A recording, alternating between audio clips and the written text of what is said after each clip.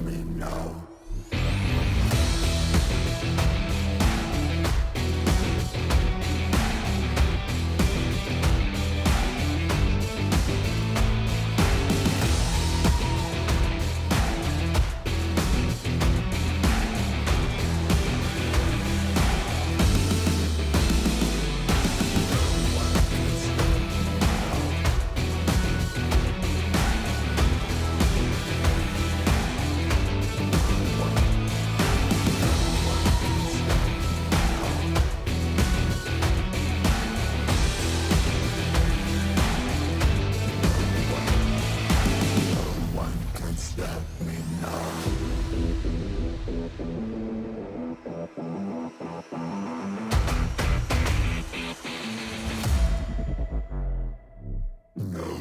Can stop me now.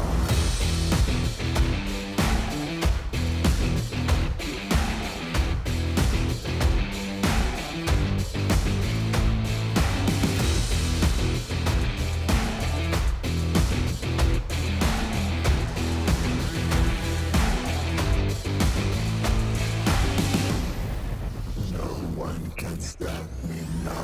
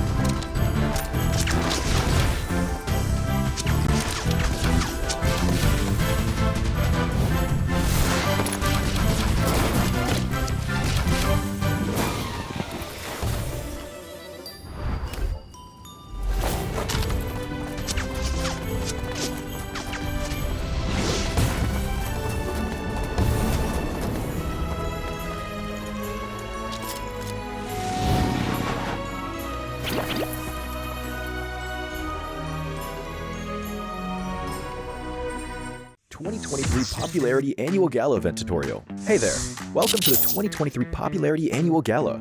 We've introduced a brand new competition and upgraded rewards. You will have to go through 10 rounds of 1v1 matches and compete to become the first ever PUBG Mobile Popularity Annual Gala champion. So let's get right to it. New competition, ladder competition. The Popularity Annual Gala event will be utilizing a new ladder promotion system. Players' initial ladder grade will be determined by their battle points at the end of the first round. Ladders are divided into 6 grades: Triple S, Double S, S, A, B, and C, with Triple S being the highest. Ladder promotion rules. Players are ranked based on the popularity they gain during the battle period. For rounds 1 to 9, the ladder results are settled at the end of every round's battle. Apart from ladder grade C, each ladder has 100 spots, with the top 20 promoted, the middle 60 retained, and the bottom 20 demoted. If you're trying to move up the ranks, be sure to stay within your ladder's retained threshold or higher before each round is settled. Additionally, ladder grades can only be promoted or demoted by 1 grade at a time, so your performance in the assignment round is crucial. Be sure not to miss it. Final showdown. Based on the rankings from the previous 9 rounds, round 10 will be the decisive showdown to determine the final rank and ladder grade placement, including the champion of the 2023 Popularity Annual Gala. Who will emerge as the ultimate winner? New exclusive rewards. At the end of round 10, rewards will be issued based on the player's ladder grade and final rank. For outstanding players, they will receive exclusive rewards that can showcase their supreme honor both in and outside the game. In-game rewards include the honor title, honor name tag, and honor avatar frame, which are sure to make you stand out. Moreover, there are also physical trophies, interviews, custom-made popularity gifts, official social media promotion, game exposure, and other exclusive honorable rewards. Gain global renown both in and outside the game. What are you waiting for? Participate in the 2023 Popularity Annual Gala now.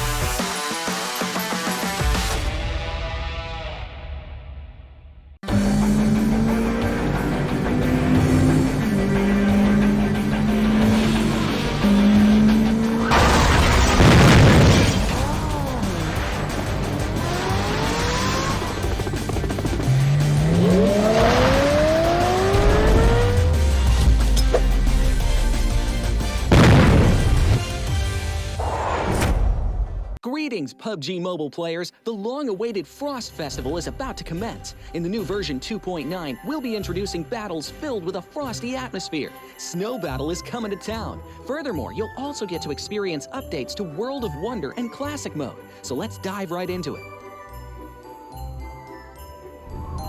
In the Frost Festival, we'll be bringing you a series of snow-themed content, including a new Snowy Village-themed area, fun interactions with snow pals, and snow-themed items for more gaming fun and excitement. When miraculous December comes, the frosty world will undergo some magical changes. Stay tuned for updates. Don't miss out.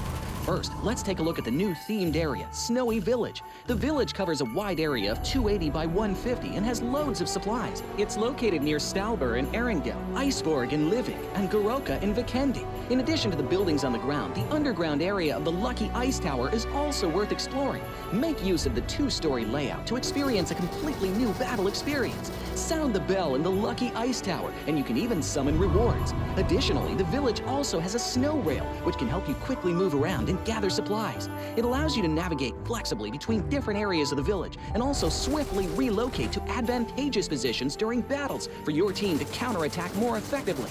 Of course, you should always remain vigilant to avoid becoming the target of an ambush. What's more, the village also features a special two-seat vehicle, the Reindeer. It's also a great choice for transportation as it allows you to swiftly move all over the map. For intense battles, we've also prepared festive and practical battle equipment for you, the Snowball Blaster and Snowboard. The Snowball Blaster can be used in many ways and has loads of functionality. When you aim it at the ground or a building, it can create a snow pile cover for you. When used on enemies, you can temporarily transform them into lively snow pals to restrict their movement. When facing bodies of water, you can use the Snowball Blaster to freeze the surface so that you can walk on it. It's definitely a practical yet entertaining weapon. After transforming into a lively snow pal, you will be unable to use firearms to do battle. You'll only be able to rely on basic actions such as walking, running, jumping, and swimming to evade enemy pursuit. It takes some time before you can revert to your human form. Let's build a snowman together. The snowboard will also bring you a whole new experience. Apart from helping you glide and move on various surfaces, it can also be used with the Snowball Blaster. Explore the many possibilities and use these two items to have all kinds of fun.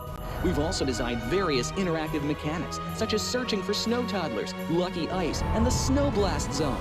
When you encounter a lucky snowman on the map, don't be in a rush to leave. There are 4 lost little snowmen hidden near the lucky snowman. Search for the 4 hidden snow toddlers and bring them back to the large snowman. You'll then receive a token of gratitude. There are lots of lucky ice scattered across the map. Shatter the ice to get the supplies inside. Try using a melee weapon to break the ice more easily. Furthermore, you'll find that snow has engulfed some red zones on the map, and the falling snow will bring about many interesting effects. Players within a snow blast zone will be transformed into a lively snow pal if they're hit by the snow. If the snow lands on the ground, a snow pile cover will be created. In this World of Wonder update, we'll be introducing a brand new transformation skill gameplay and a catch me hide and seek gameplay for you to enjoy the transformation skills to the fullest. Of course, you can also use this skill to create more interesting creations. We've also added a Snowy Village map template to celebrate the Frost Festival with creators. Additionally, we've also made some updates and improvements to gameplay devices, game parameter settings, and the editor. For more details, please follow the official PUBG Mobile community. We'll continue introducing the latest WoW content to everyone. As for Classic Mode, we've also made some improvements to vehicles, firearms, creation mode, emotes, settings, and more. First, we've enhanced the designated marksman rifles. Some DMRs can be equipped with the full auto mod to fire in full auto.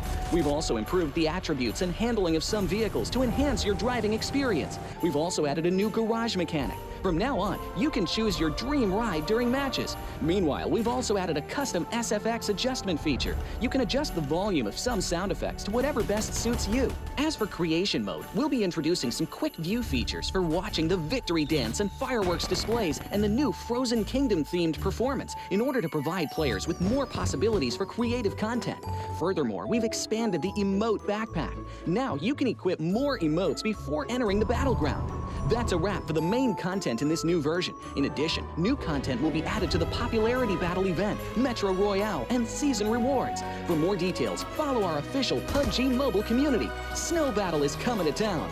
Winner, winner, chicken dinner.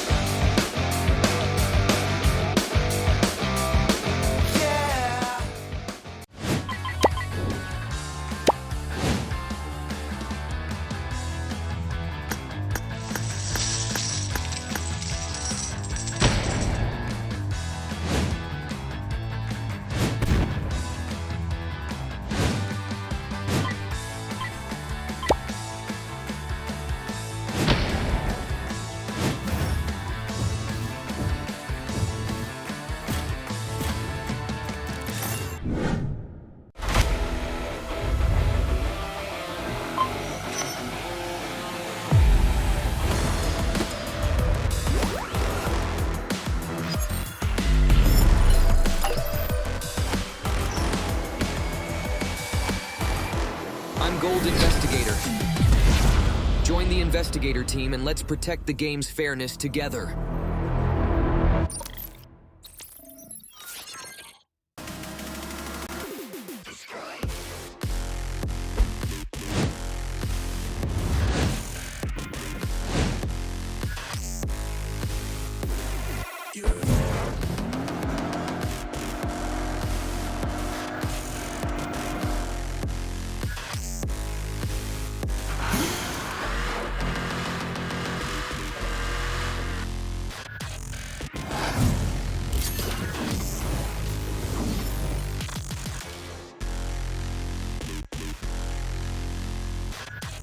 You are now the proud owner of a Pagani.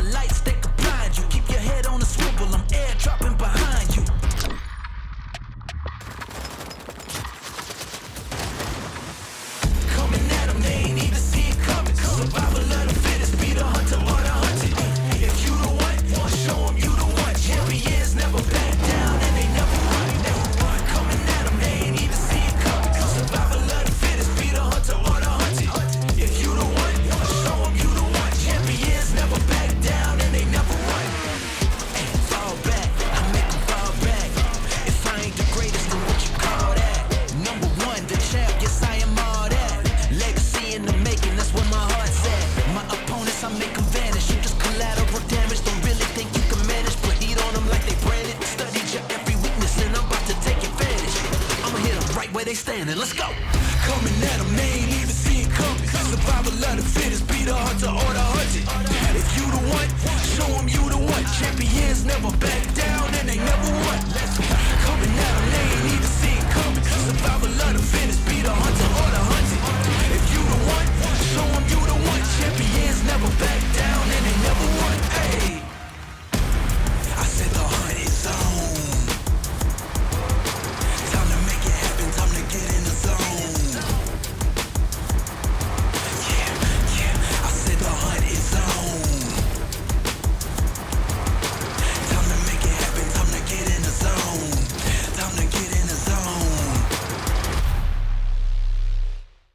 The all-new PMGC Road to Glory event is available now. Come and support your favorite team and stand a chance to win the rare esports supporter title, Champion Lobby theme, exclusive commemorative team cards, and more. You can choose a team participating in the PMGC finals that you wish to support at the start of the event. Once chosen, you can carry the team flag towards the 2023 PMGC finals venue. Each advance requires a PMGC memento. Don't worry, we'll explain how to get them in a moment. While advancing, you have a chance to trigger a Q&A challenge when you advance to a special space. If you win, you can advance one more time for free. During the event, each player has up to 5 free chances. Don't miss out. Please note that the likes you receive from friends will increase your chances of advancing more than one space per day. In this event, there are 2 main ways of getting PMGC mementos. First, there's a chance to pick them up in the Frozen Kingdom themed mode. You can get 1 per match and up to 5 per day. We heard that it's easier to find them in Snowy Village. Second, you can get 1 free PMGC memento by using 50 UC on the PMGC Lucky Spin. Every time you reach the destination, you'll earn points. Tap the gift box on the left to enter the event shop. You can use points to redeem PMGC-themed space gifts, a time-limited lobby theme, and more. Most importantly, when the event ends, the top 100 players on the flag contribution ranking will be awarded with the Esports Supporter 60D title. Upon reaching the destination, the carried flag will be contributed to the supported team, and there's a chance to collect signed commemorative team cards. Come and cheer for your favorite team. Based on the total number of flags contributed by players across the server, a team prize of up to $80,000 can be unlocked. The prize will be distributed according to the team ranking, which is based on the number of contributed flags. The higher the ranking, the greater the share of the prize. That's it for the 2023 Road to Glory event tutorial. So what are you waiting for? Hurry and participate now. Greetings, PUBG Mobile players! The long-awaited Frost Festival is about to commence. In the new version 2.9, we'll be introducing battles filled with a frosty atmosphere. Snow Battle is coming to town. Furthermore, you'll also get to experience updates to World of Wonder and Classic Mode. So let's dive right into it. In the Frost Festival, we'll be bringing you a series of snow-themed content, including a new Snowy Village-themed area, fun interactions with snow pals, and snow-themed items for more gaming fun and excitement. When miraculous December comes, the frosty world will undergo some magical changes. Stay tuned for updates. Don't miss out.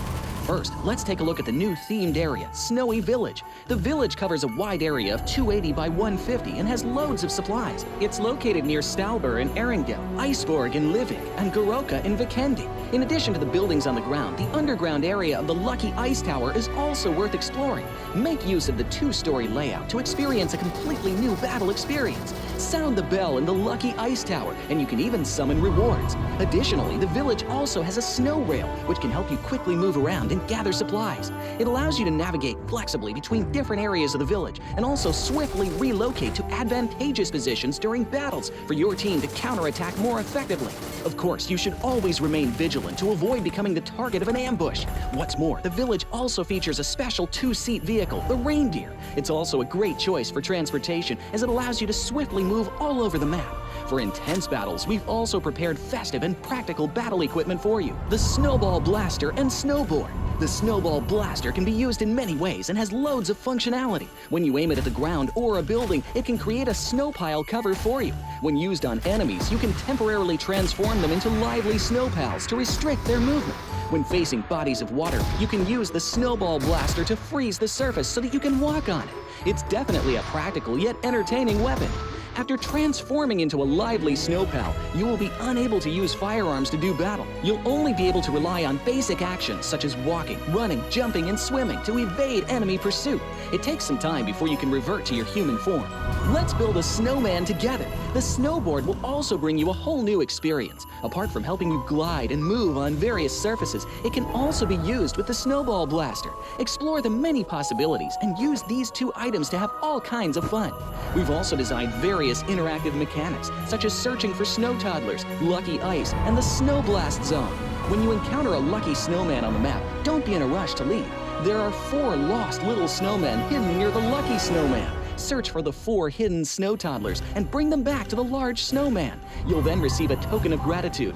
There are lots of lucky ice scattered across the map. Shatter the ice to get the supplies inside. Try using a melee weapon to break the ice more easily. Furthermore, you'll find that snow has engulfed some red zones on the map, and the falling snow will bring about many interesting effects. Players within a snow blast zone will be transformed into a lively snow pal if they're hit by the snow. If the snow lands on the ground, a snow pile cover will be created.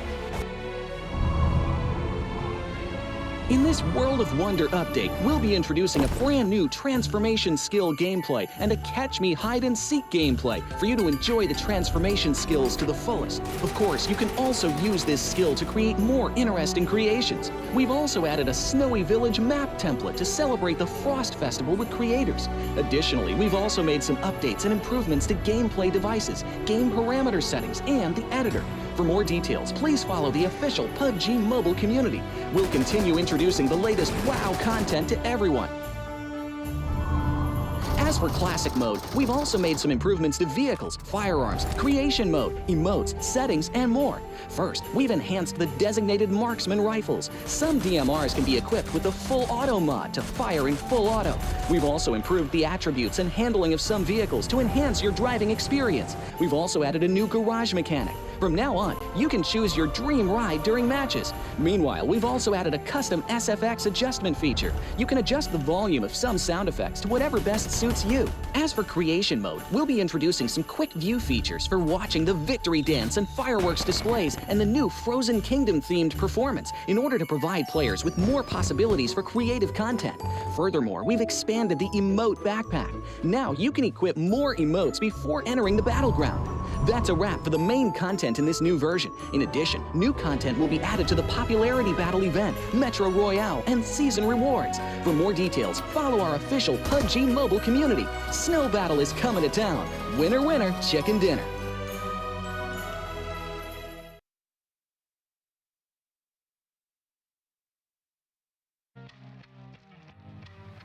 Tell me if you ready, tell me if you hear 'em coming. Survival of the fittest, be the hunter or the hunted. Better pay attention, they might come around the corner. Keep your eyes open, any second you can be a goner. It's a countdown. Hey, I got to remind you, if you wanna survive, better not let them find you. High beams on, all the lights they can blind you. Keep your head on a swivel, I'm airdropping behind you. Bow down to the boss, never taking a loss. If you ready, let's get involved. Make it happen like any day. Your crew cannot be saved. In the zone, I'm not afraid. Set the whole town in a blaze. Hey, I ain't scared of nothing, I'm going all in. It's my time, I know that it's my calling. Coming at 'em, they ain't even see it coming. Survival of the fittest, be the hunter or the hunted. 2023 Popularity Annual Gala event tutorial. Hey there! Welcome to the 2023 Popularity Annual Gala. We've introduced a brand new competition and upgraded rewards. You will have to go through 10 rounds of 1v1 matches and compete to become the first ever PUBG Mobile Popularity Annual Gala Champion. So let's get right to it. New competition, ladder competition. The Popularity Annual Gala event will be utilizing a new ladder promotion system. Players' initial ladder grade will be determined by their battle points at the end of the first round. Ladders are divided into 6 grades: Triple S, Double S, S, A, B, and C, with Triple S being the highest. Ladder promotion rules. Players are ranked based on the popularity they gain during the battle period. For rounds 1 to 9, the ladder results are settled at the end of every round's battle. Apart from ladder grade C, each ladder has 100 spots, with the top 20 promoted, the middle 60 retained, and the bottom 20 demoted.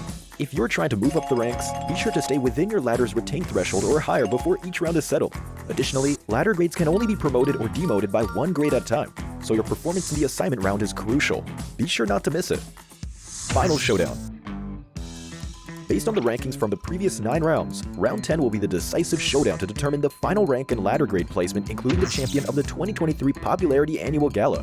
Who will emerge as the ultimate winner? New exclusive rewards. At the end of round 10, rewards will be issued based on the player's ladder grade and final rank. For outstanding players, they will receive exclusive rewards that can showcase their supreme honor both in and outside the game. In-game rewards include the honor title, honor name tag, and honor avatar frame, which are sure to make you stand out. Moreover, there are also physical trophies, interviews, custom-made popularity gifts, official social media promotion, game exposure, and other exclusive honorable rewards. Gain global renown both in and outside the game.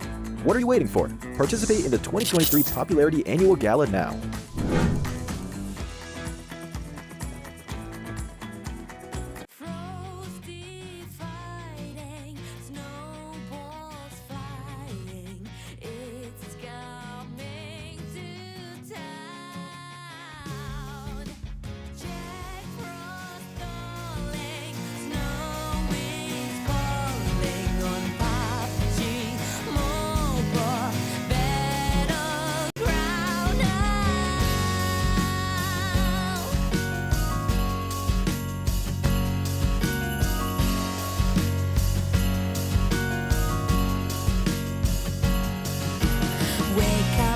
Look outside and see the festival is here. There's signs all over every tree. The best time of the year. Stock up on some extra snowballs. Yeah, I'm sure you'll need them. Duck and weave and then you'll see PUBG Mobile Frosty season. Gather your crew and build your defense. Plan out your moves for the main event. It's a cold, snowy land, hope it never ends. So me and my friends,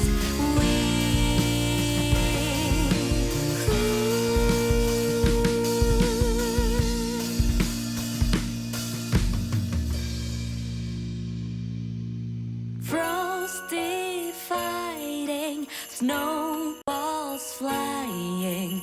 It's coming to town. Jack Frost calling, snow is falling on PUBG Mobile battleground. Frosty fighting, snowballs flying. It's coming to town.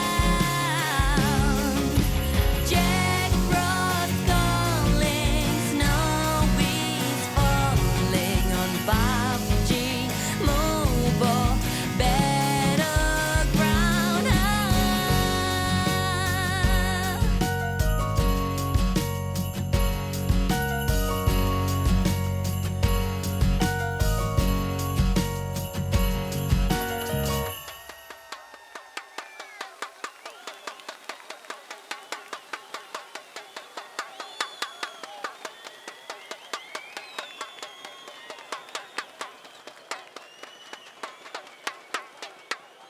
PUBG Mobile Global Championship Grand Finals teams.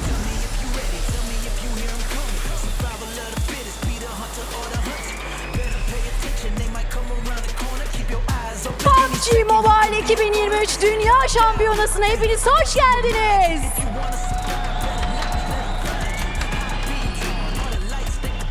The Giants qualifying directly to the finals as the PEL points leaders, Titan Esports Club.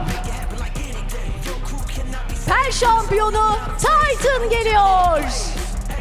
I ain't scared of nothing, I'm going all in. It's my time, I know that it's my calling. Coming at them, they ain't even see it coming. Survival of the fittest, be the hunter or the hunted. If you the one, show them you the one. Champions never back down and they never run, never run. Coming at them, they ain't even see it coming. Survival of the fittest, be the hunter or the hunted. If you the one, show them you the one. Champions never back down and they never run. Where you squad at? Time to airdrop, going all out. Phase up for your third place qualifiers out of the last chance, FaZe Clan. Son şansın üçüncüsü Titan ekibi FaZe. You my chicken dinner, watch how quick you get devoured. This is my domain, this is way more than a game. Check the stats, I'm the best, better stay up in your lane. Yes, I got the passion, got no time for distraction. Let's get into it, cause I'm ready for that action. Might have had the title, homie, that was in the past tense. After I attack him, I got him running backwards. Hey, fall back, I make him fall back. Istanbul, put your hands together and make some noise for the Malaysian sensation looking to make a resurgence into the finals, You Alliance. Malezya'nın sansasyonel takımı Yodo Aliens de bizlerle. I'ma hit them right where they standing, let's go. Coming at them, they ain't even see it coming. Survival of the fittest, be the hunter or the hunted. If you the one, show them you the one. Champions never back down and they never won. Coming at them, they ain't even see it coming. Survival of the fittest, be the hunter or the hunted. If you the one, show them you the one. Champions never back down and they never won. Hey, coming at them, they ain't even see it coming. Survival of the fittest, be the Qualifying as your third place finishers out of Group Red, Morph GPX. Kırmızı grubu 3. bitirerek İstanbul'a gelen bir diğer Endonezya takımı daha. Morph GPX.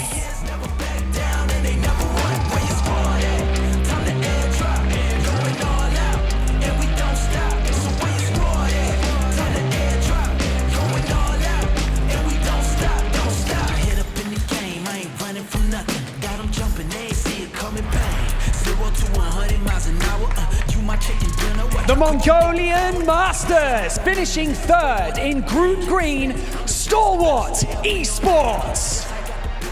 Yeşil grubu 3. bitiren Moğolistan temsilcisi Stalwart Esports.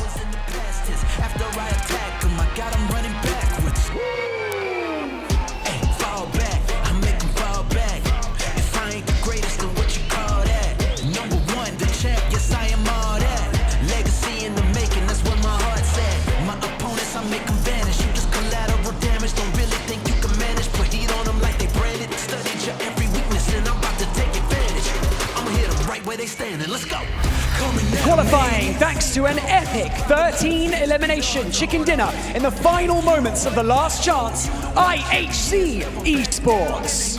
Son maçında yüksek skorla şov yapan IHC geliyor.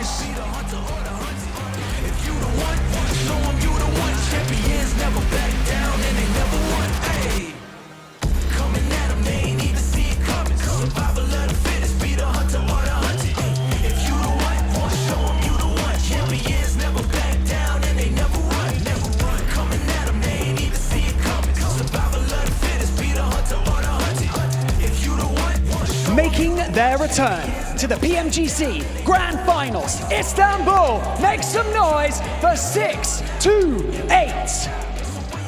Çin'in harika takımı 6-8.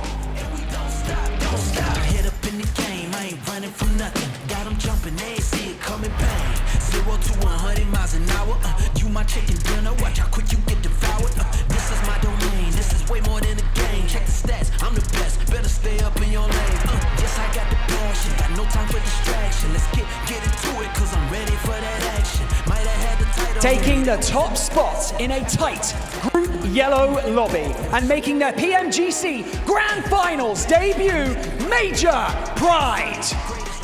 Zorlu sarı grubu ilk sırada bitiren Major Pride geliyor.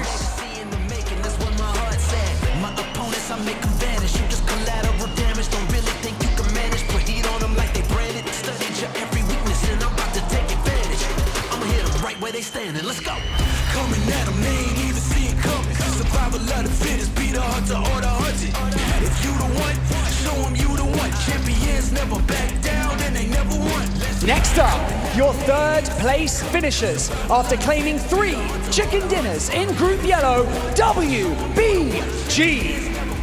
Turnuvanın bir diğer başarılı Çin temsilcisi WBG Gaming.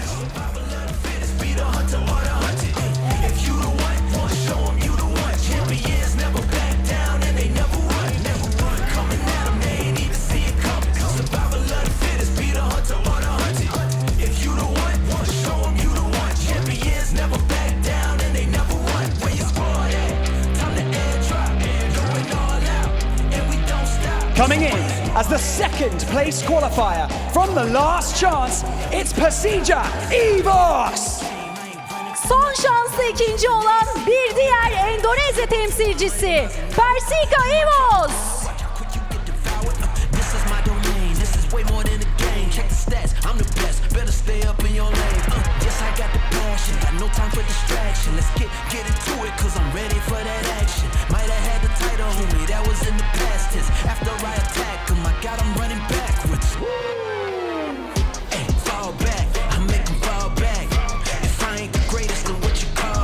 Qualifying with a dominant performance out of the last chance and making their return to the PMGC Grand Finals, Xavier. Son şanstaki dominant performansıyla dikkat çeken Vietnam ekibi DX.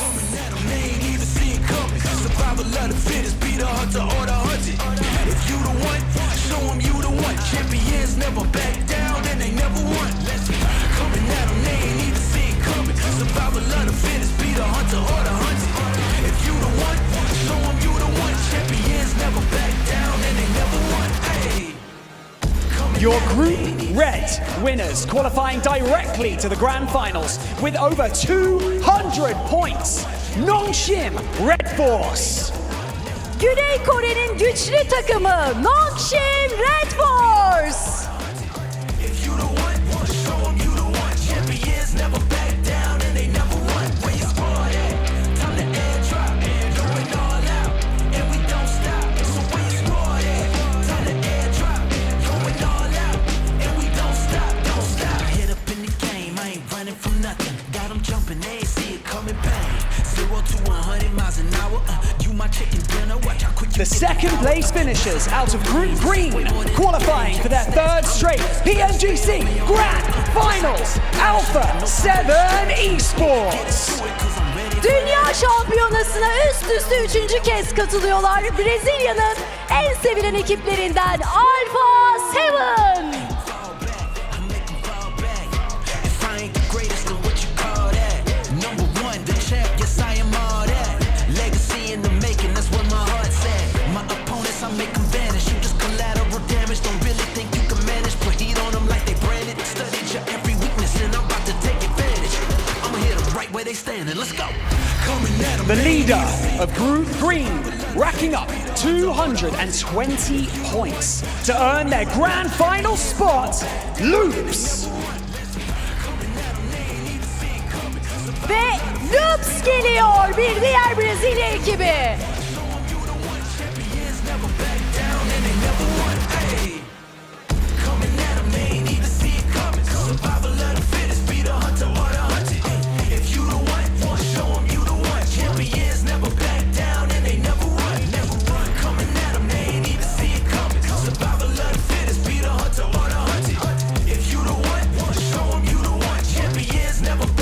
Qualifying in second out of Group Yellow and making their PMGC Grand Finals debut for MV.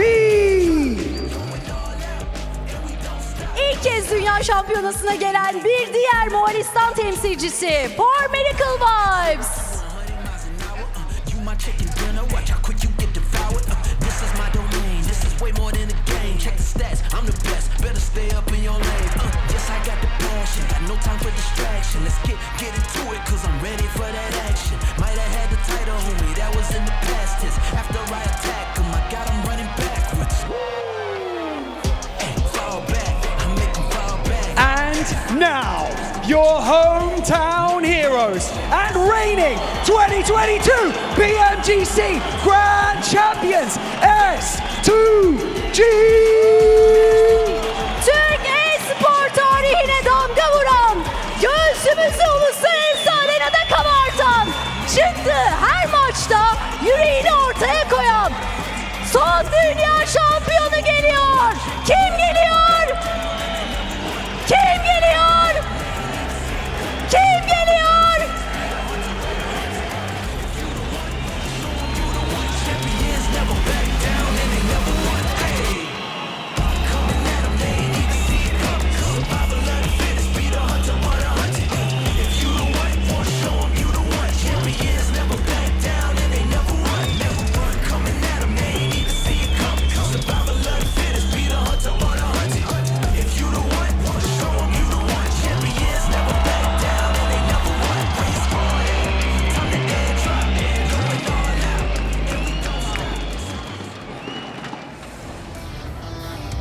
Fans, both at home and live right here in Istanbul. Welcome to the 2023 PUBG Mobile Global Championships. My name is Barney Banks and I am your host, and joining me here on the main stage is my incredible co-host, Dennis. Thank you so much, sevgili Barney, dear Barney. Did you learn Turkish words? Because I noticed you've been practicing. I have. Turkish. Merhaba, nasılsın Türkiye? Çok istedik, çok bekledik. Farkındaysanız biraz nazarla çıktım. Biz buna nazar diyoruz. Efendim, 2023 Dünya Şampiyonası'na hepiniz hoş geldiniz. PUBG Mobile Dünya Şampiyonası başlıyor. 48 teams began this journey, and we are now down to just 16. And with $3 million on the line and thousands of screaming fans cheering on their favorite teams, anything can happen. 48 takımla başladığımız bu süreç zorlu yollardan, zorlu süreçlerden geçerek bugünlere geldi. Bu 3 gün boyunca 16 takım $3 milyon ödül için kıyasıya bir mücadele verecek. Our competitors have battled their way through the group stage, the survival stage, and the last chance to be here today. But who will be the one? Sloganımız Be the One. Yani bu turnuvada birinci kim olacak? Zaferi kim kazanacak? Hepimiz bu 3 gün boyunca merakla bekleyeceğiz. And so, before we jump into our first map of the grand final, as is tradition, we have a very special announcement for all of you. From the director of PUBG Mobile Esports Istanbul, make some noise for James Yang. Büyük finallerimizin ilk haritasına geçmeden önce sahneye Tencent Games'in PUBG Mobile direktörü James Yang'ı davet ediyoruz.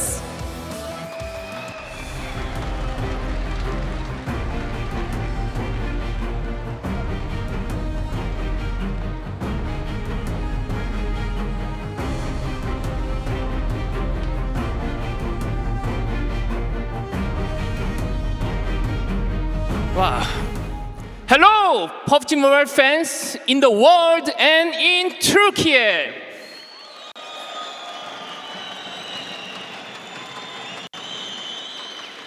I'm James Yang, Senior Director of PUBG Mobile Global Esports. I'm here today to share some exciting news as well as eye-opening 2024 plans. PUBG Mobile Esports continue to grow this year with a series of great achievements. We launched the PUBG Mobile Super League, PMSL in Southeast Asia, alongside partnership program, which has proved a huge success. We saw another successful PUBG Mobile World Invitational and are about to start PUBG Mobile Global Championship 2023 Grand Finals here in Istanbul. Yes.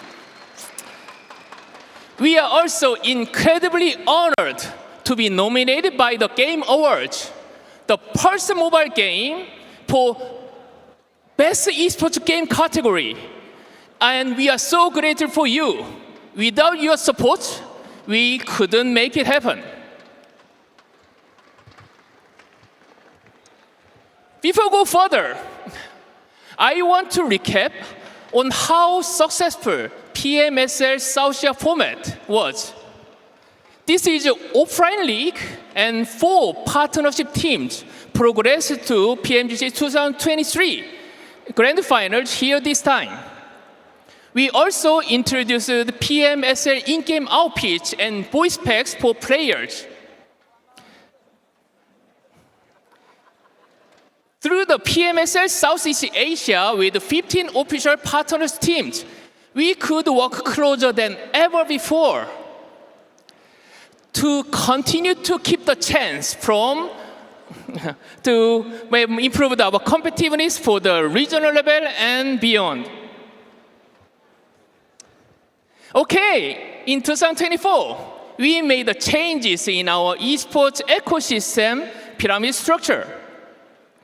On top tier, we have the major global tournament like PMGC, mid-season tournament, and a new exciting global event I will reveal soon. The level below, we have the PMSL, which will all feature the offline tournament. In Tier 3, we have the PUBG Mobile National Championship and PMSL qualifiers, allowing amateur and semi-pro players access to the PMSL. While in Tier 4, we have a smaller regional tournament such as PUBG Mobile Club Open. Along with the growth of top-tier tournaments, we are committed to supporting amateur and grassroots tournaments to keep the chance from no one to hero. So let's talk more about the PMSL. In 2024, we are expanding the PMSL to 4 regions: Southeast Asia, Europe, Middle East, Africa as EMEA, Central and South Asia, and the Americas. All PMPLs, all pro leagues will be merged into one of PMSL. Our partnership program will be expanded as well. Partnership team will have more opportunity to develop the players, grow the exposure to fans and community with the secured PMSL slots for years. After the success of PMSL South Asia 2023, next year, Southeast Asia League will have 3 seasons instead of 2. And all other PMPS will run for 2 seasons, spring and fall. With that, I'm pleased to unveil our new exciting global tournament at PUBG Mobile Global Open, PMGO. This Open New Style tournament will take place in Brazil. In March or April, with a prize pool of $500,000 US. This PMGO will have local qualification by open registration. This means anyone in Brazil has a chance to compete against the very best international pro teams on fantastic offline stage. It will be followed by mid-season tournament in July in Riyadh, and the PMGC, as you all know, at the end of the year. PMWI will have a new name and a new format to fit mid-season tournament, featuring a $3 million US prize pool.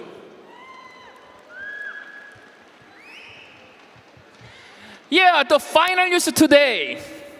I'm so excited to announce that the location of PUBG Mobile Global Championship 2024 next year, grand final is the United Kingdom.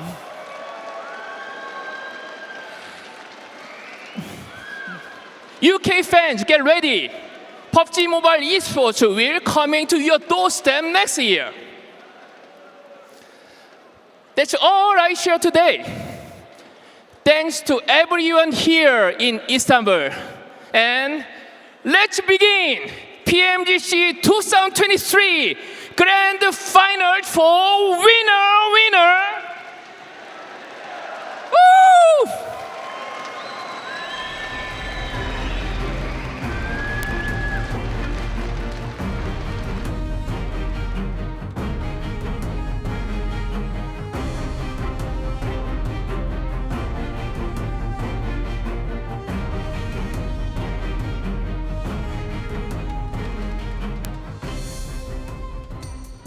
Well, you heard it here first.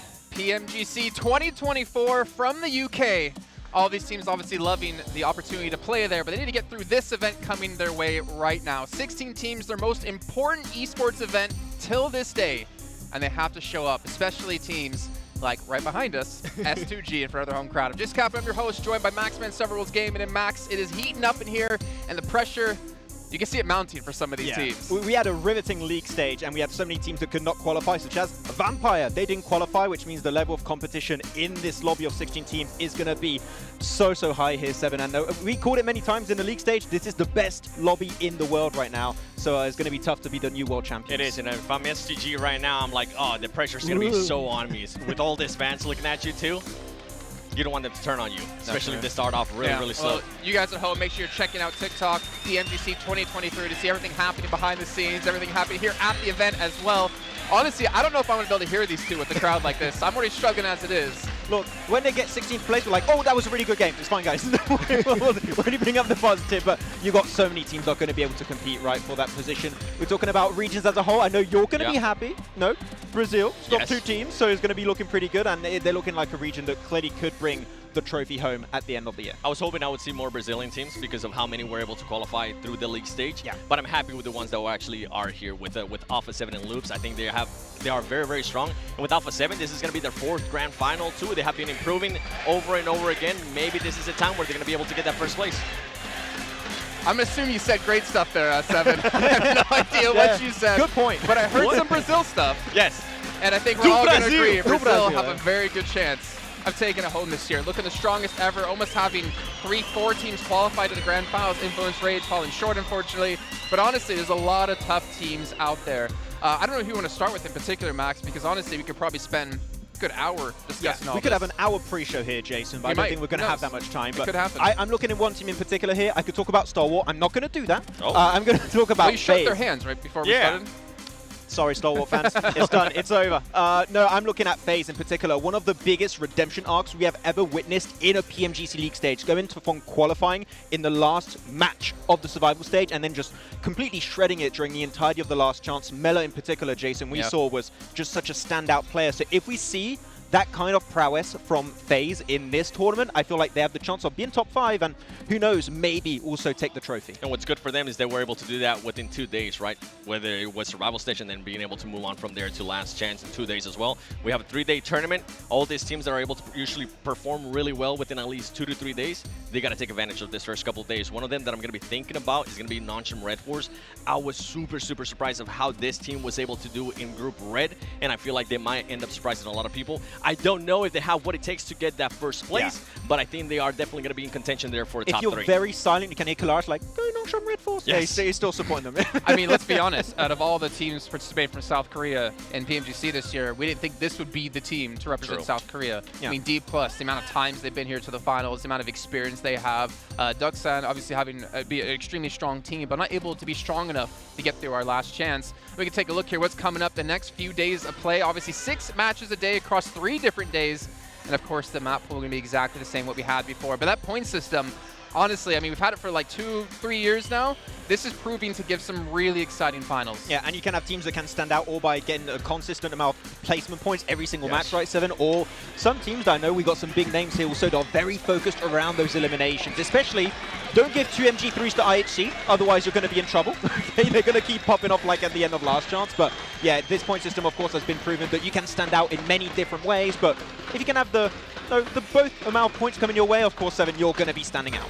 Yeah, and for some of those teams, right, we're going to be looking at the ones that are actually able to put up a lot of elims and being able to back it up with the chicken dinner, because that's always the main thing. Yes. If a team can start off really hot on day 1, we have seen those teams being able to kind of carry that and at least give them a chance. If for some reason the performance kind of drops off a little bit too, I'm just going to be looking at consistency. I'm not going to be looking for teams that maybe go after for those chicken dinners, but I'm going to be looking for teams that are going to be consistent within the top 5 and getting those eliminations as well to back it up. Well, the thing is, obviously, when it comes to placing top 5, one team that's going to stand out to me is going to be Major Pride. Nomi in particular, as we've discussed and seen many times, the off angles he holds, can he be successful in a lobby of this caliber is something that's yet to be answered. But here we go, Maxman, our record holders across the last couple of years, and obviously Vampire, they're going to be holding a lot of titles, but not going to be holding the PMGC trophy this year. Yeah, not be able to beat their own records this time around, it seems. They picked up Tony K's like, you're on vacation now for the end of the year. Hey, but Soup, he could outperform what his team did back at PMGC with 4 Angry Men. I would love that. And the thing is, he's got the red haircut now, so he's going to have the buff. Yeah, he's got the red hair buff right now. He was the MVP last time we saw him at the grand finals, and he seems in good spirits. It would be insane if he can actually get an MVP as well. And I think especially for the PL players, it is very important, 7, to have that international experience, to have played in PMGC before, because we've seen it many times. The meta is drastically different between what you see over in PL and what you see over here in PMGC, especially 7.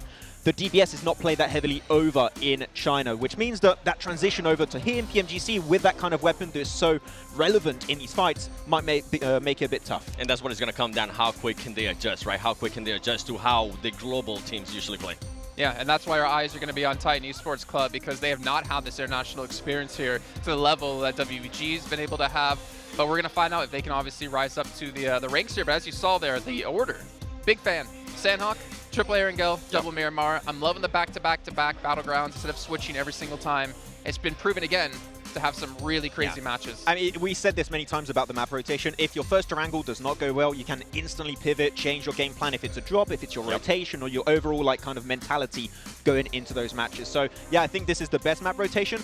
I hope we have it in PMSL next year because I think it's just been so successful for teams to truly put on full display what they can do in these matches. And I think that's why kind of I was mentioning Noncham Red Force, because this is the team that's able to adjust so quickly to what the other teams are doing within whether it's within that one match or maybe in the next match. I think there'll be a big surprise. But going into the first match, Sandhawk, I know you don't want to talk about them, but Star Wars Esports, they were really, really good in Sandhawk, and I feel like if they can start off hot here, they can carry on that momentum. The big question mark for me, and I know we were kind of talking about this a little bit earlier, the big question mark for me is going to be top, but you were telling me that it's different now from PMWI.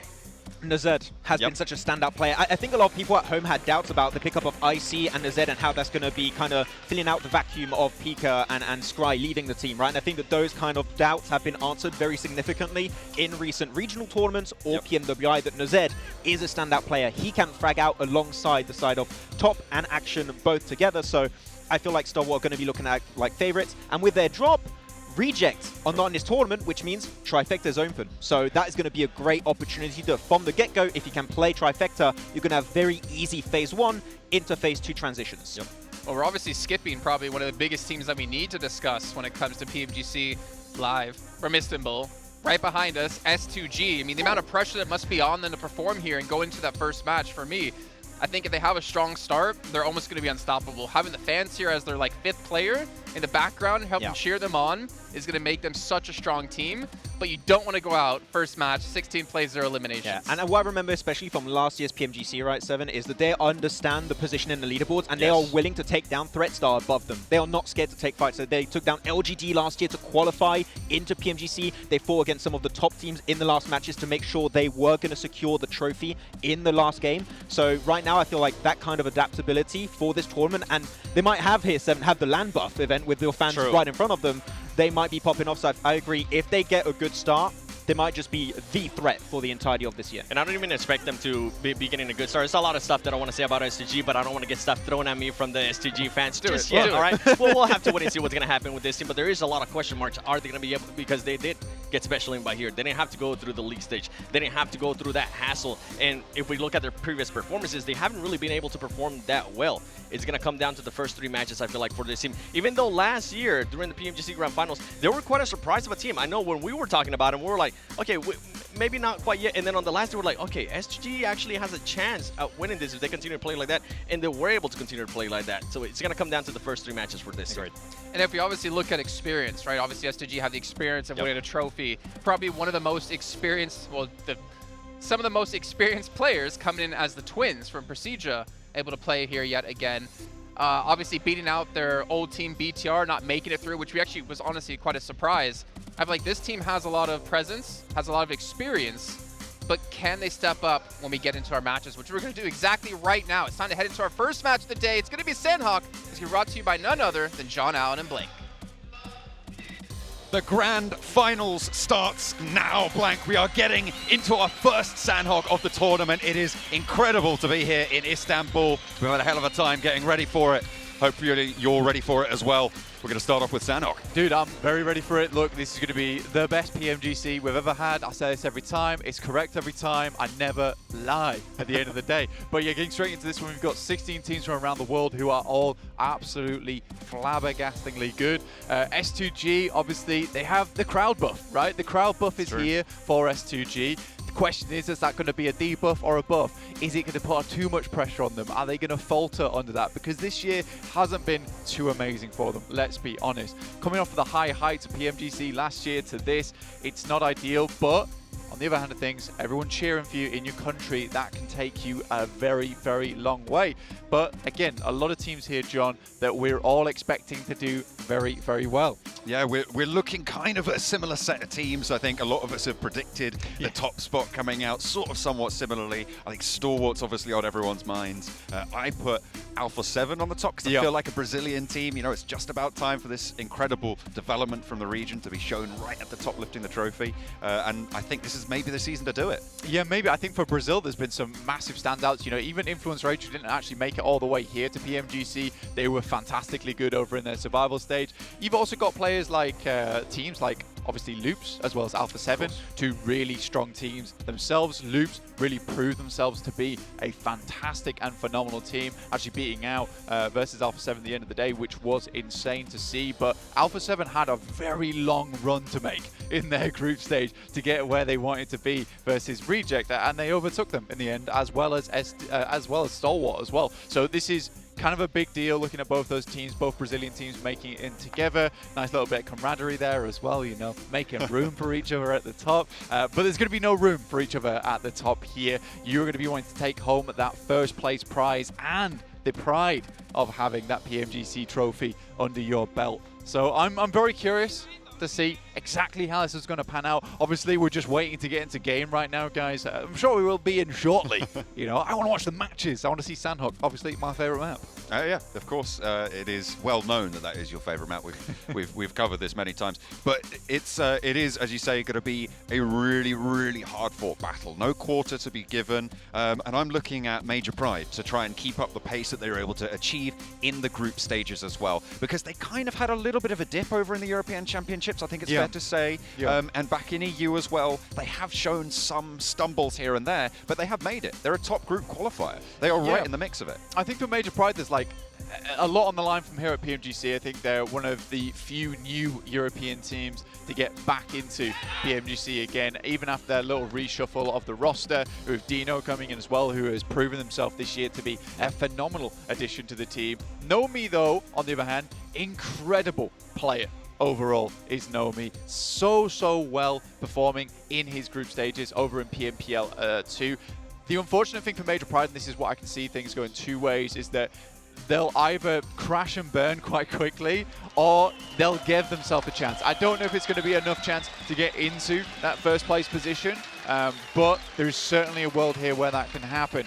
For instance, there's teams like IHC who had a blaster of a run towards the end of their last chance qualifier, which was incredible to watch, John. You know, Alex has really stepped up his game on that team. And again, the Mongolian teams over at this tournament are very, very strong. You've got Stalwart, you've got 4V, you've also got your boys on IHC. It is really, really awesome to see Mongolian teams rise up this way.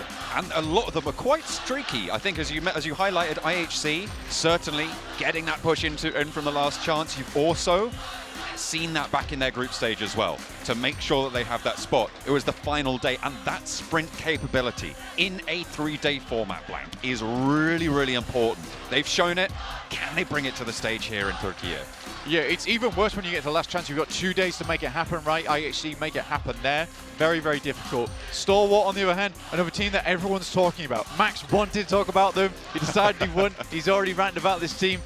More than enough. However, for Stalwart, this is another team that has issues in terms of, the way I see it, is that they're a team that either plays the best PUBG Mobile you will ever see in-game, or they just do nothing. And the problem with that is that in between is not good enough. Now, there is players supporting them now in that squad. You know, obviously, Icy has become this amazing off-angler for the squad who's able to hold down the fort, so it gives, obviously, Action and Top a little bit more room to breathe. They don't have to carry every single match, and they can actually play that duo a little bit more nicely. But yeah, I do have worries for Stalwart because, again, we say every year this team is going to do well. It comes to PMGC, and it doesn't happen. I would love to be proven wrong in that aspect, though, because I think all we've done is root for this team for the past 3 years, because they keep showing us that they've got the stuff. If they go on much longer, they'll go the way of Gladiators, Blank. You know, we love to talk about them. We have to bring them up at least once. It's contractual at this stage, but we are. But yeah, absolutely. Stalwart, always the bridesmaid, never the bride. Not quite able to go the full distance. Hopefully, they'll have their Hercules story here in Istanbul as we get locked and loaded for Sandhawk. Yeah, just waiting to get into that playing path now. The final thing to be done is to get into that playing path, get into our first match of the day here for PMGC here in Istanbul. Live brought to you. Happy to see it. Love to be here. Ready to rear in to watch some of these players bring the thunder in the matches. S2G brought the trophy. Will they take it back with them? Only 58 seconds will tell. Silas able to carry that trophy in. I've lifted that thing before last year. It is heavy. The guy's got the trophy to carry. Hopefully he can carry through the rest of his team as well as the hometown heroes, as Barney rightly said in his intro for this roster. We've got some Brazilians on the screen as well, and they'll be looking to bring it to battle, I'm sure, in the first match. Sandhawk, typically very, very fast, a little bit more confrontational of a style of map. Some difficult crossings, and really the main feature is that trifecta in terms of dictating a lot of the pace of the early game and where those early circles fall. Yeah, I think a lot of times you either get the worst circles on Sandhawk ever, or you're given some decent ones that you can actually play around with. We have seen quite a few of those trifecta circles. In fact, in the PMGC group stage as well, going into the survival stage and last chance, we didn't see a lot of it. We saw more like on the south side and the northern side, and even a lot of northwest island finishes, which was honestly very cool to see. Though, maybe that luck's run out for these players now as we head into Sandhawk. Maybe we're getting that trifecta split every single time, but here we are in the plane. That plane looks good in the Turkish colors. Look at that. We are going on over the island from the northwest side down towards Kampong Blanc. As again, Sandhawk is small enough, plane paths, unless they are super dramatic, really don't play too much into it in the same way that they do on certainly a map like Miramar and Erangel as well. FaZe look like they're dropping for that northwest island. They'll be taking that split. Already getting straight into it. Like you said, FaZe on the northwest side. There's not really anyone around this location that's really bothering them on this one. You've got Prestige Evos heading down for trifecta split itself. Seems like this position of the side of the map is fairly comfortable for a lot of these squads right now, John. Alpha 7 down towards that southeast side, taking a double split. Nice little bit of greed happening early on, but we do have S2G in themselves. A hot drop. We're going to be treated today. It looks like S2G starting to get a little bit more of an edge on the damage, but they've taken a knock. One has fallen down, unfortunately, right at the start, but Razy holding forwards with that S12K, the DBS in hand. They're going to back off their opponents now. DXavier having to fall away now. A lot of damage has been done. S2G looking to get this res. They want to try and enact it. Molotov to try and keep them in this one over in Paradise Resort, with the circle heading up towards the north as well. Blank could be a little bit more trouble, but over here we've got Loops as 4MV take them on, and immediately Baron rings out for one. They've taken a knock in response, but the flush isn't there, and the trade over onto Baron from Mythic. Excellent, and the flush to come through. So a 1-for-1 so far, and Loops have already got a knock on the backlines.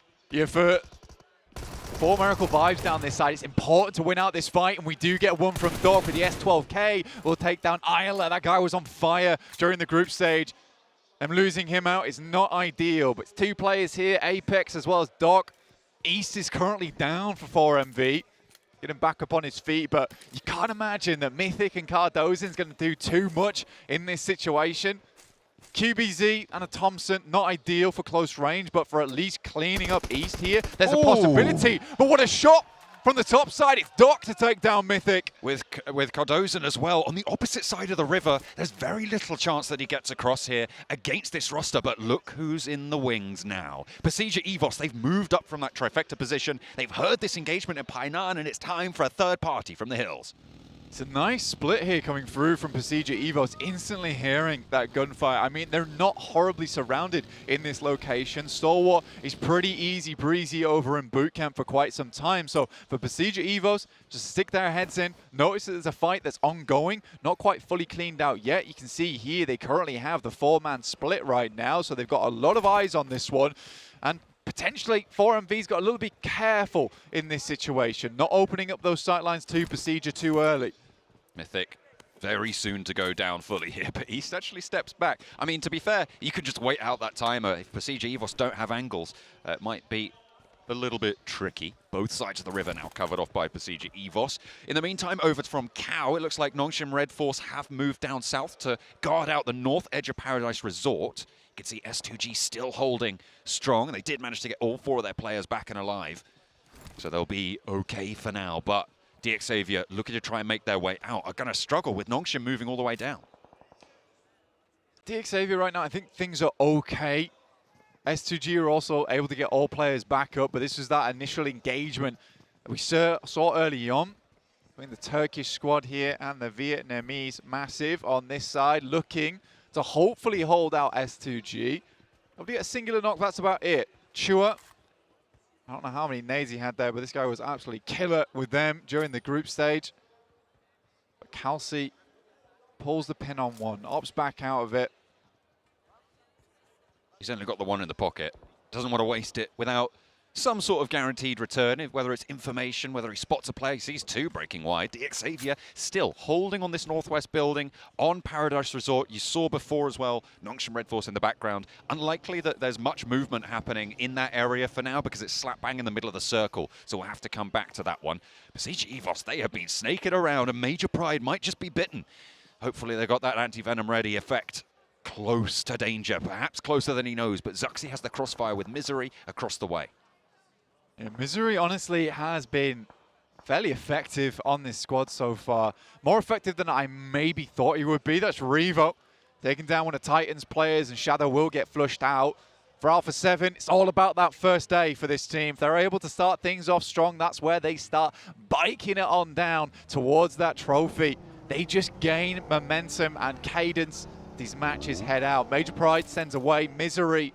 Maybe looking to take shots as they leave on the back player in the vehicle. That would be effect, but successfully make it down here. Over towards Trifecta. And Procedure Evos has essentially allowed this team to leapfrog. I'm not sure if they scouted the move out from Procedure Evos or if they knew that was going to happen, but getting up to that left side, that west bank of the Trifecta, east bank now, as Lamborghini steps up for a shot, spray down onto east. 4MV as well, continuing their engagement with loops across the way.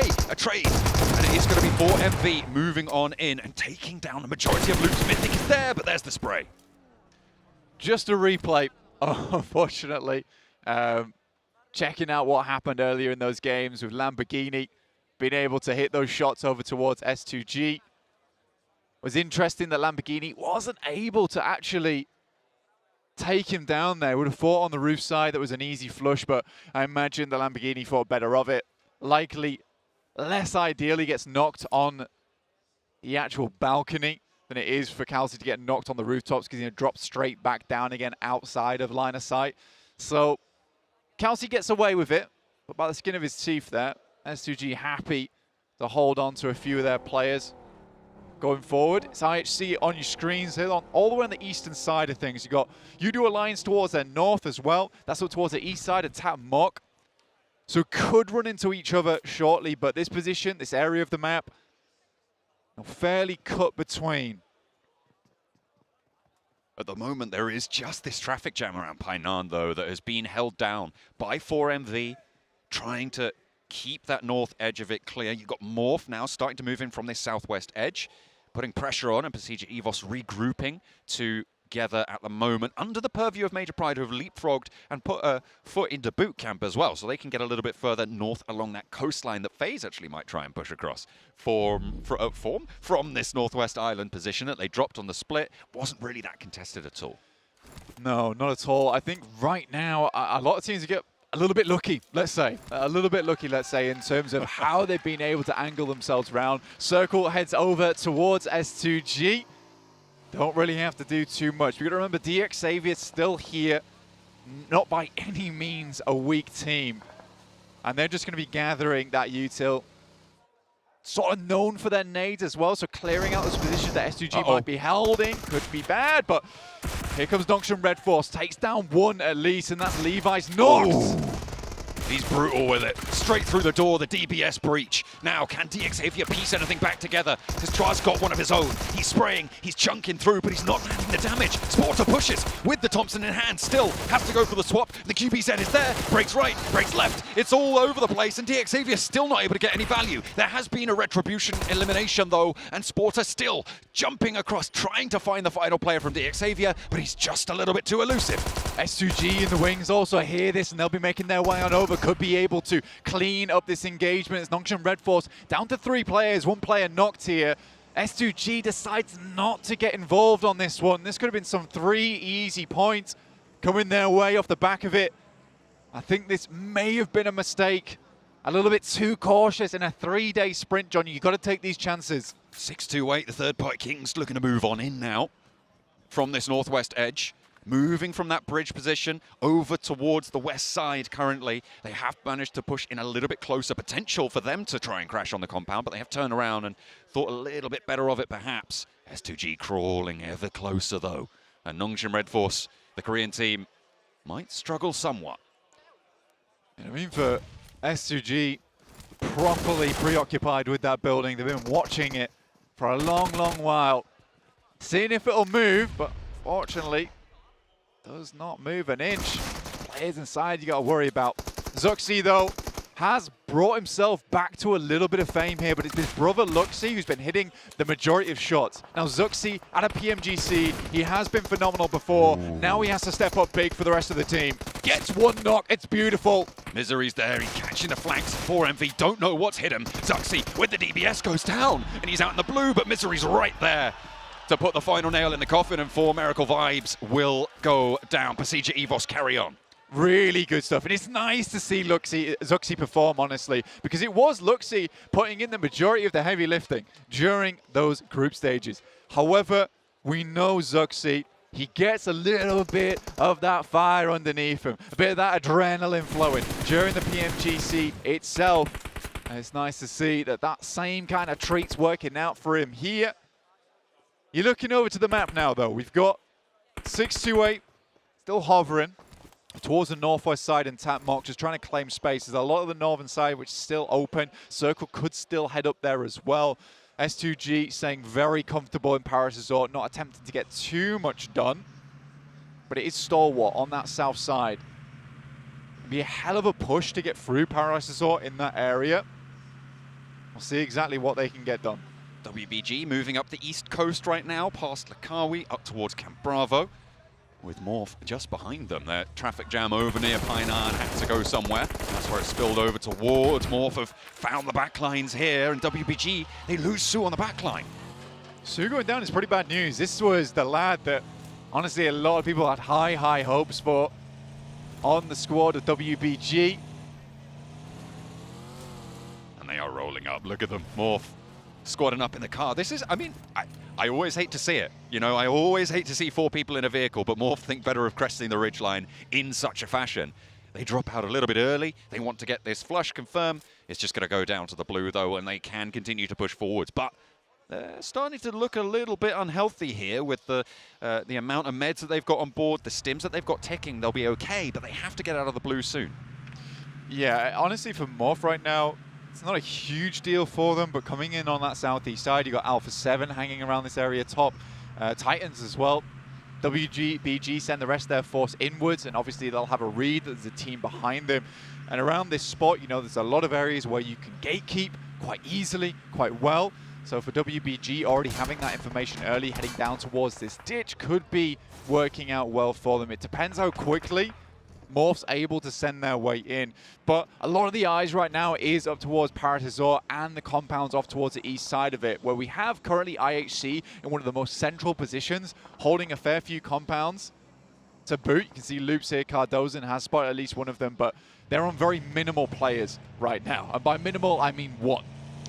That's probably, yeah, that is the minimum possible, I suppose, to still be in the running of it, but still give them a chance at a couple of placement points if they are lucky, if he plays his cards right, as you say, right in the middle, with a little bit of a chance here. Nongshim Red Force, they took the northwest position on Paradise Resort away from DX Xavier, but they lost a player in the process. Losing 1, playing as 3, they can stack up in this building, and they do have a decent chance of holding it off. But as soon as more than 1 team starts to rock up, as soon as both the west and east side of this position get threatened, it's going to be so much harder to hold on to as 3. You just need those sightlines.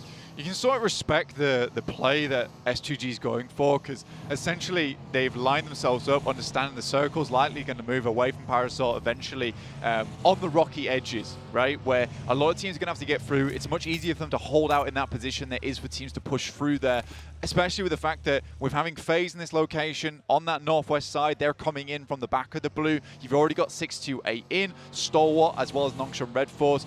These teams are all going to have to take shots at each other as they move through, and S2G perhaps hoping to clean up the rest of the pieces at the end of this one. Right now, it is 628 looking to deal with FaZe, who have had that glorious run, as the desk said. from their final dying moments to bringing themselves back to life here, and they've only looked better and more rosy since then. Resurrection in the making. Hopefully the first nade goes through and 6-8 lose a player. Now FaZe can start to move on forwards. There's a player up on high that they do need to be worried about. Need to take care. A hard shift down to the southwest, so it gives them a little bit more circle time. Ooh, nearly going down. 33Z runs away, turns tail, but it's not in time. He will go down. Can there be a trade? But Ventores is ready and waiting. Sees that they're putting these players on the deck time and time again, and ST and Stalwart are going to rock up to the southwest point of the Paradise Resort. 6-8 get crunched in the middle. Nongshim Red Force, though, send out Sporter to the side, and right now I think FaZe is being a little bit careless with this one. Not really too worried, a bit lackadaisical. This was an amazing little rotation coming through from Sporter. Quick jump out to the edge, gives you full sight lines, great bit of cover to play around as well, and FaZe could get ripped to pieces by this. It might be a 3v4, but this opening that Sporter's given them could be the death of FaZe here. They're currently moving over the top side right now, which keeps them a little bit safer. Unleashes a nade, a bit of a risky approach, but hits it just on target. Ventores gets blasted. 2 players go down from FaZe in the blink of an eye, and now Nongshim Red Force have even the numbers and done more as well. They've been able to take that numbers advantage now, 3 versus 2.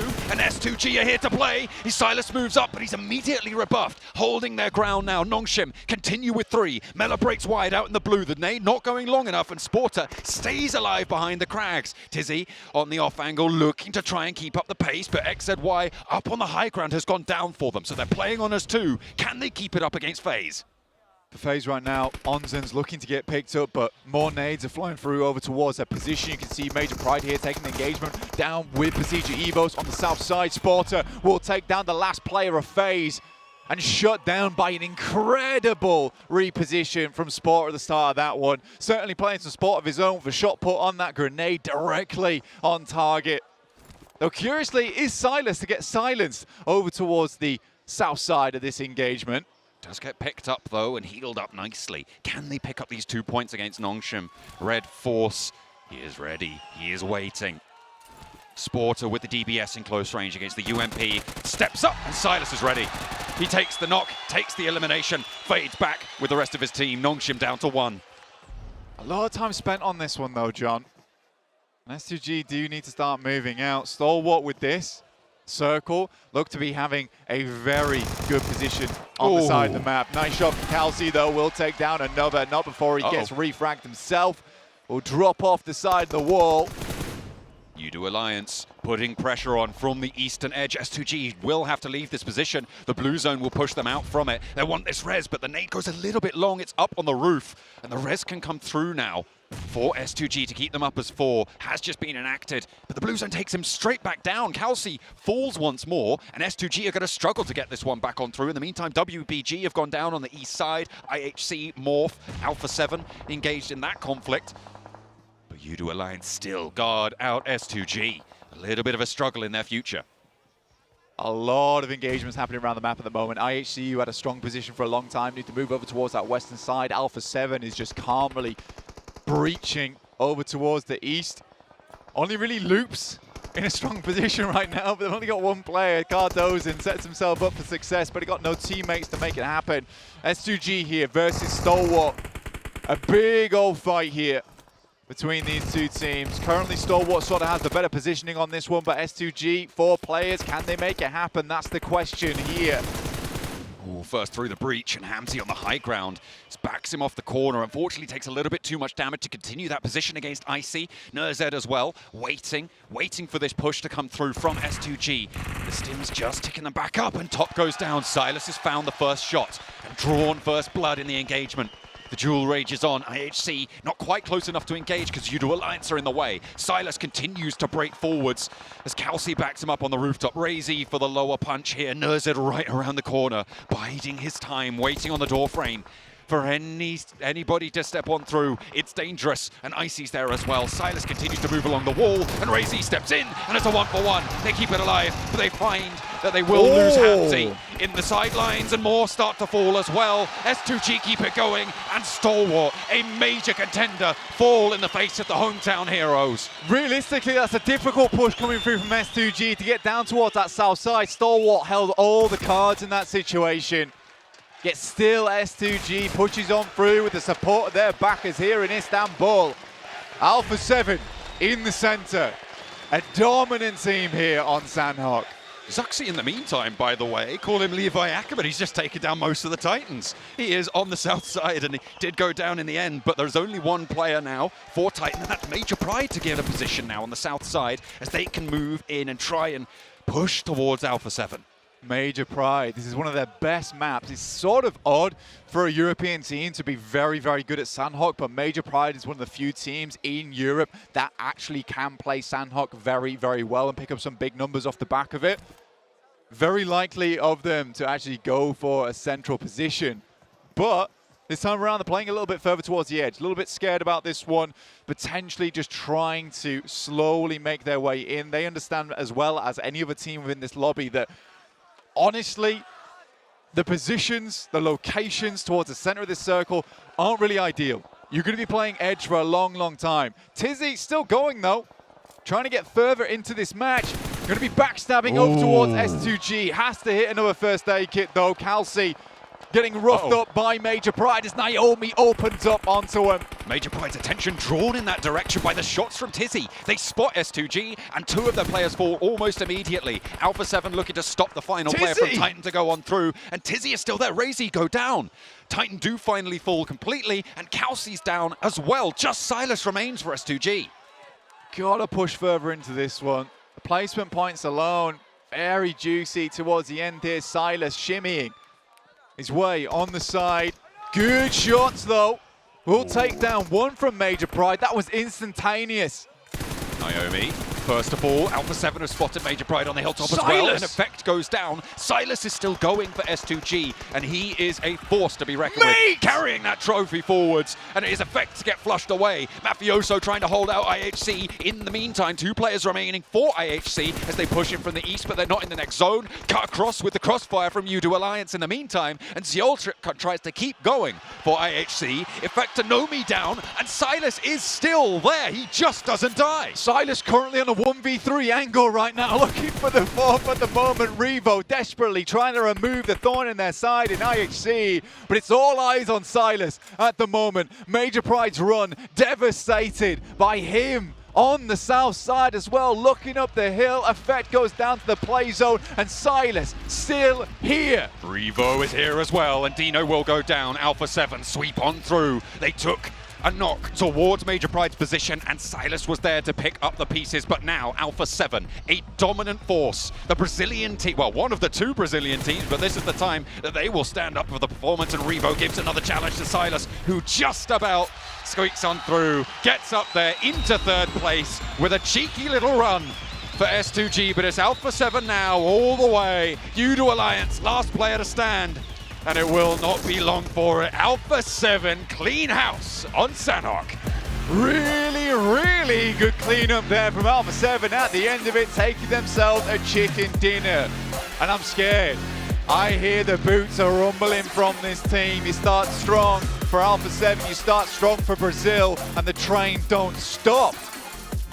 We'll have to see exactly what the future holds for them, but Revo, incredibly deadly with that DBS, still looks as incredibly strong with the DBS here now in the PMGC. It's a worrisome moment for a lot of teams in the lobby when they take the first game as cleanly as that, but again, I think a lot of the thoughts are going to be about Silas there. Almost 1v4ing versus Major Pride, that's a big deal, and also something that can sort of bring down your confidence if you are Major Pride. I mean, he carried that trophy onto the stage. He carried that game for them as well, out of that Paradise Resort engagement.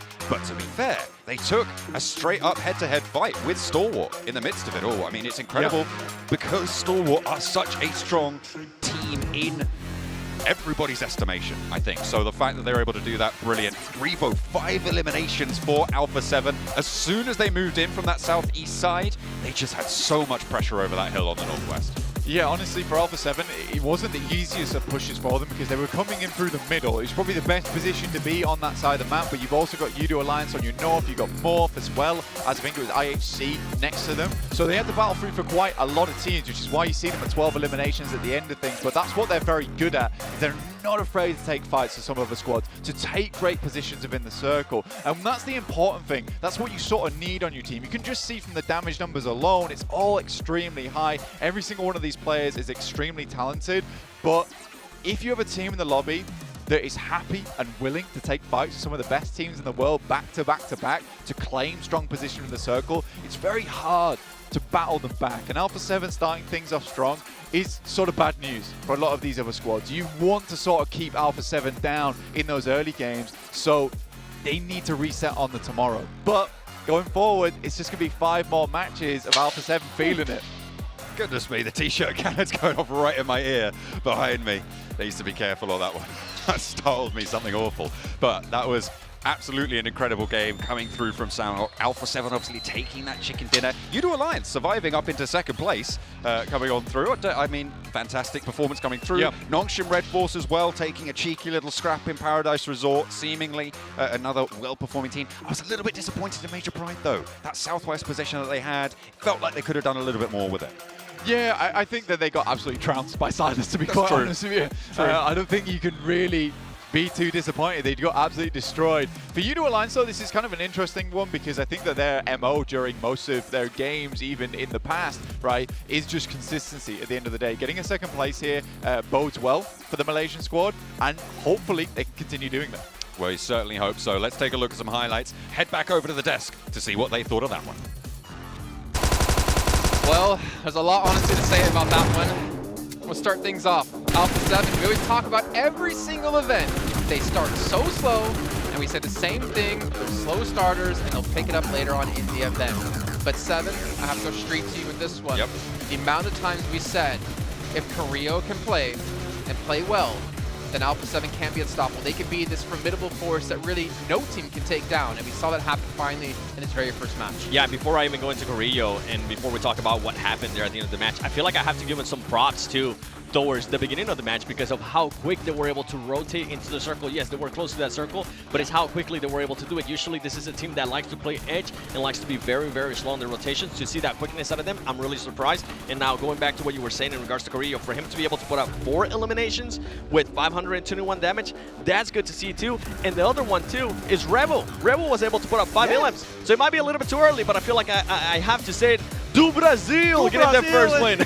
It's not fair. You weren't ready with your Alpha 7 jersey under your shirt today. It's coming. No cosplay this time. Nah. I mean, you were talking about the early game stage and Revo, Yes. how impactful he was. I loved especially how they played the southern side of Paradise Resort. They just waited for the fight to happen between WBG and also IHC. During that fight, not that much attention is going to be thrown their direction. That's when they push downhill, that's when they cross the road, and that's when they take full control of that finishing circle. The timing from the early until the late stage was on point for Alpha 7, and the second place is not going to cut it this time. And talking about timing, one of the fights that I actually thought that we're going to be engaging a little bit sooner between S2G and D-Savior, whenever they were just waiting it out in Paradise Resort, I feel like D-Savior ended up hurting themselves there because they were not aware. Something that S2G was able to do in contrary is that they were able to be very aware of who was pushing up to them, and one push that you were actually excited about on a team that was pulling up to Paradise Resort was Stalwart. Yeah, Stalwart, I love the play that they were going for because the southern side of Paradise Resort is always going to be the better transition point. You got that hilltop, which is good to gatekeep teams leaving Paradise and also to take shots on the team not playing the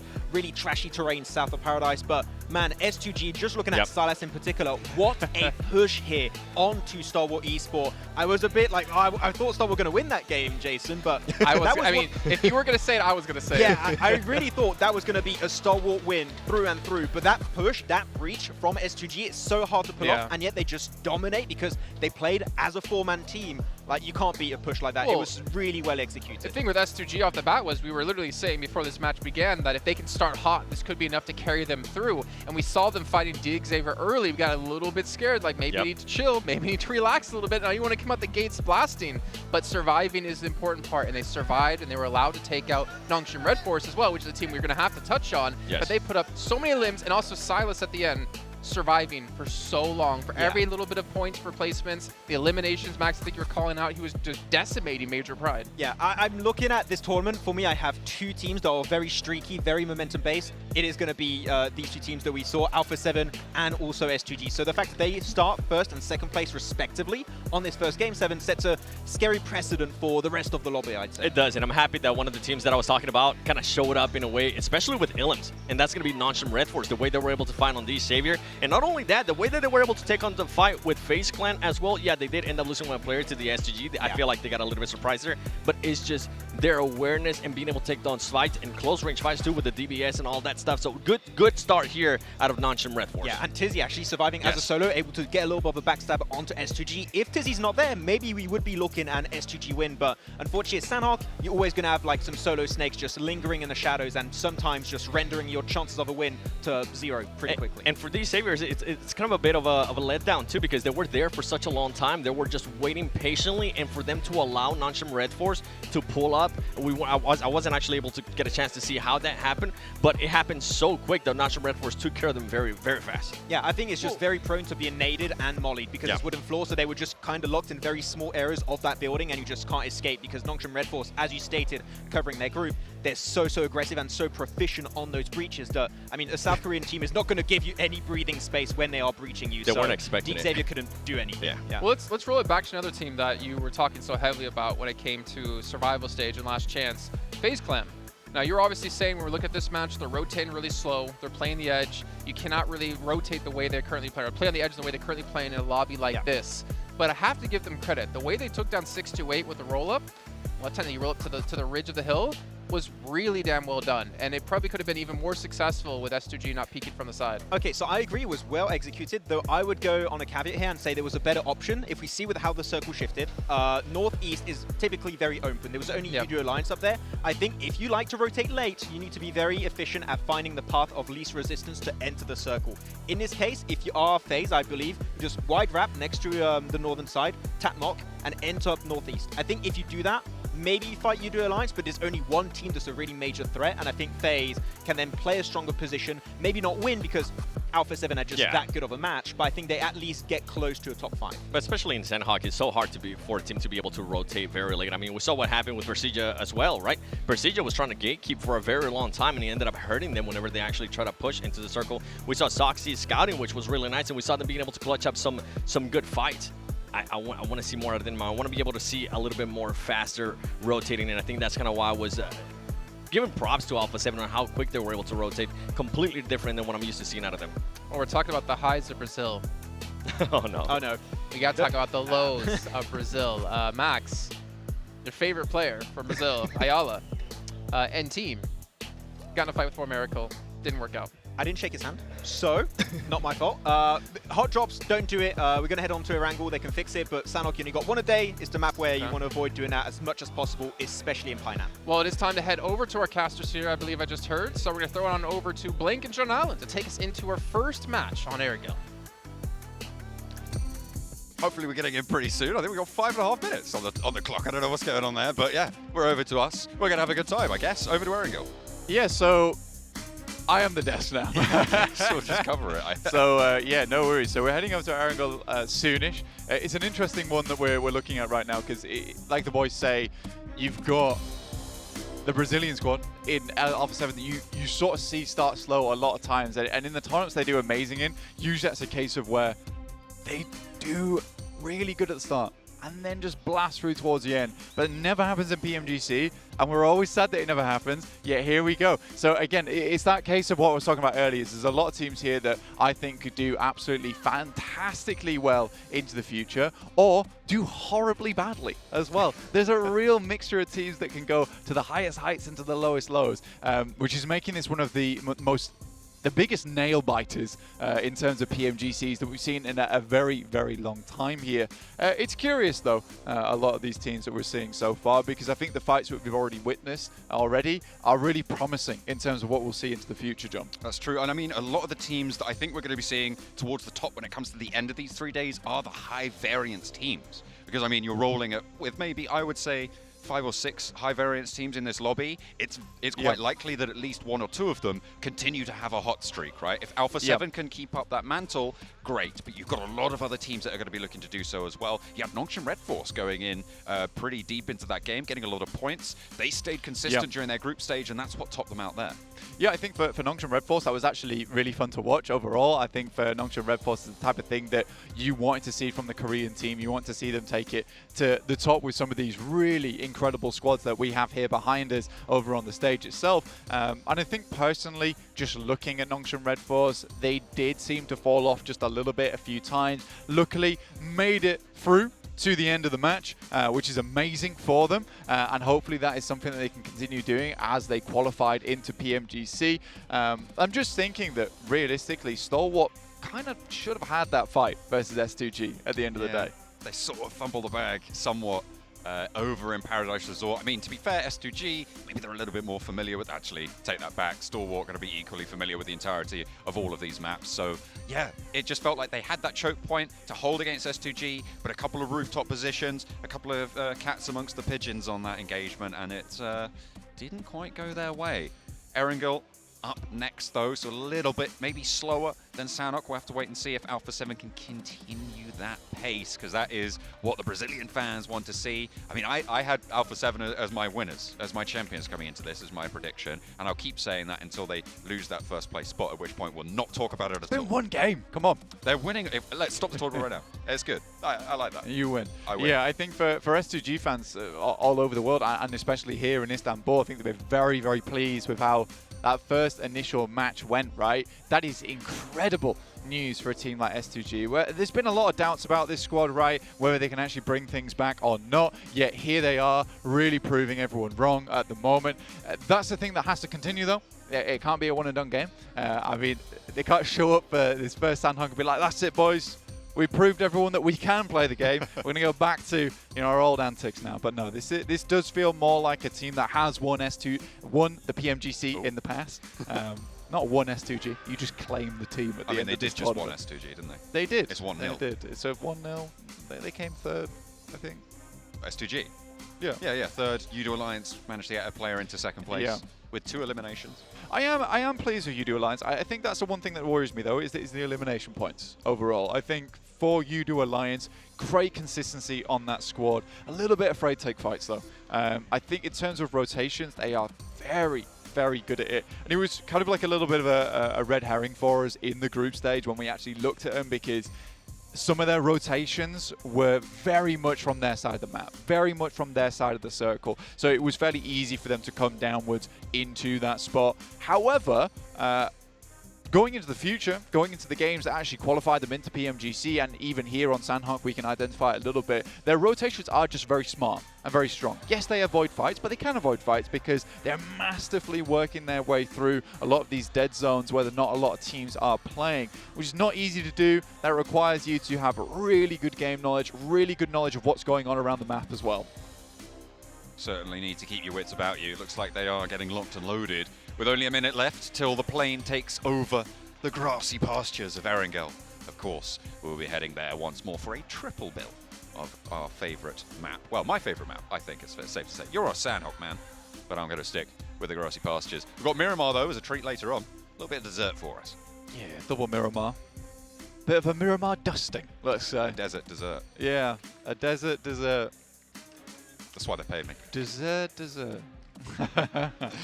But yeah, heading into the game very shortly now, 30 seconds away from our second match of the day, where we will see if Alpha 7 can continue that trend, or are some other teams going to step up and let them know what's good, because there is every single squad here in the PMGC that I think could get a 10+ elimination game right off the back here. And not just Alpha 7, there's plenty of other talent within this tournament. I mean, we're on cam with FaZe there as well. They did some pretty decent moves over on that northwest side, of Paradise Resort. 6-2-8, another very strong team coming from China. The 3 Chinese teams didn't have the greatest match there in that first Sanhok, so maybe the region will be able to stand up tall here in our first Erangel of the PMGC Grand Finals. Match number 2 of 18. We're going from Severny down to Novo on the plane.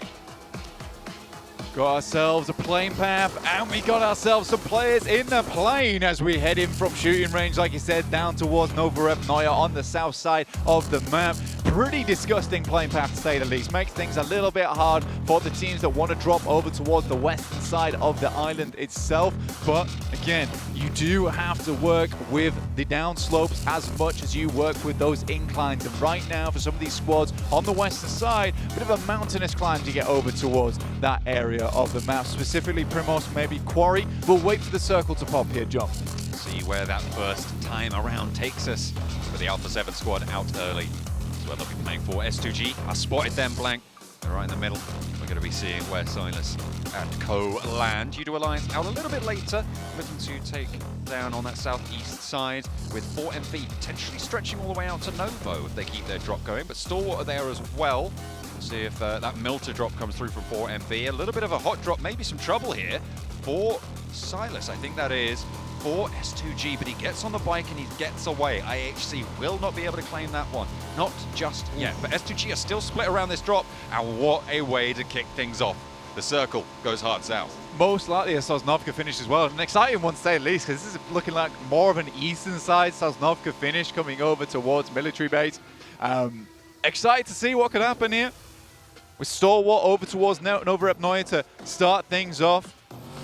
For Meriku vibes over towards their western side, and I think those two Mongolian teams probably happily sat down this way. Ray-Z takes an absolute blazing from Vintorres on that top side with the mid M16. Could potentially have got that tag there, but a little bit too late on it.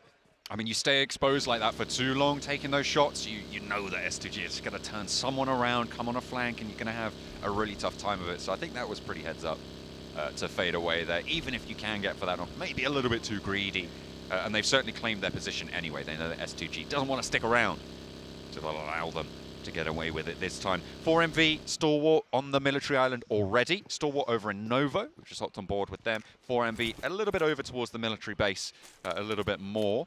You've got U2 Alliance making an early break over the East Bridge, and it looks like it will be relatively uncontested. Stalwart not grouped up enough right now to really go for a contest on that bridge. Not really able to consolidate, but they still got an outpost, and action is there. On the back of the buggy, the shots start to land, but he's exposed, he's isolated, and can't really do that much against U2 Alliance other than alert them to the presence of the team. Yeah, there's an attempt there made, but not really too much done. Icy, though, does drop out, attempts to get a couple of more shots off. There is a little bit sent back towards his direction, but for Stalwart, realistically, you were hoping for a decent little start there. And I think that U2 Alliance, again, this is what we're talking about. Their ability to rotate is very, very good. And the timing there is the important thing, John, right? The timing is so important in the sense that you could already see that Stalwart did not have the right weaponry. They did not have the right attachments on board either. So this is the case where they just don't have the weaponry to deal with an early rotation like that.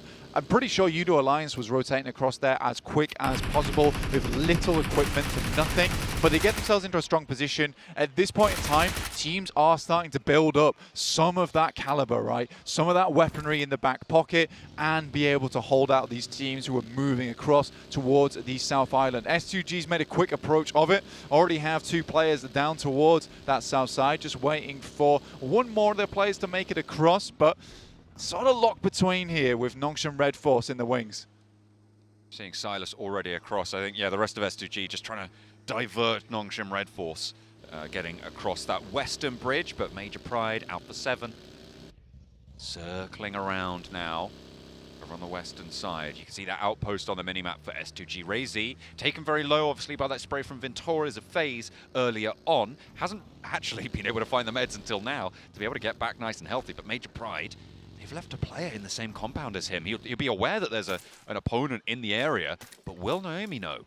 Did they drop him off there? Did they drop Ray-Z off and take the vehicles over the bridge? We'll have to wait and see.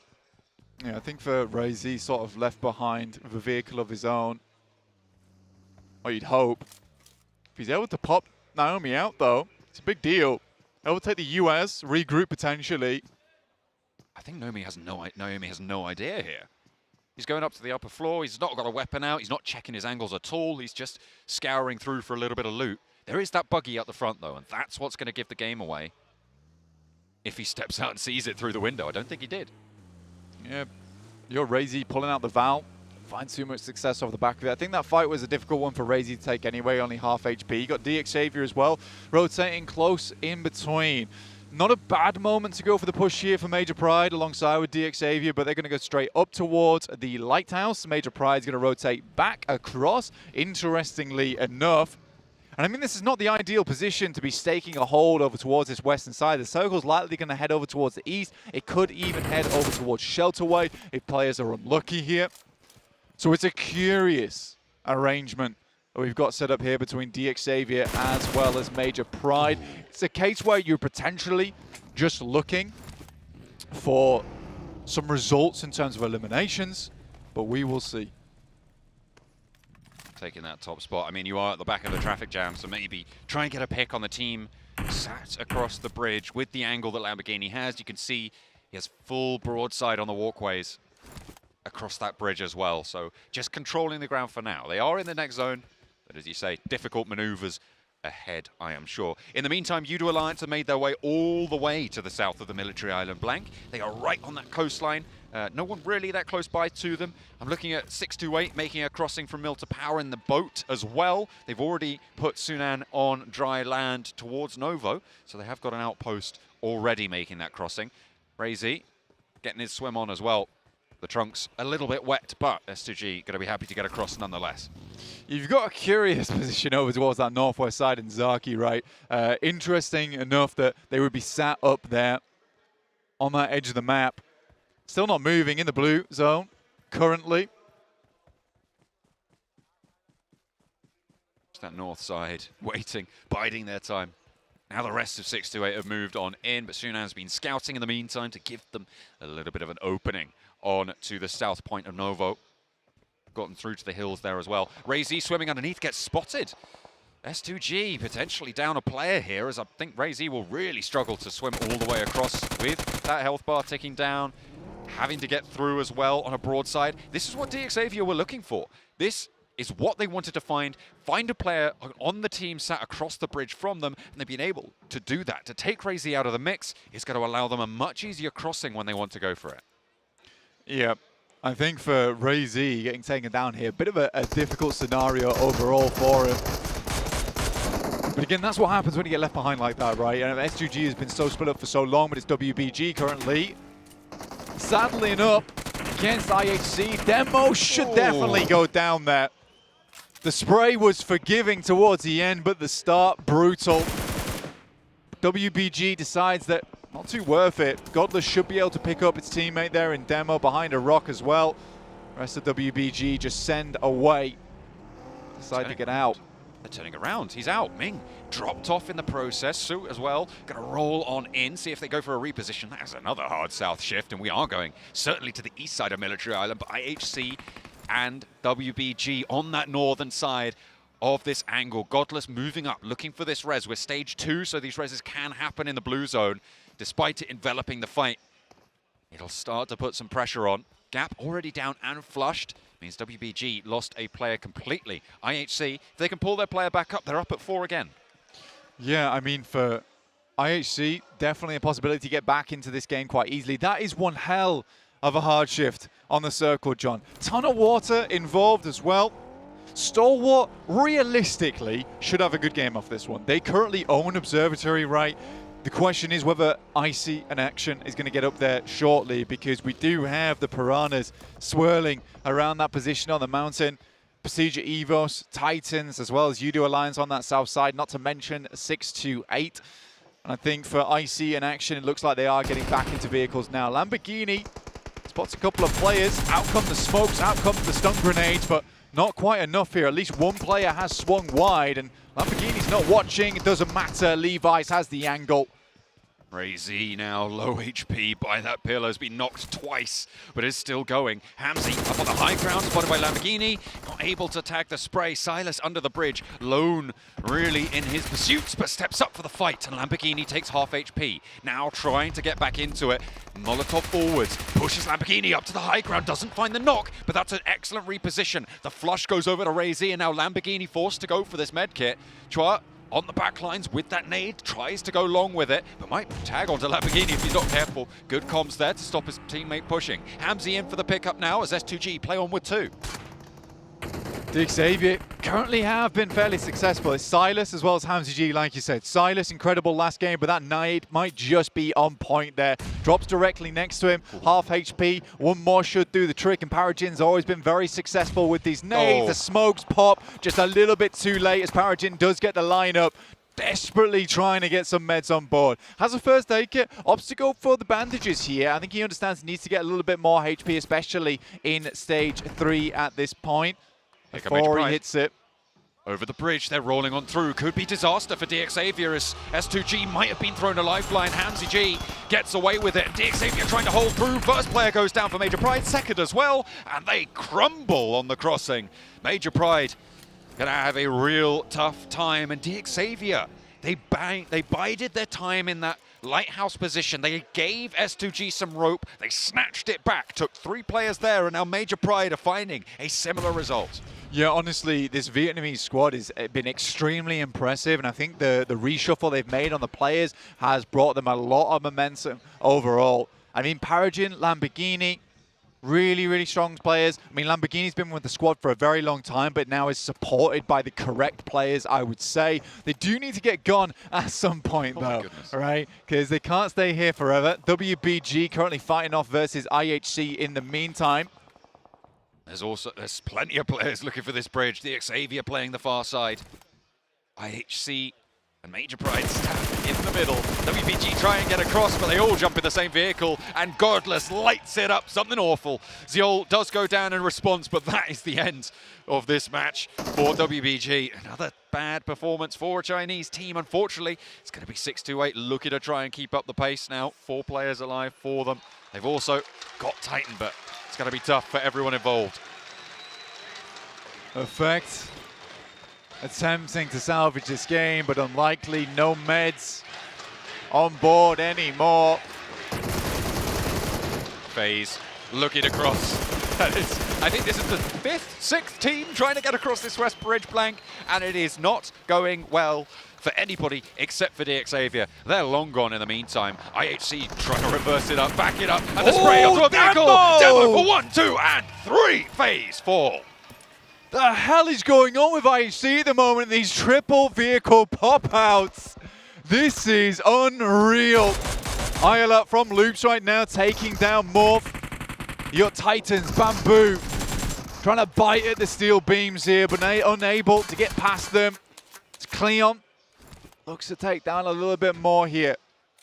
You're a little bit out of range for that pan there, unfortunately, Yoru, but take out the rifle. You might have a better time of it. Yala might eat a nade here, but the cook's just a little bit too long. Spots the player up on the rafters. They need to be careful. Yoru has to drop down. He's low HP. Does he get knocked? Just about. The blue zone finishes him off. IHC 10 eliminations over on the Western Bridge. I mean, we saw plenty of action there, so I don't quite doubt it. Morph, though, having a tough time over on the East Bridge. It looks like Titans are going to come out smelling the roses here. DXavier, in the meantime, all 4 of their players close. A little bit of the wind out of the sails for DXavier. Lamborghini gets knocked down here, and realistically for DXavier, it's all about trying to reserve these players, trying to get them back up on their feet as quickly as possible, but they are surrounded by squads at the moment. You got XZY over behind them from Nongshim Red Force. Levi's decides that it's just not worth it to stay in this position for too long. They sacrifice 1 player to try and get both reses off, but this is a good approach from the guys on DXavier. XZY, though, lighting up the players on 4 America Vibes. And the rest of Nongshim Red Force moving into position on the south as well. You can see they've now established that 3-player blockade. They've got a little bit more of a backstop in wings as well to that south edge, trying to keep Udo Alliance at bay so that they can take this third party. Sporter wrangles himself a high ground position onto both of these teams. So 4MV and DXavier, they're pretty much forced to take this scrap. Lamborghini goes down. The Reses trying to come through thick and fast, but it's just not that easy. Udo Alliance being forced a little bit further east, and Nongshim Red Force claiming this scrap. Yeah, I think for Nongshim Red Force, it's a great rotate they made, a great decision to push up the hill when they did. Excellent at these little micro repositions that are going along around the map at the moment. So very pleasing to see from the Korean squad. Levi's, last player alive, certainly can take a hell of a beating, but he's had to be the front liner for the rest of the squad to try and get them up. Now just Parajin with the DBS, rocks over the top side. It's a good initial hit, but that's all it will be. Gets a lot of damage done, and now it's time for Nongshim Red Force just to clean this one through. DXavier, they're taken down. They got out of that western bridge, which is more that could be said for most, but they won't get that much further, unfortunately. Now, Nongshim with the remnants of 4MB. 2 players left to stand for them.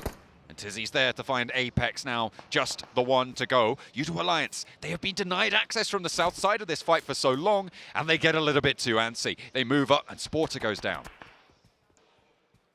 I like this from U2 Alliance right now. The double split at the moment, trying to control both the road and at least a little bit of the rocky crags down towards the south side. They're not trying to get too aggressive on this one, at least taking shots where they can. But at the end of the day, when you look at this, U2 Alliance has at least afforded themselves 2 very strong positions no matter where the circle goes in the next shift.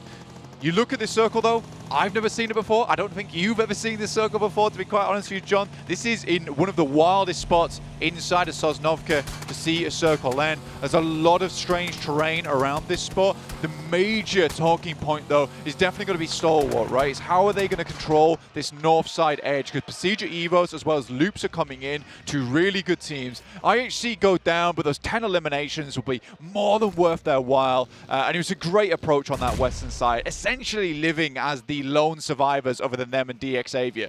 This south shift is great news for current leaders Alpha 7 as well, for them to try and keep up the pace, but we'll go back over to that one, I'm sure, in a moment, because Doc has a scrap on his hands. Won't be able to last it out, though. Won't quite be able to weather the Nongshim Red Force aggression, but 2 players go down, and that's going to slow things out for them. Loops might have a shot over to them. The forward duo for U2 Alliance might also have a say into this fight. It's a nice little rotate that Loops made between them, Ayala and Cardozin. Obviously, only 2 players in the squad, but they're attempting to search for positions around the map where they think that it might be weakest, where they can find a 2v3, maybe a 2v2. Titans got Suki off in the distance. Lynx is taking some long-range shots, but not plinking. 3 players alive for Procedure Evos. They weren't in a bad spot either over towards this northeastern edge. Interesting that Lynx would spend so much time outside the blue to attempt to make that happen. You know, if he doesn't get in soon, that's likely going to be a knock on his side of things. Yeah, these blue zones will start to do quite a lot of damage now as the ticks go up into stage 5. Stalwart are, though, in their way. And I feel like, I mean, you highlighted before, Stalwart happy with these circles. They are in a very strong spot, and it's just got stronger. It is Stalwart on the north, 628 on that south side. These 2 strong positions forming a major blockade of this circle, that road that runs through the middle, isolating both sides of it. Yeah, it's going to be a curious one, honestly, because I think for 628, I wouldn't personally think they have any idea where Alpha 7's currently playing. They were out in the water for a very long time, but there's potential for a bit of a surprise play here from them. In the meantime, it's Loops versus Nongshim Red Force coming over the top. 2 players versus 4. See if they can make it happen. 1 and 2 for Cardozin forwards, and XZY has to hit the deck. He's half HP. The first shot for the DBS, the second, and there's the third. Ayala was there for the backup, and 2 players. It's more than enough. Brazil's here to play. That is an unreal result. I was saying they were looking for potentially a weakened team, but they want the strongest. They only want to play with the big dogs here in the lobby. That's what made Loops so good in their group stage and what made them look so impressive. Cardozin, Ayala, DBS Kings, the 2 of them. Stalwart, though, on their 2-2 split still. Alpha 7, potential on a surprise play. 33Z currently holding in his own. Nice shot there coming through from Action. Instantly takes down Titans.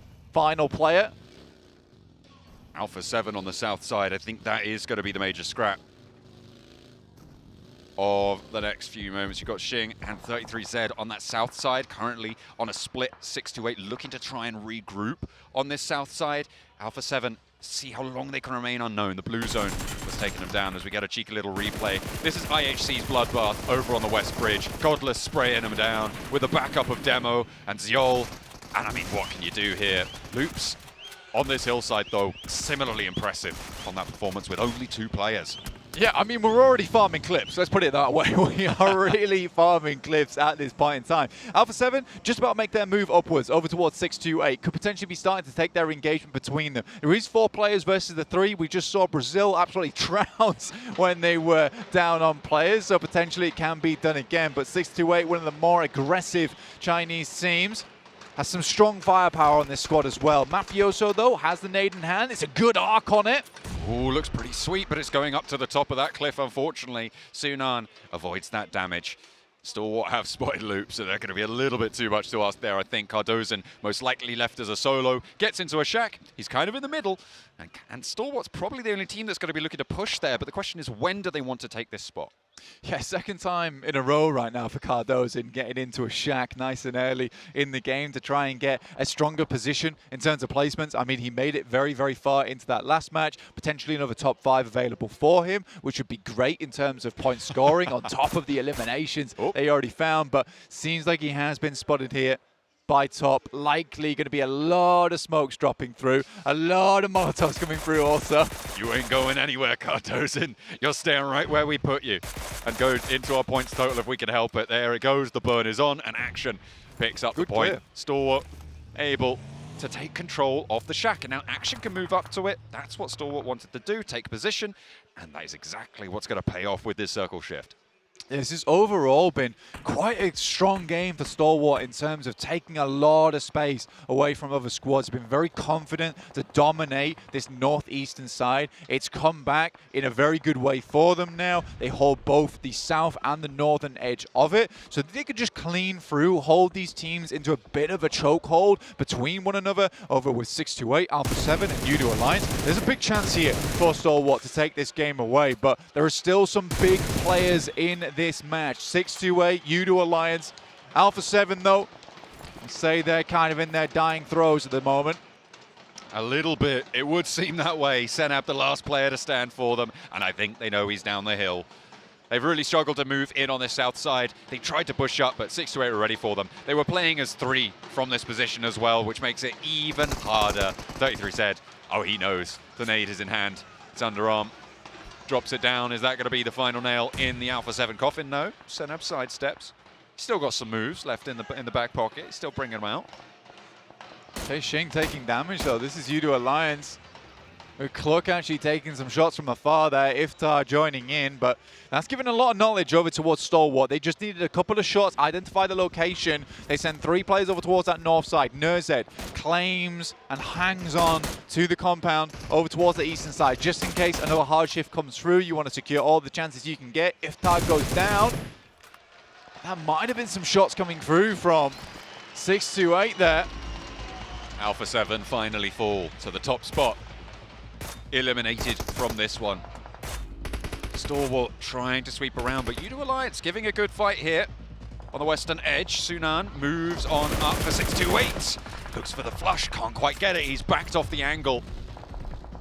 Has to fold back in with the rest of his team. A little bit further down the hill into the buildings that they've occupied for a while now. They want to stay as 4, and I think rightly so. With only 4 teams alive, that's exactly what you want to see. Besiege Evos have survived with Luxie over on the southeast side, but very minimal utility there. You can see that count at the top of your screens. Really not too much more to do, just try and survive as long as possible. Stalwart, on the other hand, 18 smokes.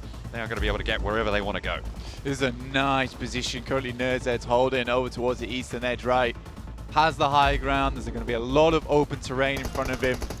I mean, that little angle there is going to be so important, just for gathering intel more than anything. A couple of pot shots could be lovely. See what happens about it. A U2 Alliance now off in the distance. For them, this is a big game. It's an important game for them as well. They need to prove to these squads they're not just a second place team within this lobby. They need to take a little bit more action, be a bit more proactive. 33Z takes down one of them already, will back it off down the hill in the blue, not likely to survive from this one, but open things up. Clock gets the pick now over to Shing to take up the mantle of this angle. I don't think Olio's getting back on his feet here. U2 Alliance not able to push down that ridge line, does get flushed out here eventually, but in the meantime, Stalwart just march forwards. They're keeping that pressure up from the northeast side. It's a difficult push now for U2 Alliance. However, they get given a bit of the zone. Stalwart, top Action, Icy, all are able to move over towards this northern side. This hilltop that they've been controlling for so long is going to give them that eagle eye. Nurzed likely can follow suit, move over towards them. Shing though, dirty shots coming through. Flax feels the brunt of them as well. Bandage is back up again, but I think for 628, they have really been scrapping. The underdog fighters here in this match. Oh, they love to get in and amongst it. 33 said on the back of the buggy with Sunan in tow as well.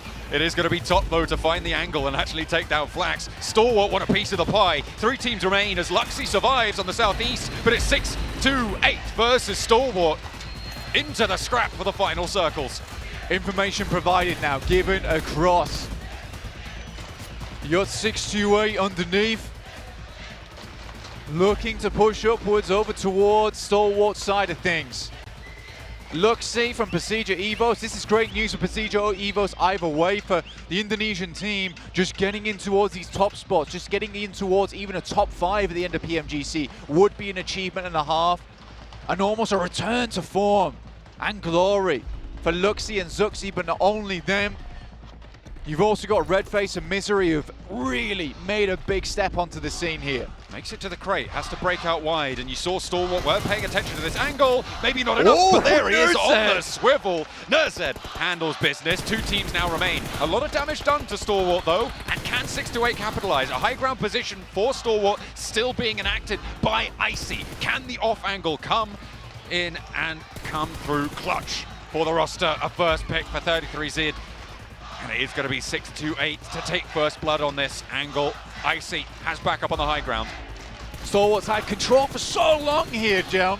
Doesn't make sense that they would let things slip a little bit. Finally, gets a nice tag over to 33Z. Nurzed, though, on the off angle, able to pick something up. Sunan spots him out. Icy immediately to the rescue, to the aid of things. But the shots are so clean right now from 6-8. 2 players down on either side. Icy repositions, trying to move through with the buggy. Sunan has to reload, and there's no answering volley. There will be a flush coming through, however, and now it's only Sunan for 6-8. Stalwart, in the meantime, have taken out his entire team. 2 players are there, 2 players are ready for Stalwart to play in the center of the circle. Icy and Action to try and keep it together.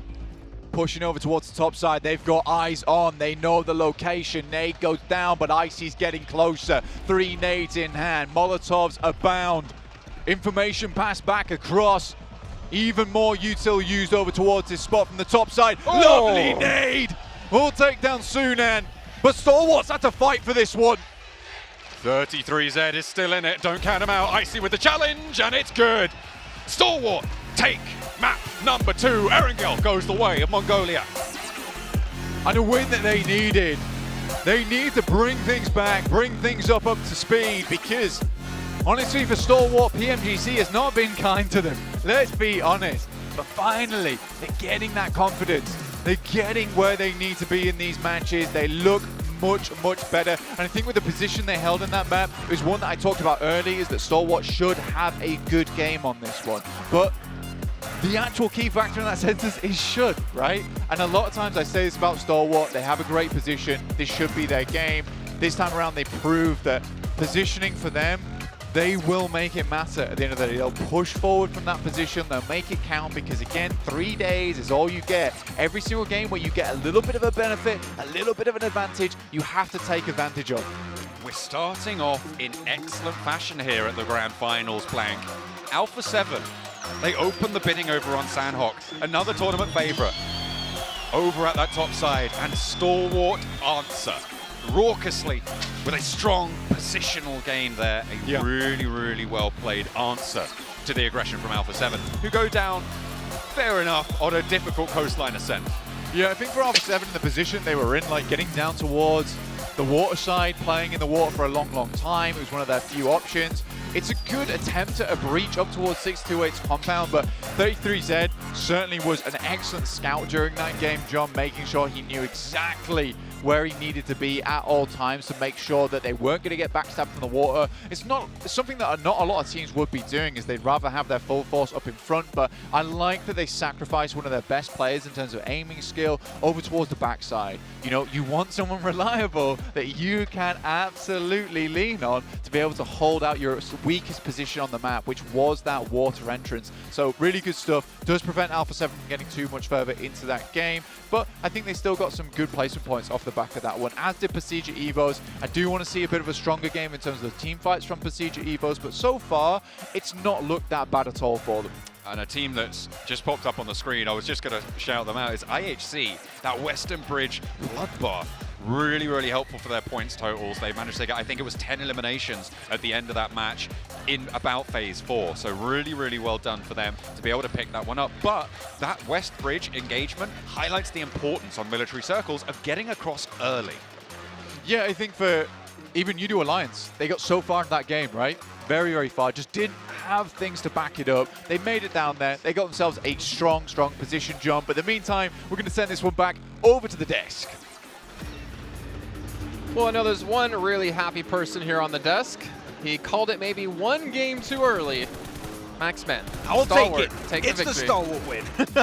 Oh my, I mean, they get a close to Nova finish here, Jason, so of course they're going to be favored in terms of getting that chicken dinner, but the way they were playing the split 7, we have seen the early game stage. 2 players in observatory, 1 player in the middle, and Zed playing the ridge line, and they just wait for the circle, it pops, regroup all together, and just play for that win so efficiently that they almost did throw it away by giving the high ground over to 628. I do have to agree with that, but they were able to recuperate it and just obliterate 33Z and Sunan at the end. I'm with you. The way they were able to control that north in Circle 5, they were able to push Persija pretty much into the water as well. Then the other thing that I kind of want to mention that you mentioned as well is how they pretty much almost threw that there at the end, and I think it was because of the U2 Alliance players that were over at the top.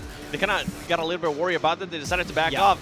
And what was crazy too is for 628, it kind of worked out for them because we saw Top being able to finish the last player from U2 Alliance, which allowed 628 to take easier access to that north control and pretty much be able to overlook everything. Very, very close there. I thought it was going to be a little bit more convincing there from STE, but hey, a win's a win. See the fist bump, high five, boat. I don't know what to do.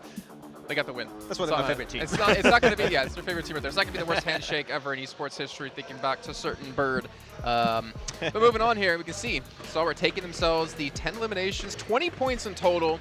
628 though, I think it's kind of impressive to see them be able to pull this kind of off, but I think the real story for me, IHC.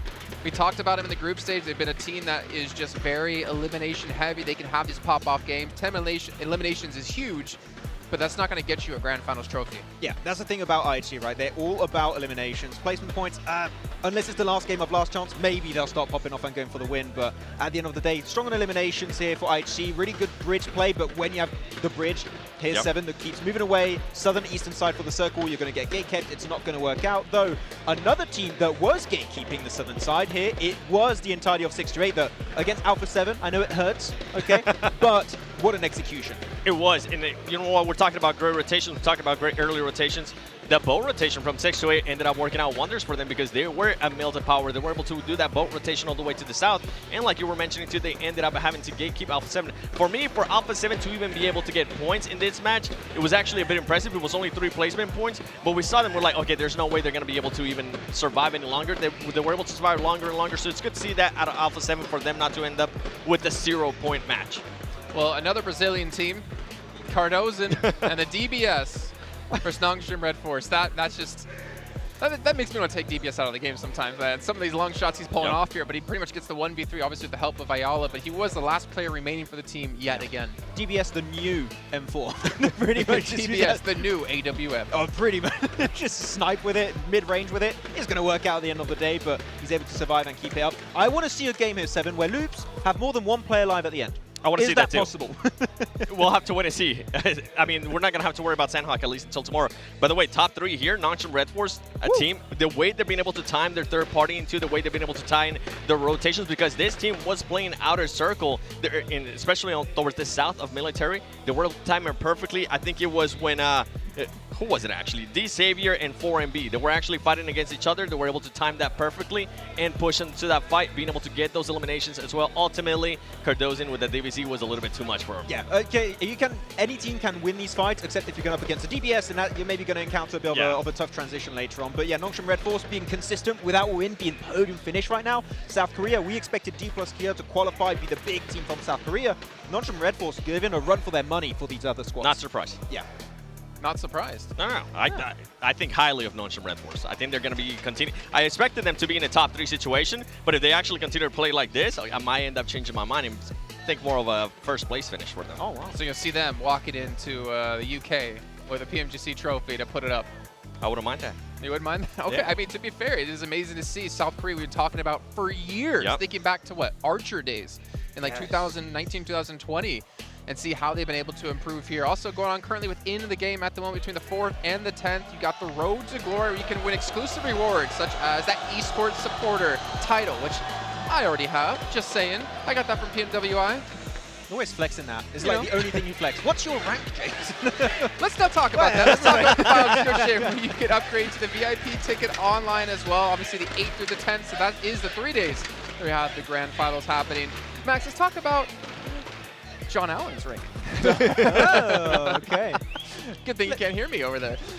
We did abandon him. Yeah, well, that's true. We did have to. Play maybe Blink did here. I don't know. I got some looks from the other side, so I'm not sure. You're good, John. Don't worry it's about fine, it. Don't worry. It's You're okay. the best player, John. Don't worry. He's in Face Clan right now. Something we need to mention, though. Obviously, teams have more than 4 players. Procedure, as you pointed out, Seven, while we were watching, they brought Luxy in instead of Zuxi. Small change. Obviously, one twin for the other. But interesting to see that they're doing that after 1 match alone, that they're willing to swap around rosters. It was, but it ended up working out for them because Luxy was the last one alive and he was able to get some extra points for them. Now, I kind of was hinting there at Face Clan. I don't know what's going on with this team. You were talking about you want to see them a little bit more aggressive, and we're continuing to see them rotate super late into the circles and getting just caught off guard. They need to be able to change that playing style. I was mentioning earlier too, I'm going to give a lot of these teams 3 games, and we're going to be able to start seeing a pattern. Now we're starting to see a clear pattern here. Maybe they're going to be able to adjust here going into the second Erangel. Exactly. Like the fact that you're going to have another angle, hopefully you're going to see fixes on that. I wouldn't use the word aggressive. I just want to see them be faster on the pivot. Because right now, if you have tough circles like this, unfortunately, in PUBG Mobile, in any Battle Royale, you have a section of RNG that's in play, right? And you want to take the worst case scenario in account, and you want to try and move as quickly as possible in a spot where you could technically still reach the circle, which right now, the Western Bridge, not the best option. Maybe go for rotation in a circle like that because it was a really bad first few circles. I think that would be a better option moving forward. The thing is, if we're thinking about Face Clan even challenging for that first place, right? Especially when we go to Sunday, they need to be able to adjust it. And I think one of the teams that I was talking about earlier is Alpha 7. They had to do that same rotation, but they were able to do a little bit faster. They were able to actually survive a lot longer to the point where we're like, okay, how did Alpha 7 even get there? How did they end up even with 3 placement points? So these teams need to be able to adjust very quickly on the go. And right now, Face Clan is not doing that. I mean, Face Clan hasn't been able to adjust. Think back to groups. The only matches they really did well in was when they were center zone because the zone shifted on top of them. And then, like you mentioned, the turnaround on survival. Let's see if they can turn things around here. I believe we're into a short little break where we get things ready to go for our next match. So we'll see you all in just a few.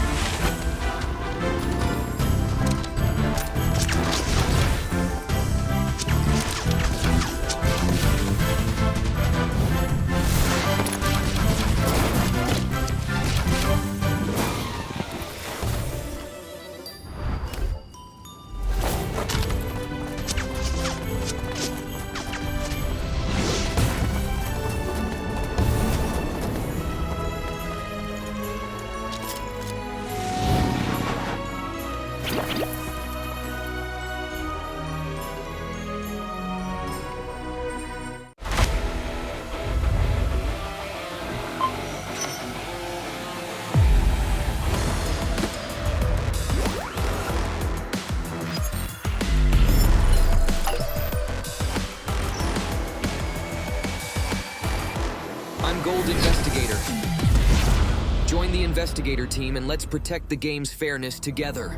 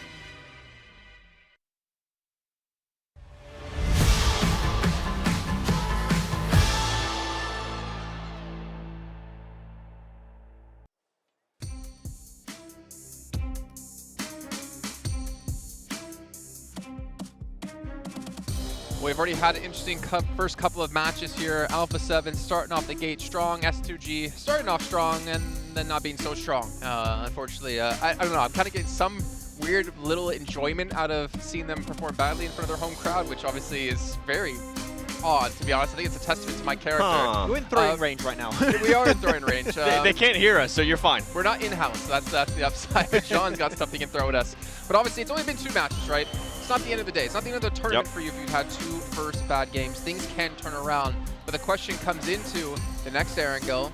You only have 3 days of play in total. What can you really adjust from here? And I think one thing we're talking about is these rotations. Yeah, I think drops and rotations, especially Xavier S2G, that's 2 different battlegrounds now that they keep fighting. You mentioned it during the game, right, Jason? And you want to avoid those fights as much as possible. Of course, that was great opening for IHC, for FaZe to like try and get a third-party opening, but you want to try and fix those as quickly as possible. If we see right here, 7 Xavier still fighting S2G in some way, shape or form on the start of this Erangel, it shows to me there's no intention to fix. I need to see a change on this second map of Erangel, and hopefully that's going to help them increase their let's be averages. fair, right? It wasn't a hot drop. It was more of they fought on the western bridge because they're trying to rotate through. So that one I'll give a little bit of leeway to, for sure. I'm not.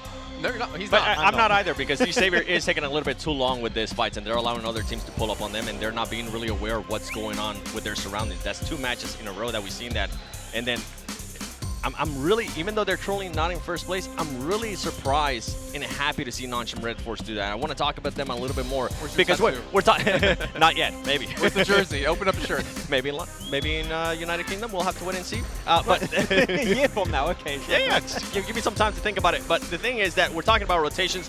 They're doing those rotations good. We're talking about quick decision making. They're being able to make those quick decisions. They're being able to get into those third parties. They're being able to put themselves into positions to be able to do that. And if we see those teams at the top, at least from these first 2 matches, right? I'm talking about the first 2 matches. If we see Alpha 7, Alpha 7, they got a chicken dinner, but they weren't able to really follow it up here in the last match. And if we see Star Wars Esports, they didn't do so well. They were able to be blessed here by the circle. They were able to take full advantage of it. But right now, in regards to consistency with what's been given to them, Nonchalant Red Force has really impressed me. Yeah, I want to jump on the Nonchalant Red Force hype train that you've built. No, stay off it. If you want to see them do well, stay off the train. Okay, who is this team? I don't know. Well, speaking of who is this team, Major Pride, man. We're talking about teams being slow in rotates and not performing well in terms of like their macro play. Major Pride for me was like one of those teams that they would get themselves dug in center if they could, and they'd be able to play Nomi into this off angle extremely well. They've had 2 really subpar games so far, and I'm getting a little bit worried that maybe this lobby is a little bit too high caliber for the style they wanted to bring. So I kind of understand that off the back of these 2 circles we had. The first one, south of Paradise. You're not going to play center because it's one of the toughest and worst terrains to play. This Erangel goes on the complete opposite side of the map from them, pretty much. If we have a mainland finish here, Jason, I think that we could expect more from Major Pride, hopefully. I'm with you, though. I'm with you with what you're cooking there in regards to Major Pride not being able to adjust and maybe being able to do a little bit different than what we saw in the group stage. In group stage, especially for Group Yellow, we didn't really see some of the aggressive teams that we saw, whether it was Group Red or whether Group Green. I feel like they're going to have a little bit of a harder time adjusting here. But I'm with you. I want to see what's going to happen if they do end up getting a circle, if they do end up getting towards that circle. All right, well, we're going to find out here. We're going to head over to our commentators for our 3rd match of the day. It's Erangel once again with John Allen and Blake. And it is good to be back on Erangel, of course. We are going into that match number 3. S2G, a little bit hot, a little bit cold so far. We'll see what the decider is into the 3rd match. We're also looking out for some of those teams that wanting to start off nice and quick. We've had IHC starting to blast off really quite something special over in that last match on the West Bridge. We'll see if they can keep that up, keep pace with Stalwart from Mongolia. I mean, they technically are keeping pace in terms of those eliminations. Stalwart 10 eliminations, Mongolian, massive, both of them. 10 eliminations each, with IHC following up with them very, very well, twinning on that pursuit. So really, really nice stuff there coming through from both of those Mongolian teams. But we are heading straight into our match number 3. It's been going quick. Ooh, it certainly has. We are going right on into this one. Playing path not too dissimilar from the last time around, Blank. So potentially another early scrap between FaZe and S2G. IHC dropped near some of those vehicles as well, so we'll see if there's any adjustment over on that north side. Not too much else happened early match in that last time around, so that's really where we're going to be keeping Other than all the fighting on the bridges. Well, okay, by early I mean on the drop. That's what I mean by that. Yeah, let's go with that. I mean, honestly, that was such a wild time on that Western Bridge. It was a cruel circle, right? Honestly, and I'll be honest with this one, I've never seen that circle before, all the way down towards that southeast side. Maybe in some public matches, I've been there 1 or 2 times, right? But in an esports match, that is the first time I've ever seen players have to actually battle it out down that area.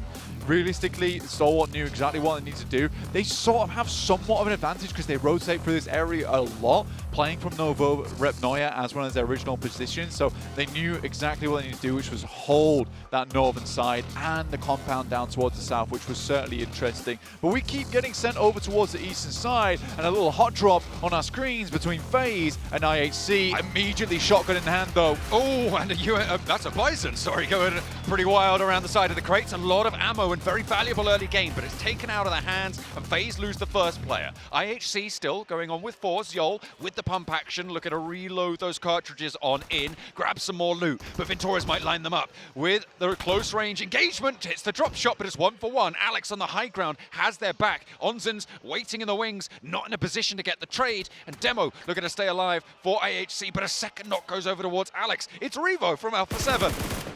Some good shots all proned up right now. IHC, though, still have to deal with the final player. Pump action in hand. And the double barrel coming through. The Honey Badger. Submachine gun for Onzens. Ooh, up the stairs he goes, but he's cut down just as quick. And IHC take FaZe out of the running very, very early on. I was looking for those adjustments on the northwest side, and I was not disappointed.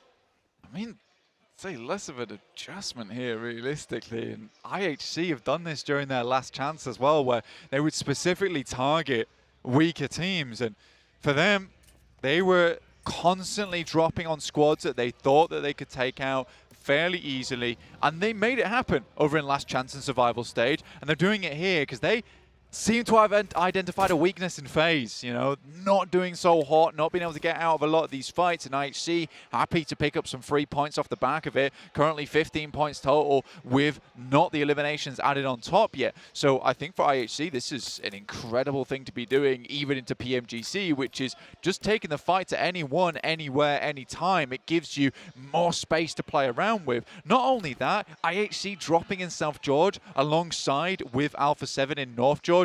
That is a bold statement to make. Certainly a way to keep up with their countrymen, with the other one of the other 2 Mongolian squads in these finals. Highest regional representation alongside China. Stalwart, obviously, such a main contender, duking it out right now with Alpha 7. But these things can change very, very quickly this early into proceedings. Any team from bottom to top can take a massive, massive leap here. We've seen those games happen, right? If WBG, for instance, 17 elimination chicken dinner, they're right back in that running near the top spot. Yeah, really, really good stuff for them to take them back up towards that top side. But this is where we really start to create that foundation, is that day one, right? You know, you've got to get the biscuit crust on the bottom of your cheesecake first before you do anything else, right? So all that other games over towards the next 2 days, that's going to be just developing your cake. Let's be honest. You definitely need that buttery biscuit base to build biscuit it all up on top of. At the bottom.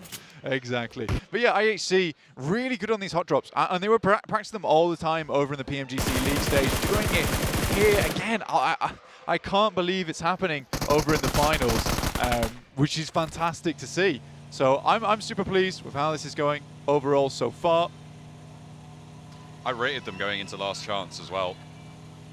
I'd had the pleasure of covering them in their group stage during the leagues. We saw that blast off, and again, it's that streaky style, it's that high variance play when you are a more elimination focused team that is paying off for them. And it seems like it might be this roster that's going there, but strong and consistent is the story for Nongshim Red Force. They have been able just to keep it going, right? 17 points on the standings right now. You can see IHC a little bit ahead of them because of the eliminations they just got, but yeah, that's a really solid result. That's 8.5 points a match. Yeah, I mean, if we're looking at the leaderboard right now, what's really nice about this one is that the spread is awesome in terms of where these teams are placing. You know, it's only a few points drop off every single game right now for each and every team. which is something that really reads into the fact that this is a very stacked lobby, right? Very equal in skill. So for a lot of these squads, some are finding more success than others, but it follows that general path downwards. And I mean, it kind of makes sense that we would see Alpha 7 and Stalwart on top alongside with IHC, particularly because all these three teams do have rotations in hand, which are very good.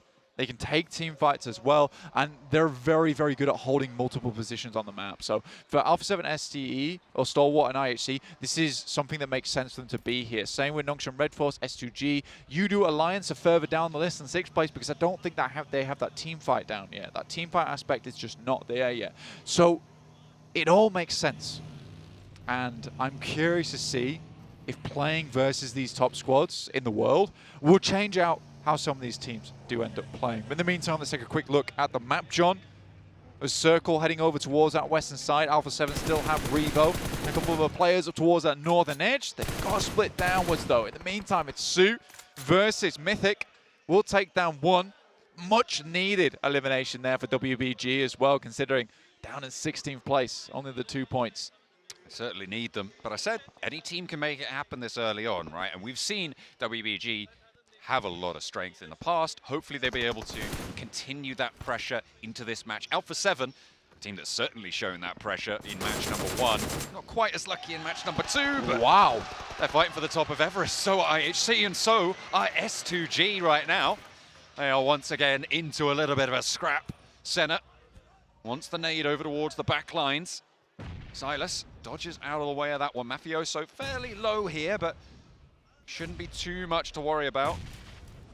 In the meantime, S2G marshalling their forces to move forward. They are a little bit split right now, which means they aren't at full force. You can see Razy and Calci a lot further back. Alpha 7 a lot more cohesive in their position right now, a little bit further east, but S2G can change that. They go for the regroup.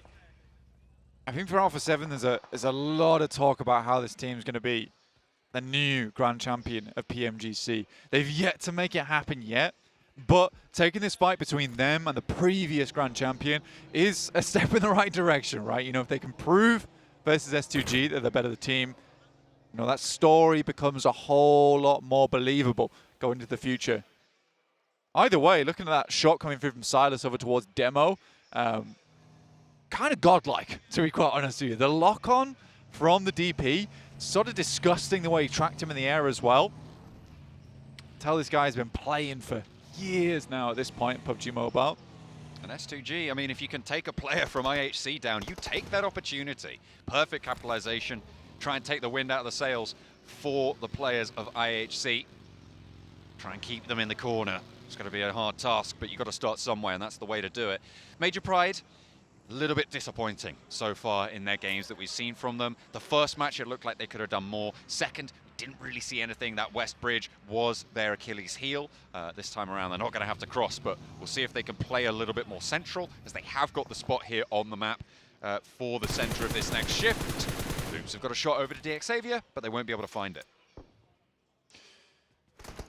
Do have that shot, but not able, like you say, to connect anything on that side. Morph currently playing up towards that northwest edge. Holding strong as long as they can. Stalwart coming in from Novo Repnoya at the moment. Alpha 7 close by to Morph now. Both of them looking to take position. A north outpost for Alpha 7 to try and keep them clean on that side. But Cleon is there, rolling around the ridgeline to try and give them a little bit of a spook.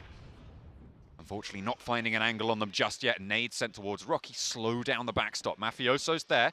Looks like he has an angle. Potential to ruin Morph's stay.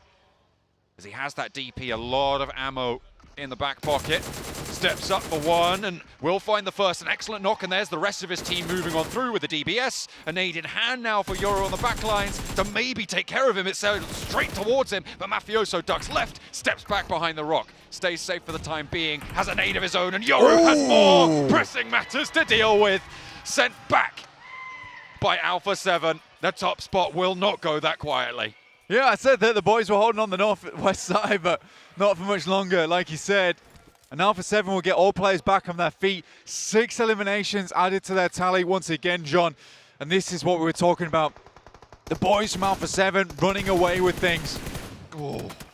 IHC taking a challenge with S2G. Hamzy does have backup from the high ground. It's an even trade right now. If Hamzy can get the heal off, though, he might have an advantage. Drops out the smoke in the meantime, and here's the backup. IHC rolling forwards. Alex in with that UAZ, moving on through, but Silas is still there with a DP. Finds Demo in the backlines. The heal comes through for Hamzy, and now he's back into the fight. Alex on the inside, fully known on the position. Godless for IHC on the high ground to maybe try and turn things around. Alex looks to take the shots for Silas, but he just doesn't make it happen. Silas continues to put on a raucous display. Violence for S2G. Yeah, and I mean, honestly, for Silas there, that is a big deal versus Alex, who was kind of the apex predator over in his group. Versus a lot of teams, he was able to 1v3, 1v4, yet there, Silas puts him down man to man, face to face. So S2G, again, not looking too bad at all, honestly. So far in the 3 games that we've currently seen and are watching presently. Stalwart on the south. Spotted. Action's gone down here, and the vehicle explosion takes him all the way out.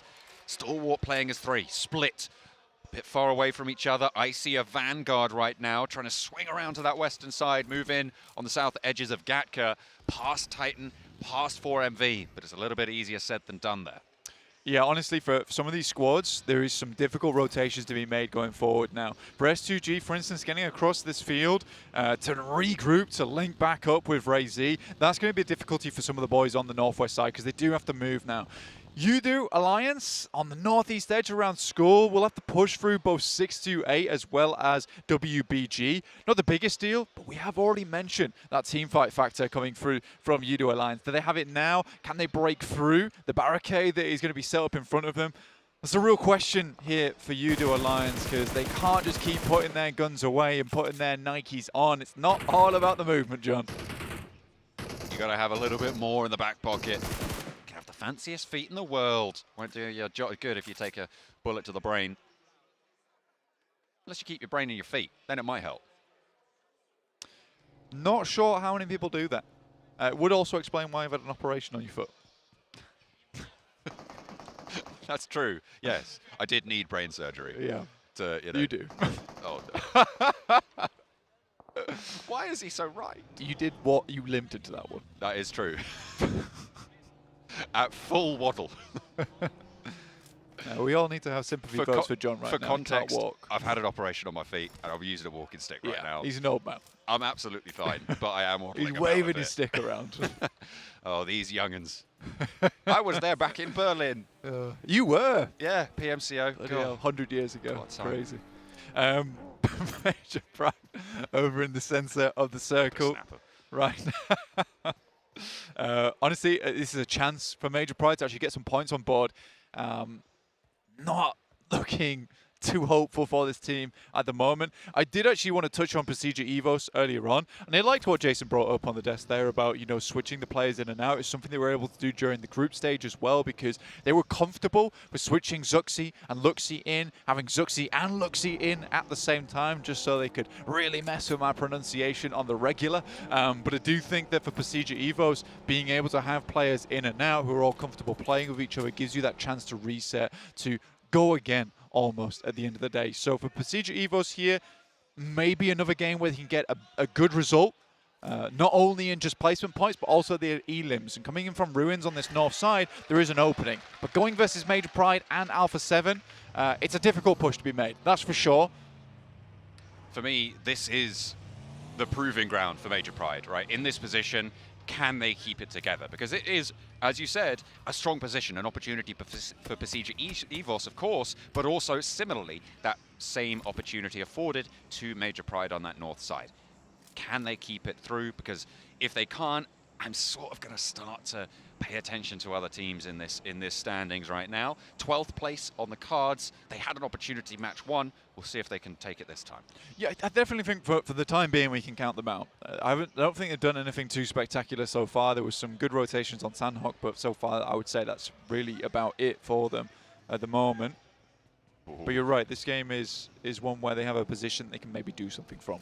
IHC, final player, Godless. Looking to take a little bit of revenge on S2G, and this is that crossing that we're talking about. Could be a little bit dangerous. Get their first player across in Hamzy G. towards Kelsey and Razy. Two limbs on the match, but there are shots over towards Silas. I think he's just about made it safe over that ridgeline. WBG in the meantime on the east side, very, very close to 628, to the south point of U2 Alliance's position. They're having to heal up before going for this one. Ming already low, but forwards in the buggy, trying to break through the lines of U2 Alliance. It goes well until it doesn't, as Ming falls first. WBG now down to 3 players, and I think another has been knocked. That's only the 2, and we can see them both on the screen, trapped in the blue, scurrying around to try and scrabble some points together, but it's just not going their way. Iftar, nice shots over towards WBG, will take down one with the help of Flax. There is 628 also chilling off in the mist there towards the northern side. Scary team to come across. U2 Alliance still hold up towards that northeast side though, John, so they have a lot of space to play around with right now. So many teams all forced to push in. You've still got these fields to the north of Gatka that jut into this next circle, Blank, and providing a big barrier to a lot of those teams on that southwest side to sweep through that north. That's Alpha 7's buffer right now. Their buffer zone on the south side of their position, and Alpha 7 are going to look to move further south to take more of the zone under their control. Yeah, specifically with this circle right now, Major Pride do have that compound that I imagine quite a few teams would like to pick apart for themselves. Dino went on a bit of a scouting mission down towards that south side. But it is Nongshim Red Force. Hold themselves. Beautiful position down towards the south. Good shots there coming through from 4 Miracle Vibes, but it's been given back by Titans. Bamboo does finally go down, and it looks like 4MV might be in with a chance of taking this one all the way down, and they do. 2 players to survive it though, and on the south side, behind Loops, behind DXavier, behind Nongshim Red Force, it's a tough time in their very near future. See if 4MV can get much further, because they've already lost another one. Nongshim Red Force do decide that that's enough from 4 Miracle Vibes. Really good shots from them down towards the southeast. This is where things are going to start to pop off. Already there's been a knockover towards Alpha 7. Not sure exactly where that one came from. And another central circle. That's difficult, man. That's difficult to play. But that road right in the middle with Nongshim Red Force enclosed by that road turn. It's going to be very, very difficult to take that south side, but it's the north that we're looking at. And it's S2G that we turned our attention to now, as Stalwart have met their match yet again. This is 2 for 2 so far for S2G against Stalwart on the fights. Blank, looks like Turkey have turned up in the home ground. Nurzed left alone. Yeah, sort of rinsing Stalwart, honestly. And if you think about it, if Stalwart was able to get further into a lot of these matches, it wasn't for S2G, potentially they'd be much further on the rankings. Here's Pasija Evos versus Alpha 7. Big engagement for this squad. Alpha 7 a little bit split, but Misery down first, and Carrillo always slick with it, always looks good. Luxy with the chance though, and Carrillo's good for one, wow. And he's on the swivel. Who is this man? How does he keep doing this? Carrillo is here. A statement made against Pasija Evos on the northern flank. Can Major Pride get ahead of this though? Can they swim in on this south? Mate, the boy just came a 1 pump for each player. That's all he needed. That's sort of mad. I ain't gonna lie. Singh, though, tries to get across, but U2 Alliance are at least singing him a nice little funeral dirge there to finish things off. DXavier over on the rocks. Trying to live this one out themselves. Here they go. Major Pride with their chance. Can they hold the rock? U2 Alliance take the first knock sent their way. A good start to things. Can they keep it together? They've still got Nomi on the back foot. Another nade over the top to get one more knock, and U2 Alliance starting to falter. A lot of damage sent to Olio, and more nades to pour through. Major Pride smell blood in the water, and they will not slow it down. They roll on in, and now just 1 player left to stand. Iftar on the back lines. And it's right in the sight lines of Major Pride. They take 1, but he goes down for it, and they'll get the res. In come DXavier, though, from the south. Okay, effect up to 4 eliminations for himself there. You're right, though. DXavier not happy to let this one slide on the other side. Nades come through. Chua, absolute arm on this lad. Instantly flow away from the side of that smoke. Really good coordination right now from Major Pride here. Nade over the top. Doesn't do too much for them, but Levi seems to have them on target. 5 more nades in the back pocket. Just keep sending them over the top here. Chipping away are the boys from Major Pride cutting away at the marble here. But they can't really afford to go too far forwards with the sightlines that other teams are going to have on their back. Getting across this road is going to be really, really tough. They need a knock or two over towards Major Pride. That's what these nades are hoping to achieve.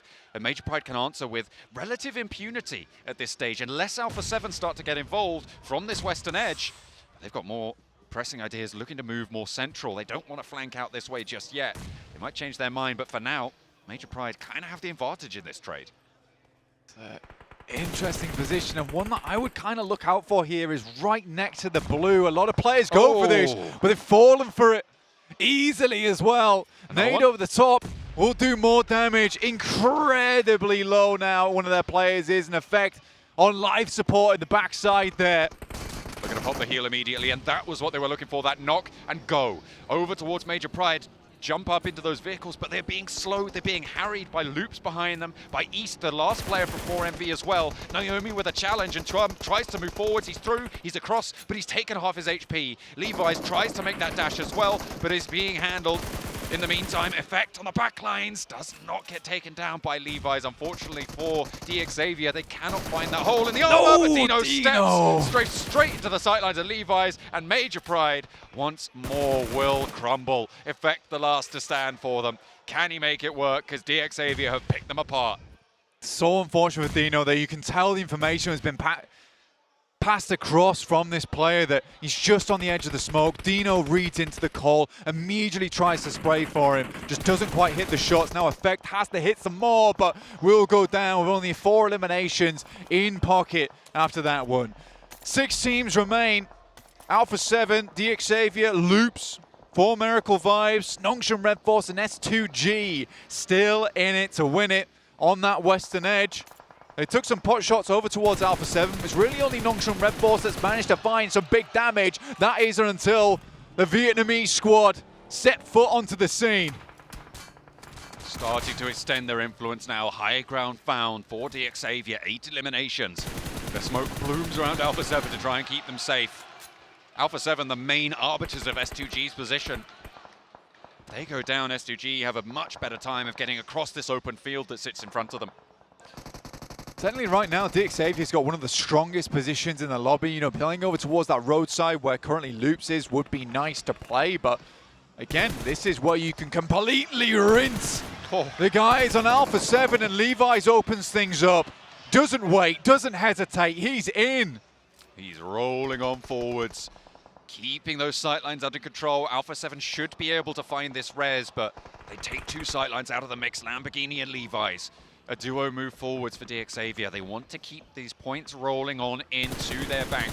9 eliminations they're up to now. Levi's sat back. I think that might have come from S2G, you know, across the way. And there's the shot. There's the nade. Lamborghini finds Senat. Alpha 7 cut through the middle there. A swift thrust. And Lamborghini looks to put the hurt down, but there's an answer, and there's a reason these guys are at the top of the tables. Revo keeps it on going, but S2G are blinking away into the back lines. 1 player falls, Kelsey's there, and that's the high ground on the top of the building for Nongshim Red Force, because there's 2-2 split going on right now, and Nongshim have power as well. Yeah, honestly, we've not talked too much about Nongshim Red Force, but they probably have held one of the strongest spots in the lobby this whole game. Max is indicating that they were definitely talking about it the whole time. 7 called it. He's a wise man. You can't hear him. We're busy with the scraps going on between S2G and Alpha 7, but he's eating the whole meal on the south side with Nongshim Red Force. Alpha 7 under pressure continually by DXavier, and that is not going to change anytime soon. Just Revo left. Lamborghini down again. This guy's solid. This guy's a pretty good player. We should pay attention. This guy is a really good player, honestly. Revo is sort of sick with it, and again, this match doesn't matter too much for Alpha 7, even if they go down now. With the 11 eliminations they found, this is a fantastic game overall. But I think Revo on a bit of a timer at this point in time, right? Good shots from Levi's, takes him down. Beautiful little headshot over his way, moves out, but Levi's gets taken down by the S2G players in the process. Both players have to duck down. Levi's technically gone now, really. Lamborghini desperately trying to heal back up again, but DXavier down to 3. Their star player in Levi's falling on the way. High ground, Tizzy finds Ray-Z.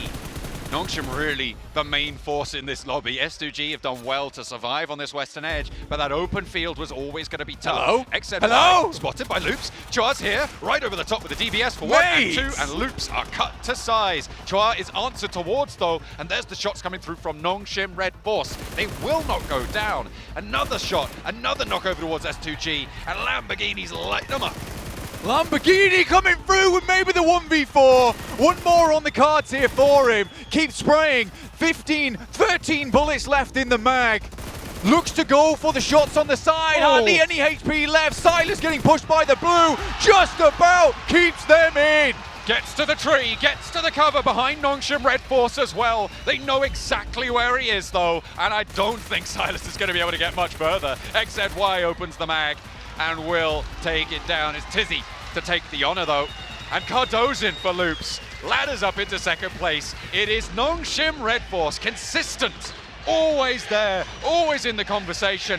Now they've found their opening. This should be the chicken dinner for them. I mean, we talk about loops, mate. This has come full circle. We're having another loop on our cards with Cardozin being the last player from loops in the end game once again. No eliminations. Sort of silly. No eliminations needed. We'll take the second place. Oh, you might get a knock or two. No, unfortunately, the hop into the back there is good. And Nongshim Red Force, the South Korean team that surprised us being the entry into the finals for the region, have turned up yet again a really strong, consistent style. Not super flashy blank, but it didn't need to be. Yeah, very difficult to really talk about that team too much when there was so much going on around the map, which was sort of posturing, right? You know, teams puffing out their chests at one another, trying to show who's boss. S2G, though, they're holding it together very nicely at the moment, I would say. You know, being able to hold their own versus some of these best squads in the lobby, which we know have extremely good firepower behind them. It's nice to see. Alpha 7 get pretty deep into that match as well there to maintain their top spot. I think Nongshim, it depends how many eliminations they got there actually, but they might be right next to them now after that chicken dinner because Alpha 7 didn't get too many placement points. Yeah, for Nongshim Red Force, like, honestly, some strong games coming through from them at the moment. And I mean, sort of flying under the radar, they're playing what I would call to be pretty classic PUBG Mobile from back in the day. Take some strong compounds, get a checkpoint further on. That's how they won their group. And then, you know, get that crossfire working. I think a lot what we're seeing these days is just some massively aggressive maneuvers from all these squads. But Nongshim Red Force, keeping it real.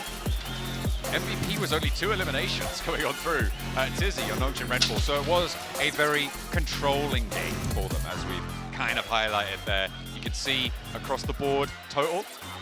Okay, Tizzy, okay, he got 4 eliminations. Oh no, 4 knockouts, 2 eliminations. Across the board it was 5, so 15 points on the match. I think what you got to realize about Tizzy's position is that he had so many angles on so many players on that hillside. Realistically, all he had to do was cause casualties, and success comes from there, right? Everyone on that north side of the road really starting to struggle when that circle came down south. S2G trying to cross that open ground.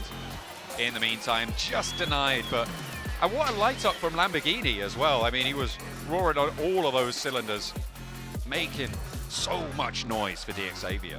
Yeah, the engine in that lad is certainly purring. I mean, for Chua as well, over towards Loops.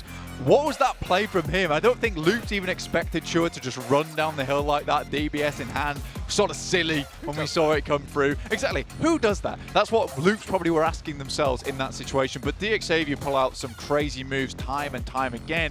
And that's what sort of makes them so strong, is that the unexpectedness of some of their plays are silly. However, they also can play a strong, normal game. Nothing illustrates the pressure that Nongshim Red Force had than the utility they used there. Basically nothing. Let's head over to the desk.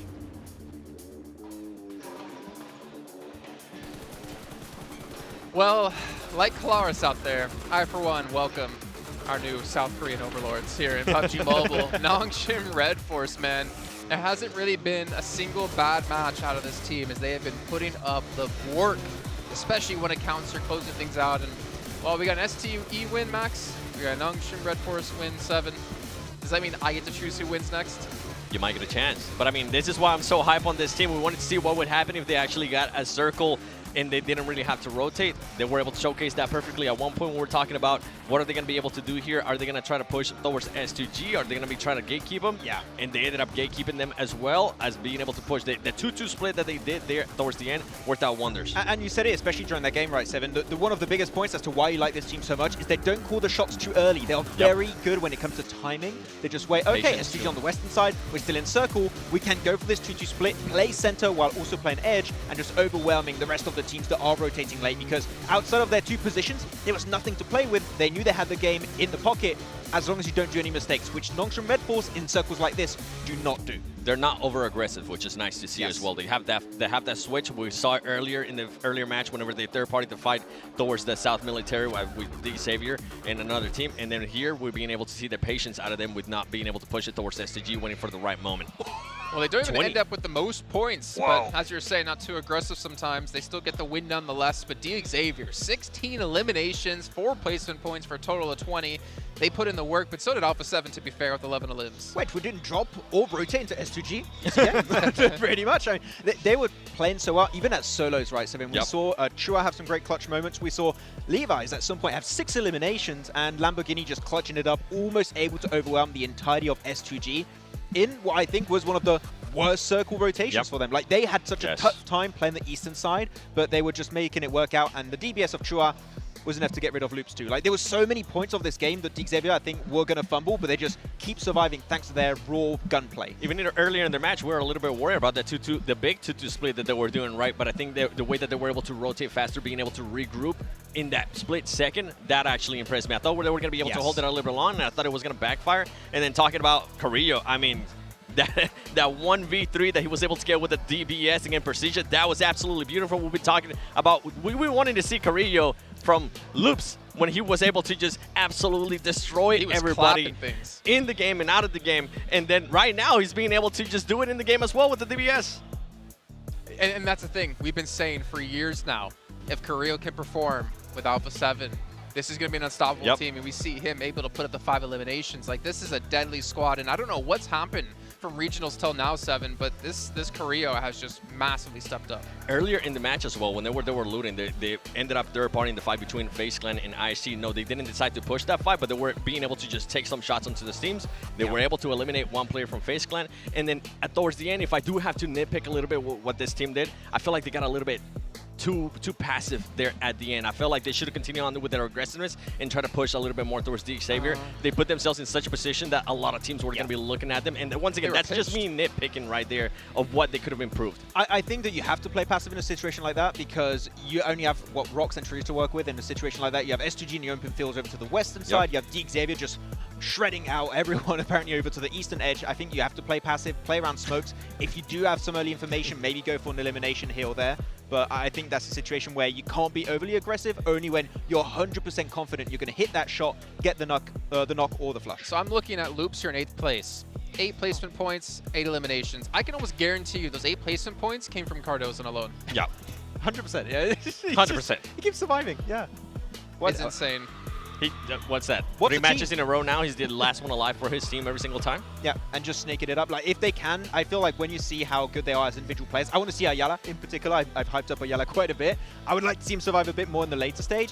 If they are playing around Karadozin a lot more in the late game stage, I feel like they are in scenarios, in positions where they could maybe gun for a podium, if not a win. Like, it's just Karadozin as a solo never has the chance to do so yet. I'm with you on that. And obviously looking at well, Stalwart Esports, obviously at the back of a win previously, they met their demise once again by S2G. It seems to be their kryptonite here.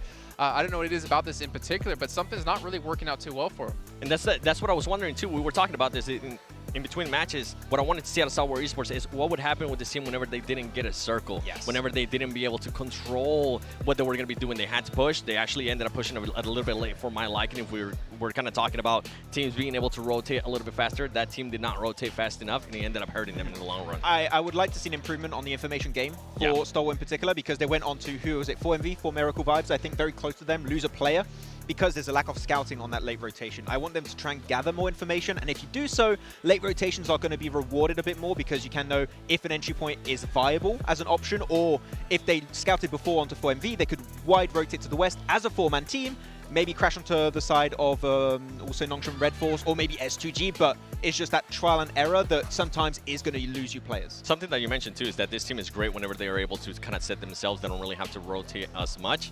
They need to be able to adjust that here. If not, they're not going to be a championship team, especially with what we're seeing out of Nongshim Red Force. Yeah. And speaking of rotations, you know, one thing that you really hammered on when we were prepping for the event, Max, is Titan Esports Club seem to have these like next level rotations. Very smart about where they want to go. They're very aware of where all the teams are on the map, and obviously they're not doing too well so far in our bottom 8. Yeah, I think they saw in the elimination feed Cario get a 1v3 with a DBS. Like, DBS, we don't play that. That's a really scary weapon. We're trying to avoid that as much as possible because we talked about it, the DBS not being played as much in PL, that is a big like slap to reality when you're coming onto this international stage. If it's PMWI or PMGC, you are going to struggle, so it makes it a bit tougher than we talked to the Chinese casters, right, and they were saying the S12 is what they mostly use. Yeah. So they do use shotguns, but not, I mean... They did say they were going to be able to adjust quickly. It's 3 matches now. Haven't seen it. How quickly are we talking about? Day 3, last game. That's how quick. Let him cook. Well, let him cook, yeah. Hey, I know you know how to say that in Chinese. Yan da shou. I'm glad you went with that phrase, not the other phrases you were taught today. But another team, again, we talked about rotations. FaZe Clan, still not really existent. Mela, obviously one of the star players of the team that we saw in Survival Stage and Last Chance. They've been a little bit quiet. Obviously, the caliber of the lobby is a little bit different. But this, I don't know, did you, I'll be blunt. Did you truly expect them to be able to have the kind of performance they had in Survival and Last Chance here in PMGC Grand Finals? For me, I'd say no. I had no expectations. I wanted to see how the start of the tournament was going to go. From what we've seen right now, no big adaptations too. I have a lot of doubts when it comes to FaZe in particular. We've seen them do that adaptation in the last game, like when there was the most pressure on their shoulders, which means they could technically do it again. But as you said, the caliber of like skill in this lobby is so high that I don't think it's going to be even like enough at this point to be able to catch up to top 5, top 3 when you have teams that are so consistent like Nongshim Red Force and are just going to be overshadowing all of your performances. Yeah, I didn't think FaZe Clan was going to be performing pretty well here. I saw them being able to, I covered that group stage. They took too long to be able to adjust here. And right now with what we're seeing out of them, with the way that some of these teams are playing, they're not going to be able to adjust in time for them to even make a push there towards that first place. And that leads and it's crazy saying that we just only had 3 matches, right? Yeah. Yeah, but I think it's safe to judge, right? We've had, I'm not going to try to do the math on this one. We've had half of our matches today. And we only have 2 days left after that. So I'm not even going to look at John. I mean, you're technically right. Yes. I have which is 1-6. Math. 2023, his math is on point. 2024, he's going to be doing calculus live on air. He's going to be teaching John how to do statistics. That look of like, shut up, Jason, this ain't happening. It's like, no. But Procedure, I don't really know what to expect for them coming into this. Obviously, we've talked a lot about the old Bigatron. We talked a lot about the Twins.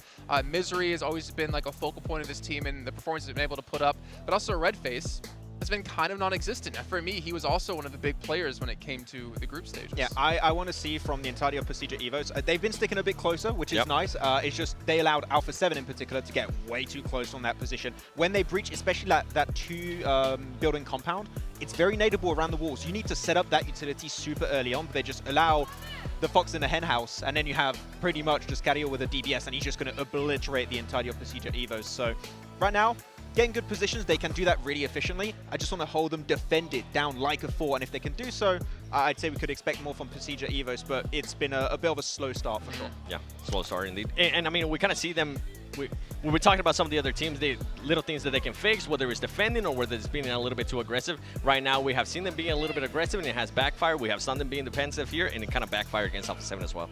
I mean, that makes me think about IHC, actually, because we're talking about, like, potential dark horses. I think, for me, they can be one of the dark horses, because I think they can easily be one of the strongest fragging teams out there in this lobby. But late stage is just something they can never seem to get to. They can never hold on long enough with all 4 players alive to get to that place. Demo in particular, we're talking about being one of the star players in this roster. But yeah, they can frag out. And technically, I love a team that can frag out versus a team who can't get placement points. But right now, something's got to change for them, because what they're currently doing, again, it's not going to get them a trophy, and they need to obviously avoid these shot drops even with teams like FaZe. And we saw it happen during the entirety of the league stage, except towards the end when they understood, okay, placement points, kind of important. Kind of important. Maybe we need a few of those. But it's just, they sure get eliminations. They got squad wipes, which is great. Love to see it. You lose players. You lose one player in a fight. You lose another player in a fight. Then you're down to a duo. You're not going to be able to breach anymore. You're going to go for trash locations in circle. Your chances of a podium are really low, and going for chicken dinner is just almost impossible at that point. So fights are good. Delay them as much as possible, though. Just like Nonstrom Red Force, you mentioned, take your fights when they make sense. Yep. Okay, well, gentlemen, it's time to head into our final Erangel here of our first day of play at the PUBG Mobile Global Championship. So let's send it back to our commentators of John, Allen, and Blank once again. Thank you very much, Jason, and the other guys as well. They're there. They're doing a lot of work. They're doing pretty good work as well, mind you. Yeah, They are my definitely hair doing isn't. bits. Look at this. Have you had a nightmare? Look, it just won't stay still today. I don't know what's going on. But yeah, do our hair they are live on doing camera. some good bits over there, over on the desk. You know, hitting some strong points. You know, where they can, of course. For you sure. know. Oh yeah. You know, They're not us. they're very capable. I've been told. By who? You. Hoopst. Meast.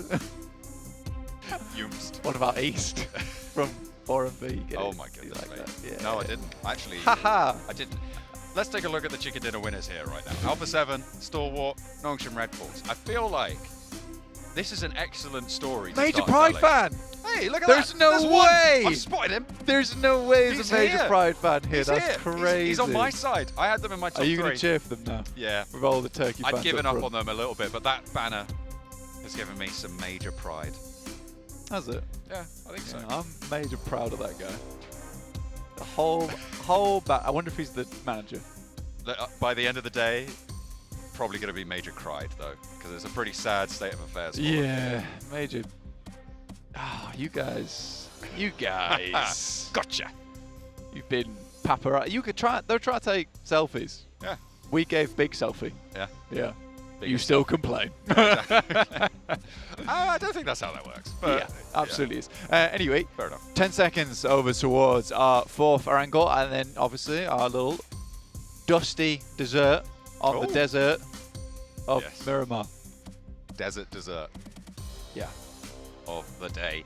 I After love that you were happy with that, even though you were the one who made Yeah. that joke earlier. I know. That's why I was happy. I was Oh, like, you were yes, like- I did do that. I did do That was that. me. Yeah. I'll tell you what is also going to be me all over us this next game, Blank. Erangel, the last one of the day, as we go into our over the 1/6 of the matches mark for this match number 4 Yeah, of 18. We're going into the... Oh, 4 out of 18. 4 out of 18. Doesn't divide, I'll give you a It spoiler. doesn't divide, no. No. 4 Oh, you're still trying to do it, okay. 4 and 1 knife. So 5 fours are 20. Yeah. 4.5 fours are 18. There you go. Damn. 119. 1 9. Is it? No, it can't be a 9. No, I think I've lied to you. You have lied to me. Anyway, what I won't lie to you about is this plane path heading over from that western side over towards Lipovka. Much easier plane path to work with than a lot of other ones we've had today. Very much on the eastern edge of things. Alpha 7 on South George right now. FaZe over towards Zaki. An interesting spot, honestly, for FaZe. I would say up towards Zaki's side. We've seen them play it before, but I just think that it doesn't give you a lot of options. We saw that from the last game. We head all the way down towards the southern edge. Really difficult to play around there overall. But S2G, happily surprising me. Yeah, they're staying up there. They're staying in amongst it towards the title spots for the time being. Certainly good news for the home crowd. This northern circle might give them a little bit more of a run. They've had to go south twice now. See if they can make their way north this time around, because we're going up and over the river. Morph, very central, near Sidonia. Very much an off little circle for us. Like you said, Morph in a strong spot towards Severny. We have seen a fair few times. That, you know, we usually do get the teams that start in Severny don't do all that great overall. Difficult. It's difficult. I wonder if that's a self-selecting sample. I wonder if it's teams that don't do well go to Severny, or if it's teams that go to Severny don't do well. There's two options there, and I feel like Morph are going to have to prove us wrong. Maybe. But I'm telling you, I've seen a lot of games. I've seen, oh, so much. I've seen a ton of games, mate. And they all go down in Severny. You start up there. I would love to be proven wrong, and PMGC is a place to prove people wrong at the end of the day. So we will see exactly what happens. Realistically, only about, let's say, 4 teams currently in the circle, with Pasija Evos and Yasnaya. Strong rotates for them available. WBG down towards that south side, alongside with Rozok being claimed by Major Pride. It's been a while since Major Pride's been able to play Rozok comfortably. mainly because Mad Bulls have been taking up residence in that location. Very good as well are the Mad Bulls. Surprising we didn't see them here. We saw Major Pride instead. I think a lot of people expected it to be Mad Bulls coming in from EU to take up the mantle here in PMGC. But Major Pride will take this position in Rozhok if they can get it. WBG close enough to maybe worry them somewhat, but over in school and apartments on that split, it's quite far away from the initial engagement. But with the circle as it sits, it's most likely that they're going to be moving north fairly soon. Udo Alliance over towards Mill to Power on the military island circle. We saw them move very, very quickly down towards that south side. This time, they're a little bit more lento on their approach to this one. They'll have to get past loops if they want to move on up to the north side. Moving fast, though, it's S2G on the southwest edge of this next circle. They've moved up from ruins, and they're very, very quickly into those shooting range hills, Blank. Yeah, speedy. Obviously, third place right now. Doing great, I would say, in this tournament. I think third place would count as great. I agree. I'm pretty pleased with what we're seeing. Generally, some strong fights coming through from them, John, which is nice to see. Overall, I think that we had some concerns. I think those concerns have currently been alleviated. I wanted DXavier to do well. I wanted them to continue on the streak, and they have done, currently in 4th. But Alpha 7 still holding on to that nice #1 spot. But I do think that it is the South Korean team in Nongshim Red Force which has come as a surprise there in 2nd place.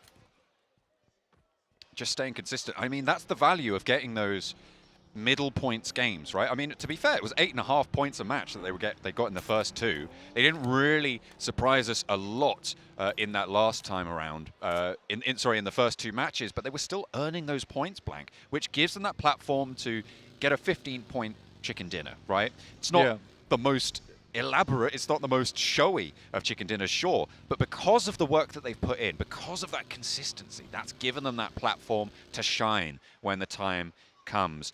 On the flip side, you've got teams like IHC and DXavier who go for these more aggressive, flashy styles, and they need to make them pay off in a way that Nongshim has a little bit more relaxed of an approach to that situation. Yeah. The difference being is that for teams like Alpha 7, S2G, DXavier, their playstyle probably leads to more points overall, I would say, John. Nongshim Red Force is very much a consistent playstyle. So the question is whether one of these teams has an absolute blinder of a tournament, because they can certainly keep up with the consistent teams by having some pop-offs here and there. But to be #1 versus a consistent team, you have to really pump those numbers every single match and take fights with everybody. What I'm trying to say is you have to be consistently aggressive, which is the difficulty in between it. The difference being between Nongshim Red Force is that when you play this sort of quiet play style, which relies on taking compounds and making sure your rotations are fine, some games you don't get a lot of elimination points, and that can lead a team that's quite aggressive to overlap you later on the tournament, just because they're putting out higher numbers than you can keep up with in the overall. So that's the one thing I do worry about for Nongshim Red Force. But again, I think this lobby is so flip-floppy at the moment in terms of the teams that Nongshim Red Force could technically get away with a consistent playstyle like this and still get to a strong position within the rankings, similar to Udo Alliance, that Malaysian squad that does have some very, very good games time and time again. You're right. I mean, they are absolutely ready to take the extended family to the beach with the amount of flip-flops they've got on this table. They are kitted out for it. At the moment, the teams that I'm looking at being those pop-off teams, I think I've got 4 in mind, Blank. I think DXavier, Hot Streak right now, IHC, similar sort of description, I think. Loops and 628. These are my 4 teams that I think I'm looking at to go for these pop-offs. That we haven't quite seen as much from 628 and Loops as we have from IHC and DXavier, but I'm still ready and waiting for it. I think they've got the fire in them.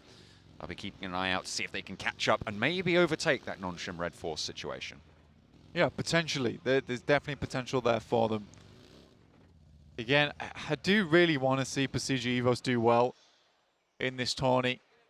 Just because I think the legacy there is quite quite good, right? It's something that you want to keep up to date with. It's something that you want to happen again with Zuxi and Luxi. And more than that, I do wish success to Misery and Redface, who have had to jump into roles alongside some very famous players and still manage to stand out in that situation. It's very difficult, yet they still have. And here they are at PMGC alongside them. So for Procedure Evos and all the Indonesian fans at home, this is definitely a really big moment for them.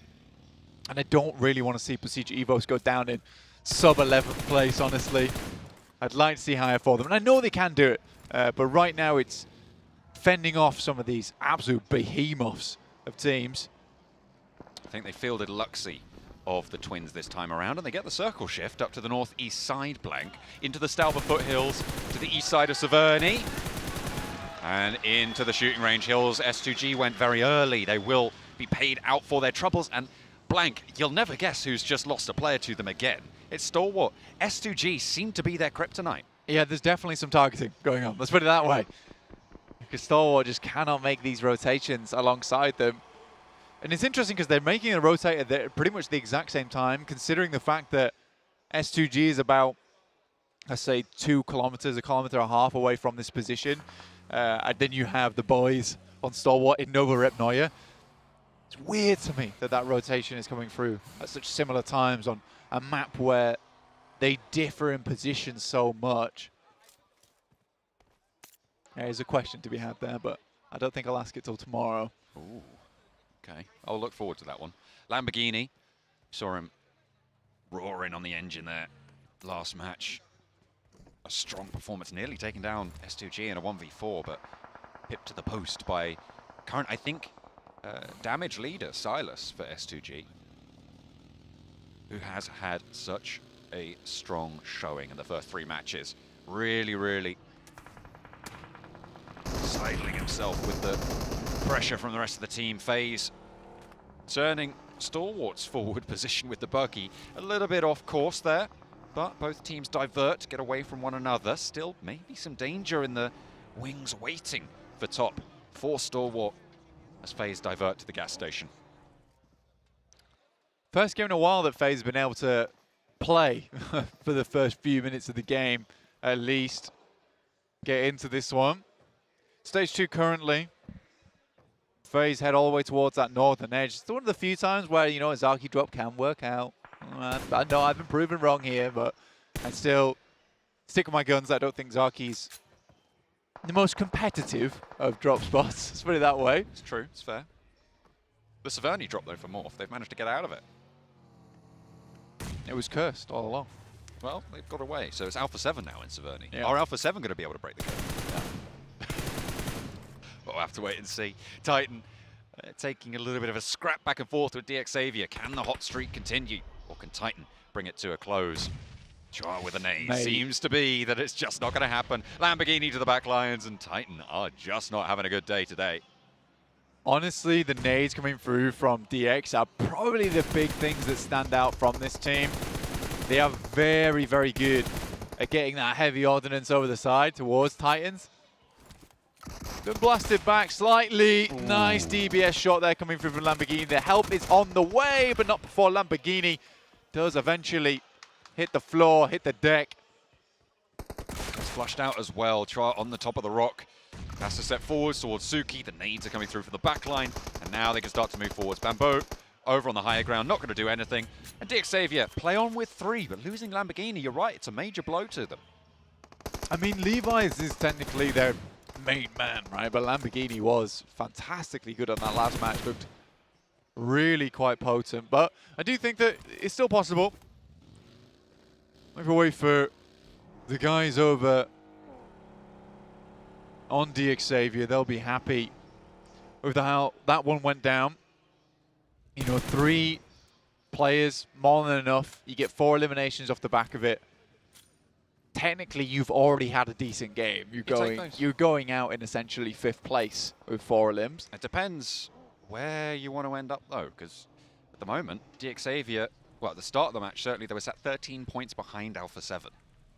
That is still quite a gap to make up, especially in the first 3 matches. Alpha 7 having 2 strong games, they were able to rack up a lot of points in that last area. I think it was 11 eliminations, despite going down with only, what was it, 2 or 3 placement points? Let's go as far as say this, right? I would say Alpha 7 technically right now has had 3 strong games back to back. With the elimination count they've had from each of them, like, none of them have been, well, I mean, the Sandhawk was great, let's be honest. That's what I said, 2 of their 3 games, because they're Erringle on the south coast of the military island. I would still say that's a good game. Fair enough. Yeah, the rotation they made and the ability to get up on towards the cliffside and then at least have a chance at getting a fight with 628, that's a good game.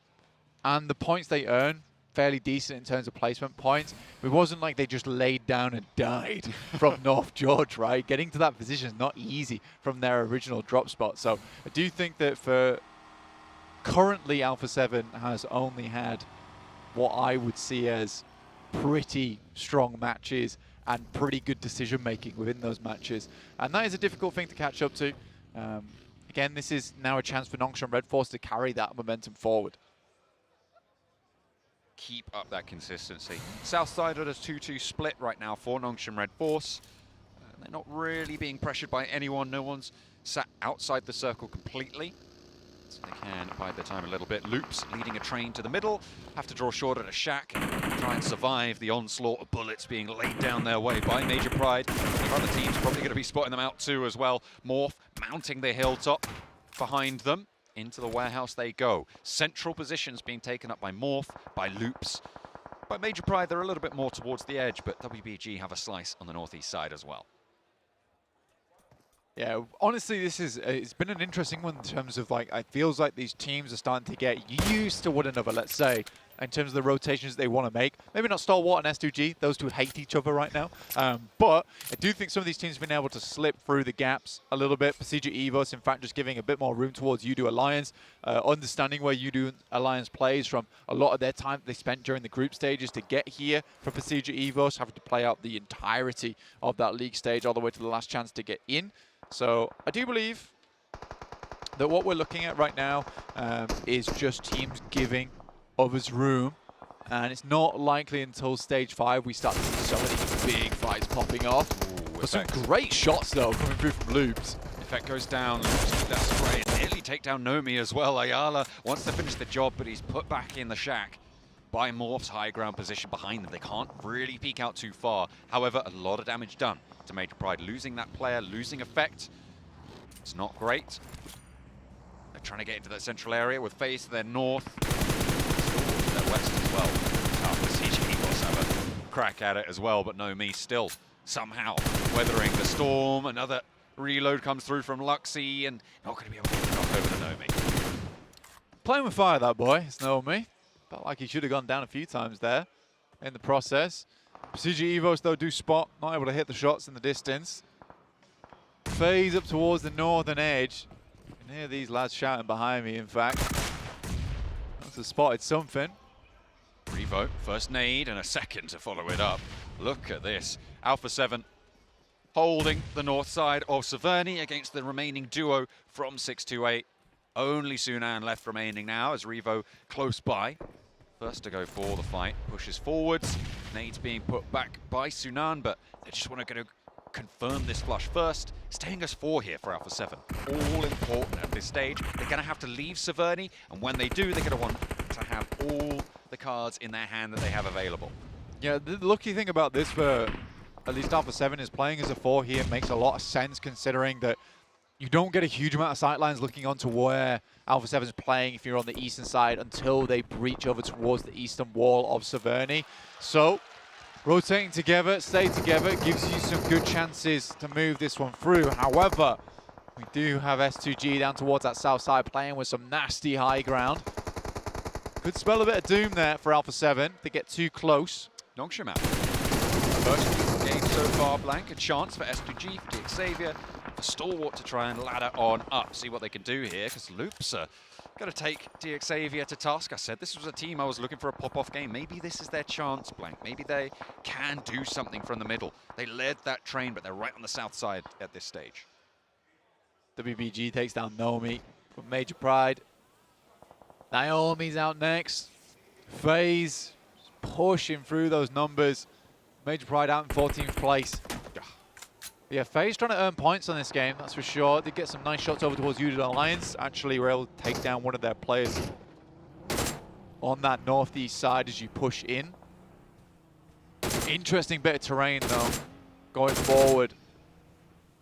A lot of ridge sides, a bit of high ground towards that southern edge here to play around with. Okay, Stalwart right in the middle. This is their time to try and keep it together. They only have 3 players remaining, remember. IHC, in the meantime, going to have a scrap with Morph.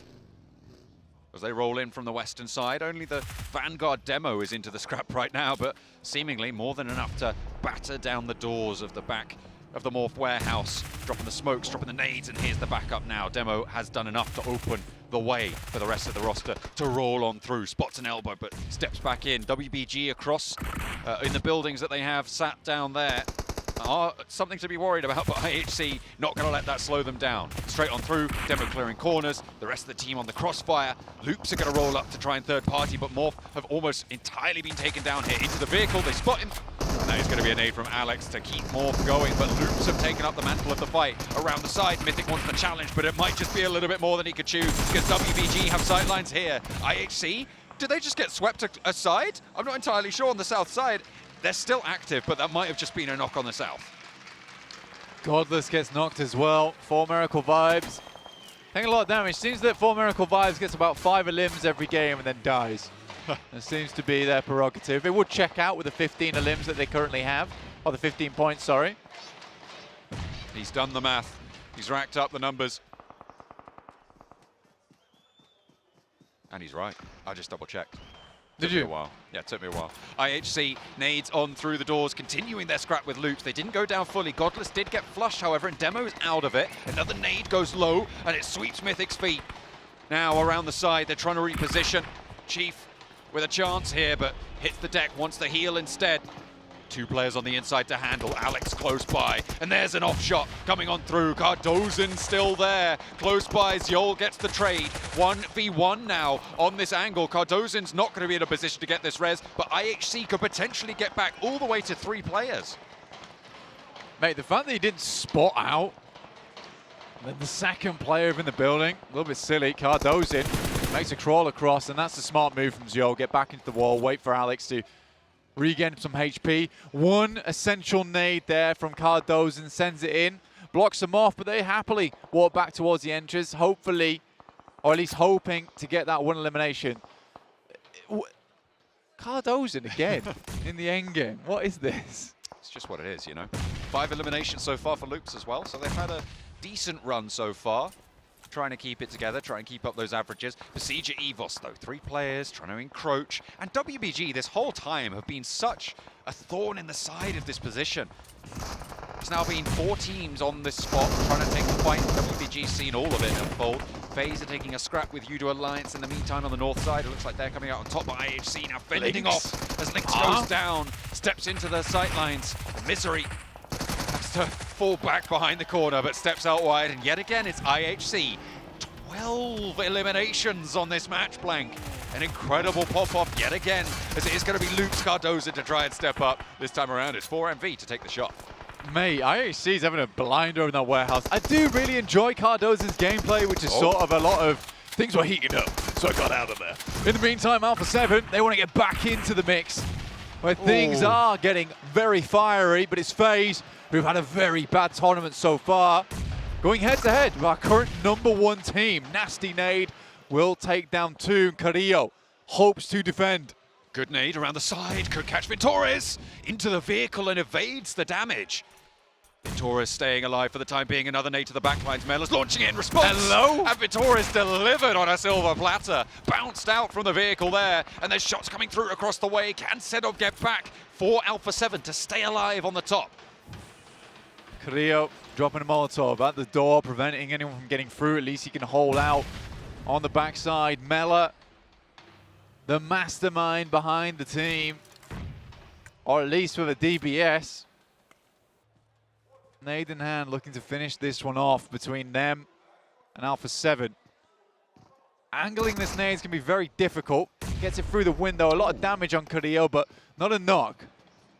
Which is unfortunate. A resupply on the box. Senab, I think, might have the undershot on the wall. cooking another. Only has the one from the box, though. And doesn't quite get the value he was looking for. Finds another from somewhere.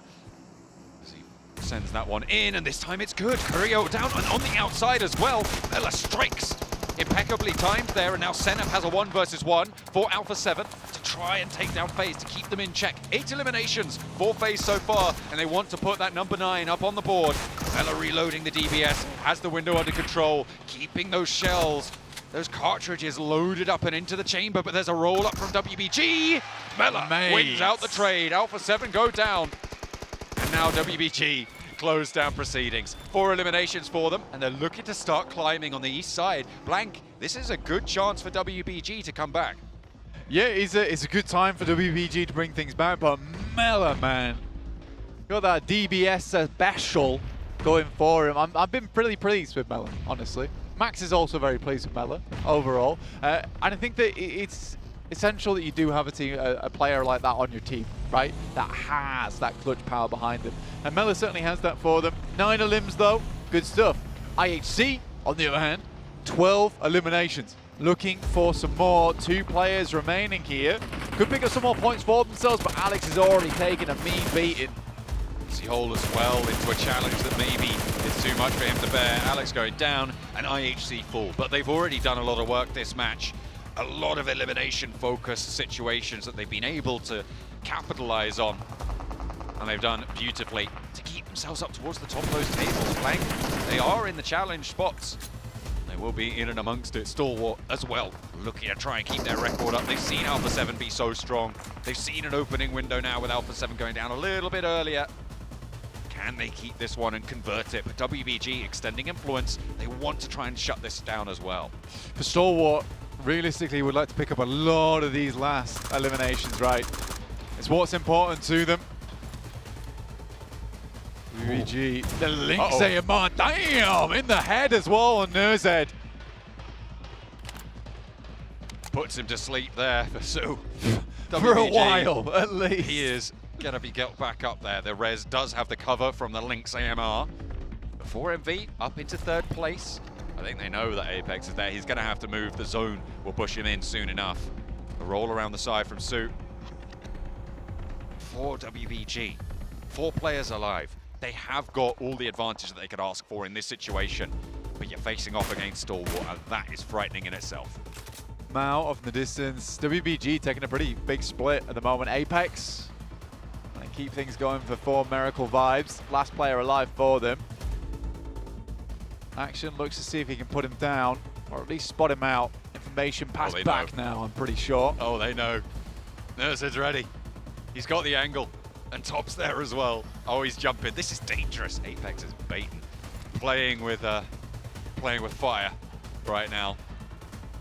Wants to try and turn this one around, but Stalwart zoned in. Really not much they can do from here. They just have to hope for a pick. Apex drops the smokes. This high ground on the shack is actually proving to be extremely useful for him. Circles enclosing in this lineup that WBG have been able to set up along the middle. There it is. Massively reminds me of gameplay over towards PEL. A lot of control exerted. It's Sue now. He's still got it. He's still got the links. 1 tap is all it takes. Nerzed crests the ridge line. Oh, he sees the rifle. Oh, catches the hand. It doesn't get the knock. Jesus. And Action goes down in his place. Nerzed has to go for the heal, but this is the time for them to roll forwards. They get the flush onto Action. Top is taken a little bit lower. Nerzed operates the heal there, but Mao can move forwards. Mao with the M4 in hand, playing that point position. Nerzed has to get back up on top. But as soon as you do, you know that it's going to encroach. A nade sent over to the backlines. They've got an answer, sure. But Su, Ming, Mao, all of them ready, waiting to take on top. Nerzed, a casualty. The first of 2 potentially, but Ming steps out wide. 2v2 now, top goes low. It's the deck. Can he get the heal? Could be crucial, but Nerzed's down, and there's the nade. And that's all you were looking for. An excellent close down. WBG from the bottom of the tables. So finally here to play. Goodness me. Some good plays there from WBG. Obviously Stalwart feeling a little bit less strong towards the end there. But although it's Sue to open up a hole in Nerzed's head, he opens up his inner eye towards the end of that game, locates and spots out where exactly these final players are, takes them down with the nades. It's good stuff overall, and you can see that Stalwart's disappointed with this one. Could have been an easy win.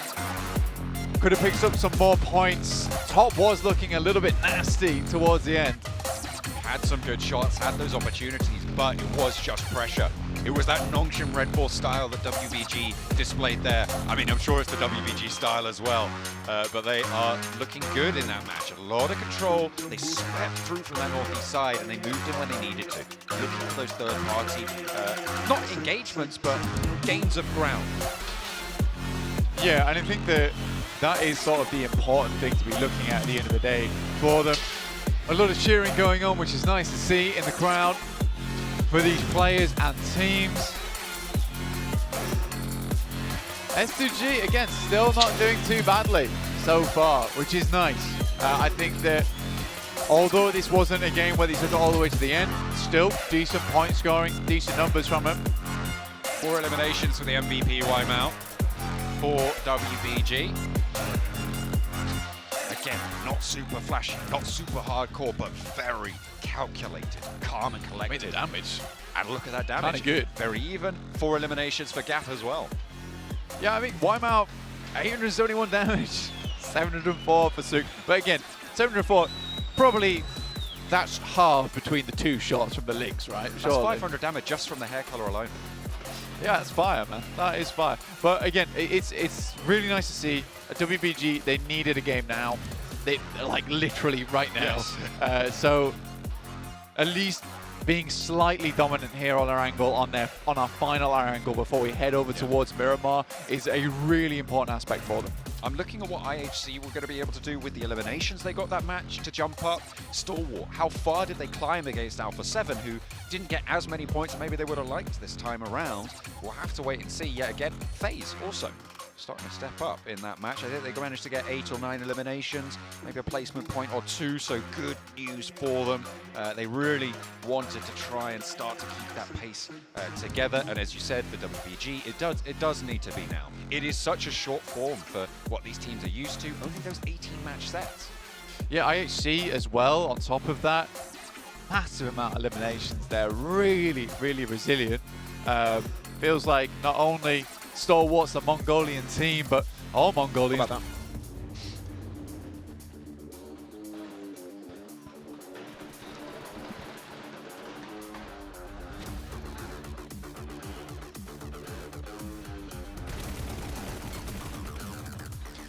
All right, so Weibo Gaming taking a victory not only in-game, but in the hearts of one of our dear analysts, Maxman.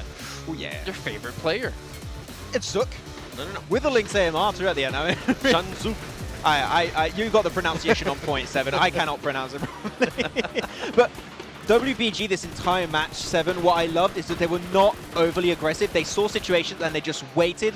Not maybe getting as many eliminations as they could have got, but they just were playing from the win from the very, very early stage. And that was one of the smoothest transitions to get a chicken dinner we've seen so far. They had in the bag like 2-3 circles ago, in my opinion.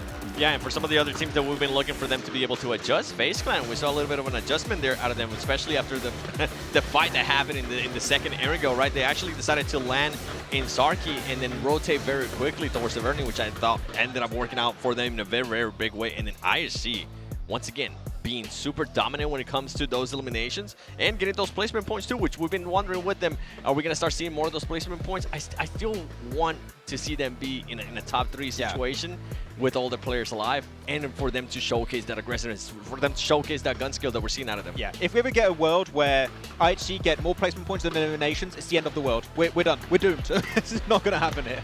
I'm kind of worried next match. Oh no. It's going to happen. Oh no. But yeah, IHC, obviously, we have to give them credit. We've been really criticizing about their placement points, FaZe Clan as well. Looking on the list, though, I got to bring up Alpha 7. I got to bring up Carrillo again. Like, obviously, they ended up losing out in the battle against Mela as he clutched things out against them. But to see Carrillo just being able to pop off like this has been a fantastic sight. And it really gives me a lot of hope to see Alpha 7 and take home the trophy for the first time. Yeah, and the thing with Alpha 7 too, it's even if they're not getting the eliminations, they were getting the placement points that we saw earlier. And then on this match, even if they're not getting the placement points, they are putting up those good elimination points. Which from non-sim, this is the first time that we see out of non-sim not having a good match, right? They end up with those 0 points overall. Yeah. And for this team, something that actually happened with them is they decided to rotate a little bit too late for non-sim Red Force, and they were forced to play that outer edge. And now they were forced to push into compound where they didn't have any scouting done, and IHC was able to just completely destroy them. And I even prefer the period of time before that, 7, where they just left Severny against 628. They're like, okay, that fight isn't going to be super rewarding in the later stage. Let's just skip that fight entirely. And then they start playing, of course, playing that fight into FaZe instead. But 1,000 plus damage here coming out from Zyol of IHC, which Demo was popping off. Now we have Zyol. Like, when it comes to taking individual fights, every single one of IHC's players have those standout moments. So the warehouse was strong. If the circle ended up on there, maybe it could have been an IHC win, but what the hell was Luke doing there either? Like the way go ahead.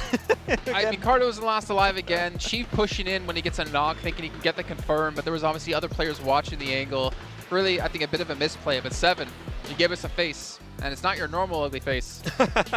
It's I went really too hard there, actually. I'm sorry. Weibo being able to jump from 16th place all the way up to 8th place with just that chicken dinner, that's very impressive. And then for FaZe Clan as well, currently with those 16 points. But overall, I mean, I feel like Alpha 7 could have even extended the lead a lot more, considering that 2nd place and 3rd place got eliminated super early on. Yeah. But still, they still made a gap there with those 8 points at the end that were getting the last match. Yeah, every time you see the audience here for S2G, every time the team above S2G gets eliminated, like, yes, here's even more an opportunity for S2G to jump up in first place, which, hey, that's fair, that's how it goes. I'm having thoughts about tomorrow if they're bottom of the table. They're going to be doing a lot of cheering when teams got above them. 15th place team died, yes, yes, we got him.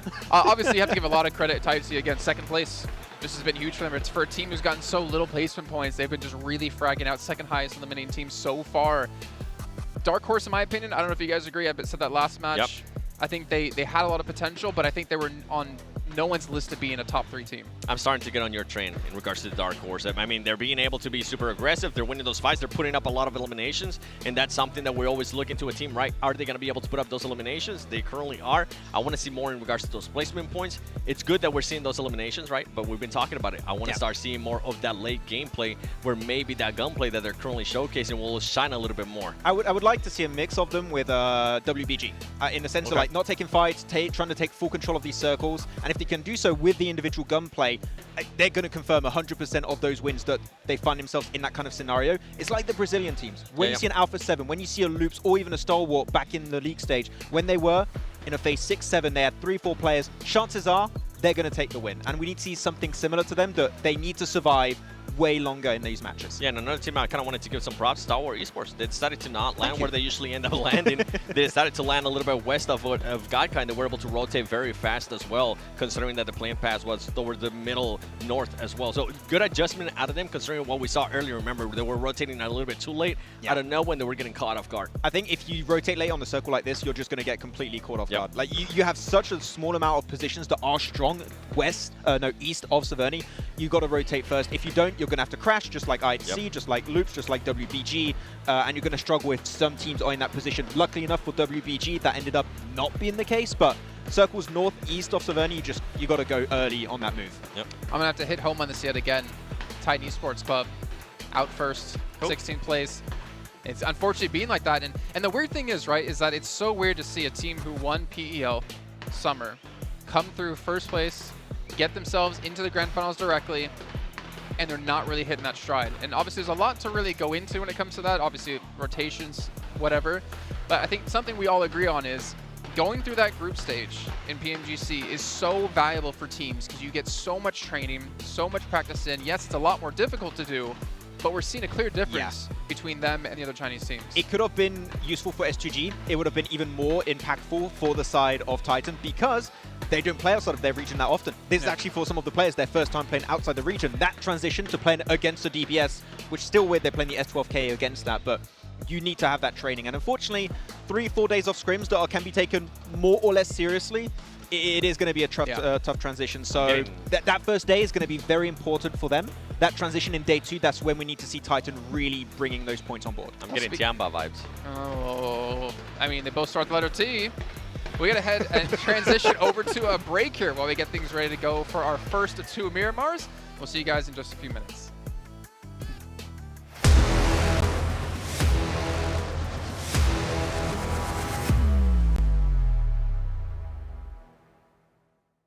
...2023 Popularity Annual Gala event tutorial. Hey there, welcome to the 2023 Popularity Annual Gala. We've introduced a brand new competition and upgraded rewards. You will have to go through 10 rounds of 1v1 matches and compete to become the first ever PUBG Mobile Popularity Annual Gala champion. So let's get right to it. New competition, ladder competition. The Popularity Annual Gala event will be utilizing a new ladder promotion system. Players' initial ladder grade will be determined by their battle points at the end of the first round. Ladders are divided into 6 grades: Triple S, Double S, S, A, B, and C, with Triple S being the highest. Ladder promotion rules. Players are ranked based on the popularity they gain during the battle period. For rounds 1 to 9, the ladder results are settled at the end of every round's battle. Apart from ladder grade C, each ladder has 100 spots, with the top 20 promoted, the middle 60 retained, and the bottom 20 demoted. If you're trying to move up the ranks, be sure to stay within your ladder's retained threshold or higher before each round is settled. Additionally, ladder grades can only be promoted or demoted by 1 grade at a time, so your performance in the assignment round is crucial. Be sure not to miss it. Final showdown. Based on the rankings from the previous 9 rounds, round 10 will be the decisive showdown to determine the final rank and ladder grade placement, including the champion of the 2023 Popularity Annual Gala, who will emerge as the ultimate winner. New exclusive rewards. At the end of round 10, rewards will be issued based on the player's ladder grade and final rank. For outstanding players, they will receive exclusive rewards that can showcase their supreme honor both in and outside the game. In-game rewards include the honor title, honor name tag, and honor avatar frame, which are sure to make you stand out. Moreover, there are also physical trophies, interviews, custom-made popularity gifts, official social media promotion, game exposure, and other exclusive honorable rewards. Gain global renown both in and outside the game. What are you waiting for? Participate in the 2023 Popularity Annual Gala now.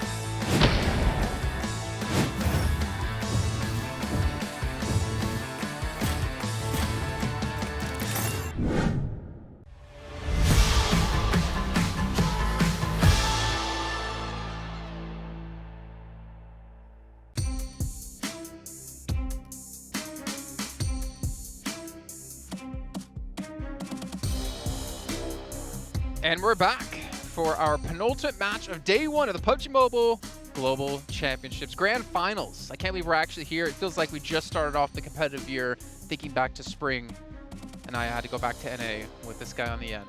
You look. It's a very sad time. You okay? Very depressing. Yeah. He's lying. But no, now we're here, man, and we are seeing the teams, the teams that put in the work throughout the year are the teams that are reaping those rewards. We see towards the top of the table looking pretty good. Alpha 7, the team that we've always criticized every year, it feels like, has been able to step up and claim that first place position at the moment. For me, I think actually, oddly enough, S2G is kind of the surprise of doing so well in the beginning because they didn't play in the qualifiers or the group stage, right? They looked horrible in the European regionals, but it seems like they've been putting the work and they've definitely been keeping that focus. And I think this crowd here is really giving them that 5th man buff for sure. I really think so. I feel like also ever since the spring season, they've been working to try and train for these bigger events. Like spring season, we remember they didn't even qualify to the European Championship, right? And I feel like ever since that time, they've been trying things out, trying to change how they play as a whole, because the meta has shifted so significantly. Teams center it up so much faster. Teams are so much better when it comes to taking those fights head to head. So because of that, they had to adapt. And I feel like ever since spring, and they really struggled to make that adaptation, they're like, okay, bigger events like PMWI, and the fall season was a big changing factor for the entirety of S2G. Only thing for me right now is I feel like S2G is starting to slow down a little bit more and more. These guys are screaming. They just scream at S2G as well. I didn't see that. No, but STG, I feel like they're starting to slow down. I feel like that high that we were having there at the start is starting to slow down more and more, and I'm hoping that they kind of snap out of it here going into Miramar. When you're at this point, also, you might start strong, but other teams are going to change and evolve and catch up. So I feel like STG might have been looking good. It's going to be a lot tougher to get those points as we move forward in this tournament. Well, quickly talk me through what we have about a minute left here. Miramar, what's your expectations? What teams do you think are going to excel? Any conflicts we're going to have in terms of drop locations? Drop locations, not really anything comes to mind. I know that and 628 maybe. I expect them to give it up. I think in scrims it didn't happen. I know the Brazilian teams, especially. I'm going to jump on Loops. Loops are really good on Miramar, so I feel like they could be a standout here. Well, Cardozo's been the standout so far today. Let's see if the rest of the team can join him. It's going to head over to our commentators for the first Miramar of the day, once again, with Blank and John Allen. He's changed up the order on us. What's happened there? Okay, that is true. Sometimes you do go first. You always come first to me. We are going to be going into our first Miramar, our leading course of the Desert Dessert. Yeah, indeed. So I'm ready for this one. I'm ready to come through. Obviously, overall, Miramars are quite enjoyable to watch. You know, terrain-wise, it's always really interesting. I think specifically looking at some of the teams here, you know, Brazilian squads are generally quite strong on Miramar. But I would say Loops definitely takes the cake there, as Mr. Maxman did say. FaZe also very good at Miramar, as are the guys over on DX Xavier. So I respect that, man. I respect that. He was quick with it. He's ready. He's watching. He's on the ball, just like these players, you know, from plenty of these teams, certainly from Alpha 7. A little bit less so this last time around, but they were still able to keep the totals high, keep it on pace, and keep things going. It's the fans of S2G certainly packing out multiple sections of the audience. You can see, oh, a particular Kelsey fan there. Yeah. Question is, where are all the male fans? What do you mean? They're literally everywhere. We've not seen any, have we, on the cameras? Well, maybe. Maybe we'll get some sometime. IHC, they've been getting plenty in these games. They've got plenty of eliminations. They have been on the warpath, and it has earned them a second place moving into the Miramars. Yeah, honestly, I think for IHC, there's been some incredible action when it comes to the elimination counts, which I've been really honestly quite excited to look at, because I think this is something we saw from IHC over in Survival Stage, which is something what we were like, are they not going to make it because of this reason? And that reasoning was they had no placement points. They only had eliminations. It's what they focus on. It's what they're good at the end of the day. But let's not forget the fact that in their final game, in their final moment, they were to get that chicken dinner, to really send them over towards that top side, to get them that PMGC qualification. So they'll get placements when it counts. We'll see how these points start to stack up towards the end of the day as we approach that 1/3 mark of the matches to play. It is such a short sprint. We keep saying it because it is so important that you get these good performances in whenever you're given the opportunity to. Whenever you can try and convert, that's when it needs to happen. That's why it's the grand finals. That's why these teams are here, because they can do just that. We saw it even, I say even, with FaZe, right? A really, really strong team coming from Thailand. They have managed to put that last match up on the board, but they need to keep that pace up here in Miramar. Yeah, they absolutely do. I think for guys like Titans, this is likely going to be over very soon if they don't pick up the pace. And Loops also dropping on top of me over in Hacienda. Again for Loops. Can't just be all down to Cardozin over and over again. But what a shot around the corner from Suki. Oh, that's bad news. All of them are going down. Oh dear, Loops just getting felled one by one, but there's still a chance for a little bit of a comeback. His weapon's not the best that we've seen. Mythic has to lose that trade there. Bamboo shoots on through. Cardozin with the M249. Keeps it together for now. It's always this guy. I don't know what it is, man. It's something in the water. He has been the Lone Ranger for Loops plenty of times today. Yeah, things were heating up. So I got out of there. Oh no, you guys are in a fight? Oh, I better leave, as he is going to be exited from the match as well. Looks like Titan aren't too happy, but they don't lose anyone. They get 4 points. And that is great news for the Chinese team. Jason was giving them flack over on the desk, but maybe he'll cheer up a little bit. I mean, now. they deserved it, though. Let's be honest. They absolutely did deserve it, you're right. Yeah. They've been playing They've badly. got the golden Mirado. The El Dorado. You love it. Sorry. I love it as well. I had to call it by its true name. It's what it's known as. Yeah, but I think for them, good couple of first points for them. Opening up the bidding well. Yeah, Pasija Pasija in Impala, split between the east point of Los Leones as well, within striking distance of those top spots. Yeah, sort of silly, really, with the way it actually pans out. But I think for fans of some of these Chinese teams, if you watch a lot of PEL, this is quite nice, good news for you, really. Seeing WBG over there in 8th place, you've even got 6-2-8 just underneath them, over in 10th with 17. I think a lot of people kind of expected WBG not to do as well as they have done in that previous match. 6-2-8 was sort of where a lot of the hopes were lying, but even they on our screen right now, 17 points, not exactly doing amazingly, but it's still early days, early doors. Potential bring this one back. Mythic really did spray a little happy rainbow over his head there. It was unfortunate. I saw a little bit of chase down with a Winchester as well that came into contact with a pump action. At close range, that pump's going to win every time, but I love the Winchester, you know? I absolutely love this weapon. It is not great by all measures, but it just looks so classy, and it feels great. Yeah, it's just terrible. It's so unfortunate. Yeah. It just looks so clean. Over towards that southeast side, though, let's take a look at this, because Major Pride has had some moments where maybe they could bring things back. Equally, we could say the same about Pasija Evos.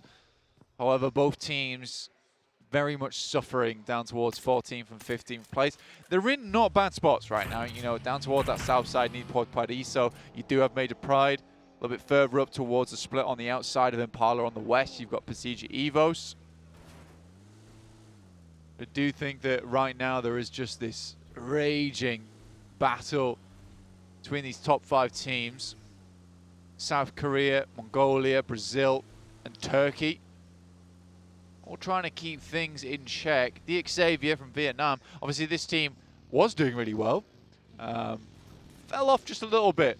Not able to get towards that end game as well as before. I mean, you say they fell off, but they're within 5 points of second place right now. I mean, this is a very tight pack, like you say, with Alpha 7 being that exception. So, and that, I mean, that's the danger of being a high variance team, right? And that's what you kind of expect. It is anomalous that IHC have been able to do what they've done here, to be up in second place, to keep that consistent point earning with the high variance playstyle that they have. Well, you say that, but they're actually annoyingly consistent with the amount of eliminations they get per game. It's the placement points which are horrid for that team. They don't get any at all. But they're just winning those coin flips every single time. You know, they're on like 6 heads in a row right now. I don't know, man. I feel like they just literally their plan is go out, get 3 team wipes, done. then works, we can though. go out. That's 12 points a map. It does work. It absolutely does work. It's more than getting a chicken dinner per game. Put it that way. But that is, as I keep highlighting, it is that variant style, right? Because it's maybe they're very skilled at it, and maybe they win, let's be generous and say 60% of those engagements, right? Because, I mean, that is quite a big jump to have that 10% advantage. Even if they're doing that, they're still winning. If they're able to do that like 6, 7, 8 times in a row, that's still incredibly unlikely to be able to pull that off. So the fact that IHC have been able to do it, they have been showing true mettle here so far in Istanbul to be able to take the rest of the lobby to task. But it is a question of keeping that pace up. I mean, I'd go look at Last Chance. If any of you are interested, go look at Last Chance and the scoring there, because I'm pretty sure that the few placement points that IHC got were literally from the last game. It was all eliminations. It was insane. It was insane. But it took them very, very far. But like you said, though, it's one of those things that it required them to get a chicken dinner at the end. Otherwise, it was going to be a little bit tough.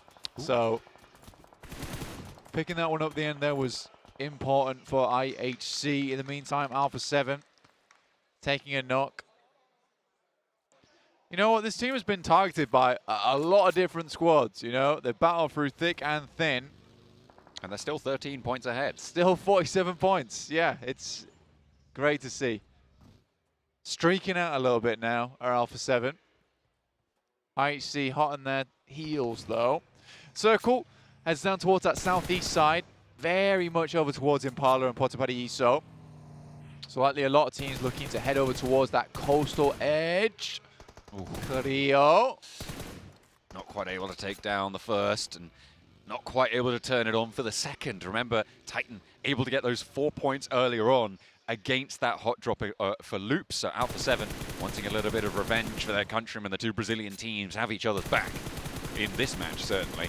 Sure, that will change very quickly if they come into conflict with one another. Alpha 7 trying to get out of here, but Mafioso's kind of isolated. And I think he's going to have to pull out a miracle here, Blank. Suki, first to pass the position, takes a lot of damage. The high ground is under control, but it is going to be the knock sent to Mafioso. Can there be an answering elimination? Can there be a flush coming through from Alpha 7?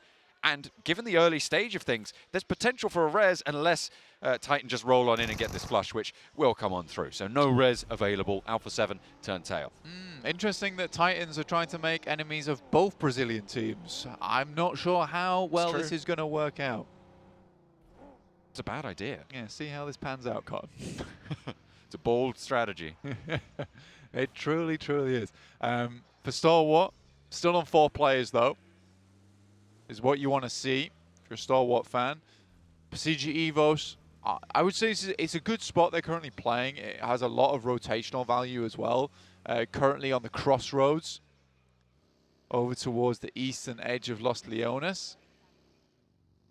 With a lot of strong teams still in the mix, I think that realistically, I should more than likely be focusing over towards Nongshim Red Force and maybe S2G at the moment. Just trying to keep that northern side under control for S2G. It's very difficult to make that approach if you get too far towards the buildings. Over in the center of things, you've got Major Pride still just to the south side between Impala and Puerto Paraíso. And again, it's their time to get that opportunity. They need to try and convert more, find 4MV. The first of it, certainly. Yoru wants to try and turn around for a second. Doesn't quite have the backup on his exact position, but from the high ground and from far away as well. There's suppression onto this 4MV position. A nice hold out towards the south side, but opening the bidding, it's Doc to try and be the savior for his team. Tags the res as well. The smoke's right on top of them. They might be able to stick this one, keeping themselves up and alive as much as possible. The 4 players available will be a massive boon to them. Boboho trying to take some shots, but he's kind of isolated up there. It's a dangerous position in the tube there. And a nade being cooked for Cleon. Through the window, he might tag Apex if the heal doesn't come through. Right on the money. That's what you want. Cleon pulls another nade, pulls another pin. 4MV coming to their likely conclusion quite early. A lot of their matches right now. Boboho has to move away due to Alliance. Picks up, takes up residence over towards the hilltops. Great little time to go for a third party there as well for Udo Alliance. I like that from them. Allows the rest of the team like Flax as well as Cluck to actually regroup with Iftar on that top side whilst this engagement just carries on. This is a good play from Udo Alliance. Iftar just needs to make sure that he does confirm things for as long as possible. Just keep that encircling position, but maybe taking position further north in those hills could be more valuable for them at this point. Major Pride with some of the best of it. Nongshim Red Force as well. Further in the middle still to the west side of Impala. A lot of open ground there though, so dangerous to get rolled up on. Difficult to maneuver. Major Pride further to their south, trying to hold that one out. 4MV still scrapping back and forth, and the nade finds Boboho and Morph looking to start to falter now. Cleon wants to try and keep up the mantle, but he's the last player standing. He's right in the corner, and Apex seems to know about it. They shut him down, and it's 4 players to continue for 4MV. Can Udo Alliance guard them out?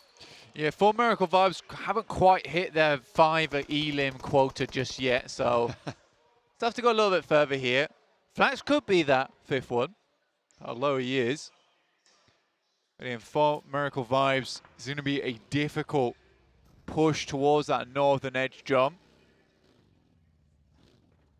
Could be a little bit too much to ask of them, potentially. Udo Alliance starting to make their way further north. They've heard the cessation of gunfire to their south side, so they are probably aware that the fight has concluded. We've seen those eliminations come up on the feed as well, so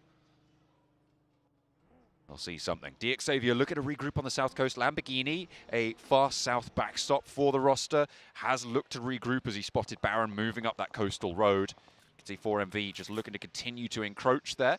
Udo Alliance have other ideas though. Iftar with the shots down, a very low HP target found as well, and that's the knock. Should be the flush almost instantly, and no answer from 4MV. Can they roll up on his position? Seems like Baron's putting him under pressure. Right up and into the fray. 3 players now active for 4MV. They were able to win the scrap. Can they get that 5th elimination on the cards, Blank? They're going to be looking to take it here and now because Baron right around the corner. Flax close with the nades. Neither team losing another, but Baron does go down. Keely Cluck on the off angle does get that heal off, so now Udo Alliance have all 4 nice and healthy. Flax is backed off in the meantime, and Baron isolated. A nade in through the window. Doesn't quite do the damage they were looking for. This one might though, as Olio steps out, and there's the flush. Apex has to deal with the nades that are flying through the windows now. Flax, as well as Olio, trying to hit some more on towards him. Warehouse storing the nades quite nicely right now, but no tags over towards 4MV. One knock down. Is this the 5th elimination we're looking at, potentially? Looks for another. It's a great shot. There's a chance here. The drop shot's not in play. 1v3 so far achieved. One more on the outside. Closes the door on them. But is this closing the door on the chance of Udo Alliance getting further into this game? Finally dealt with. That south side just cleaned up something awful. DXavier can look to take a lot more control than maybe they were going to be able to before. That south move, that push comes through, and what a time to do it. To be able to take control of the aftermath of this fight between 4MV and Udo Alliance. It's only Iftar to try and get out of there. He's on half HP. He's going to go straight into the waiting arms of Major Pride if he isn't careful. It's a really tough spot, but now DXavier have to regroup further north after that control that they've been able to take. You know what? 4MV are nothing but consistent. I'll give him that. 6 eliminations. They broke the barrier. Yeah. Honestly, fair play. Every single game. It's almost impressive. Not going to lie. Major Pride, currently on the outstretch. But you're right, John. The wrap coming through from DXavier, trying to control as much of this south side as possible. It's a smart decision. It will give them a lot of chance going into the future. Unfortunately, they do still need to sort of clear out WBG and Alpha 7 up towards their northern side. Alpha 7's currently camping the road. Cruel, I would say, over on that side. WBG holding the warehouses. Bit harder to assault. And Alpha 7's looking to do it. This is more than likely going to be one of those positions where you just hold, watch, observe. Do not do anything else. Don't move a muscle. It's a T-Rex lobby. Trying to keep the attention sent elsewhere. Try and divert that pressure if you can, but it's a tough time. Nongshim right in the middle. Holding on the area. Looking over on the north side, you've got FaZe and IHC, both looking to cross. IHC been blinding today on a hot streak, and it's what we wanted to see from them. Able to clutch so much out with their streaky performances from that last chance, from their group as well, with the final day, the final few games, in fact, for IHC being crucial from their group and coming through, as you highlighted earlier, from that last chance stage. It seems like every time IHC are about to be denied, they just find something, they dig a little deeper. And this Mongolian squad is certainly never to be counted out. Udo Alliance, Iftar, no HP, still getting it done though. Over towards DXavier, they'll be pretty annoyed about that one. Gets that first aid, gets that resupply on the crate as well. Paragin moving away, and Major Pride maybe actually looking to be the other side of this stopper. Tries to move one over, and Paragon in danger. In the meantime, Alpha 7 in a scrap with 628, and it's 1-for-1 on the trade. Alpha 7 have the better position for the res, but Senab is low. Sunan taken care of, though. A nice roll in coming through from Carrillo. 2 players down, and a nade to the back sees Revo very low on the knock, and now it's 2 players active for 628, sorry. Is this? And there is another team rolling on in. It's Titan to try and back up their Chinese teammates, and Alpha 7 are just swept aside. An excellent opportunity for IHC, for Stalwart, for Nongshim Red Force to try and ladder up, as well as S2G. Damn, Alpha 7 hit with the Chinese pincer. That's kind of unfortunate for them. Your Titans on the side. But 628 certainly held their own. I'll give them that. That was very, very well done. This is one of the most cruel positions to find yourself in, though, because nades are absolutely deadly. Good attempt there from Xing. Into the trenches they go, and it seems like nobody's coming out from this one. Titan trying to keep their position here, but S2G have started to push in on the north side of this scrap. They want to try and chase for the top spots, but Shadow's picking up the points where he can. 1 player now remaining for 628. 1 player for Udo Alliance. Both of them looking to stake as far as they can, but one of them is in so much more trouble than the other. Can he find anything here? Hero wants to stand tall, has to hit the deck though for the time being and pop that first aid. Suki in the back lines for Titan to try and get that heal on, try and get that res onto Bamboo and keep them going. 6 eliminations for Titan so far, but they're being lit up and Hero is still going. Suki down, Suki flushed, and Shadow now with the challenge, has the chance, and Hero falls finally. Bamboo, the one to be able to take him down. Did not think the Hero would be felled by Bamboo. Not in a million years. Strong stuff is Bamboo. It's true. Certainly is. Stalwart, though, looking a little bit weaker than Bamboo this time around, unfortunately, as it is going to be IHC they've come into conflict with. Alex has been knocked in the meantime. Pasija E-Force, who, by the way, they've subbed out Redface, so both the twins are playing this time around, Zuxi and Luxi on Miramar. You'd love to see it. IHC continue their frag fest, though, picking Alex back up, but trading him down for Demo, who is on a forward position, so a tricky spot for them to be able to pick this one up. Nurzed close by for Stalwart, and is able to get that flush onto Demo. IHC playing as 3, but Stalwart on 2. Pasija Evos on the north face of it, trying to keep things together themselves. 4 players alive for their squad to try and stay in the running. Ziol low, but he wins the trade, and Nurzed falls. Stalwart, not many players left for them. Nurzed in a really tricky position now, unknocked and top down towards the south side. Likely not going to be able to get him back up again. What a circle, though. Heads over towards the crags here. S2G on that northern side. Really feeling the look been here in Istanbul. Gonna have a little slice of it. Nongshim Red Force, they've been in this position for a while. On the south side, they've got a bit of open ground to their west, a bit of open ground to their south, which will help fend off Major Blank. It is not the easiest to cross, but you do have those ladders, those pepper pots, those solo steps forwards that you can start to encroach. But you have to take care of business closer to home if you want to be able to give that opportunity. Lamborghini with the challenge from Naomi. That does take a lot of damage, and in the end it is that knock coming through from Nomi. Paragon up and into the monster truck, does go down, and it's a nade from Effect. Wow. A lot of team play coming through from Major Pride to try and open up on Miramar. Damn, rinsed by the nade. What a shot there coming through from Naomi. What a throw on it, in fact. The Major Pride corner's pretty happy about that one. I've spotted They're them. one fan. They're all, but there's more of them. They've gathered. Oh my lord. They've gathered under the banner. It's crazy. Goodness me. FaZe, plenty of support as well. One of their players is knocked though, and Mella, the man who makes mincemeat of anyone who steps towards him. Sometimes, this time, maybe not so lucky. Does go down, and they'll have to move further forwards because this roadside not going to be their friend, certainly as the blue zone crunches them towards it. Yeah, S2G in front. Pretty sure that was a tag there that came through. Nasty connection from Kelsey. Keeping everyone at bay towards that south side. Looking over towards the west here at FaZe at the moment. Vintoris keeps popping over, but they've got a really nice setup here to S2G, honestly. The only difficulty with the setup is the setup's outside the blue. that can be a problem. Yeah. I hate that that's how this game works, you know? You get a great spot. Oh, the circle's all the way over the other side. Gotta go, guys. Let's try again next time. Yeah. I do forget that I'm not playing TDM anymore. Yeah.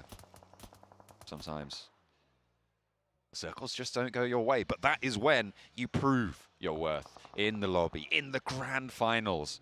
The world's best teams stepping up to the plate here. And you won't always get the circle. It's a life lesson, Blank. You won't always get the circle, but you got to make the most of it. Yeah, and then be the one. Got to be the hunter or the hunted. Let's just not do all our catchphrases all at once. Let's not. Major Pride, though, like I said, on that northwest side, start to make their way over. But now that we're out from that area up towards that northwest, we're coming over into open ground. Realistically, a lot of teams would like to bank their way down towards where WBG is currently playing. There's a nice bit of cover in that area of the map. PMGC Evo still running this one, like you said. The twins together once again. Nice nade comes over towards S2G. That's from Titans. It's on the other side of this scrap phase. Kind of spread a little bit thin right now, but Ventura's holding close towards PMGC Evos, who really do need to turn this game around for them. They're way down on the tables compared to maybe what a lot of people would have expected from them, and they've just taken a knock to Luxy. 4 players are still alive, but with that one knock, they're playing as 3. IHC not going to be afforded that opportunity. However, they were down to 3 a little bit earlier on. And FaZe are playing on 2 fronts now. Mela playing as that backstop. It seems to be the 3-1 split is the style. There's Titan go down. Welcomed into the position for S2G. And that's a couple of points earned there. 2 knocks sent to S2G, though, and they need to be careful because FaZe have smelt this, and they are going to reposition against it. Mela, the mischief maker, over towards eastern side, keeping S2G in check. Zhou goes down.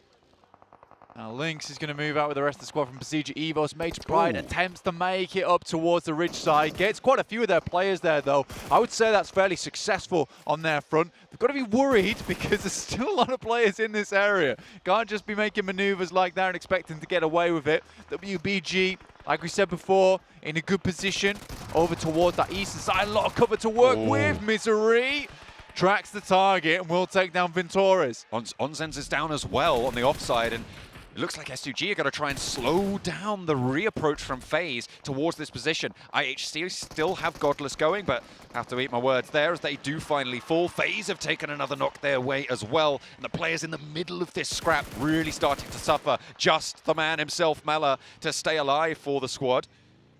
And now he's got S2G just in front of him. He's got the remnants of PMGC Evos as well. 3 players alive, but with 1 knock on the backline. Zuxi unlikely to get back into the fold here. Would take quite the mission to be able to get him back and into the thick of it. In the meantime, WBG rolling up to Major Pride's position. Nomi has a crack at it, but Wymal stays alive in the party bus on the south edge.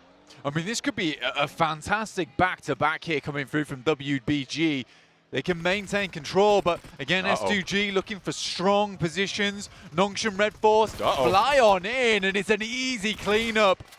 And WBG's dreams are scattered amongst the flames. They've still got Su, still in the fight.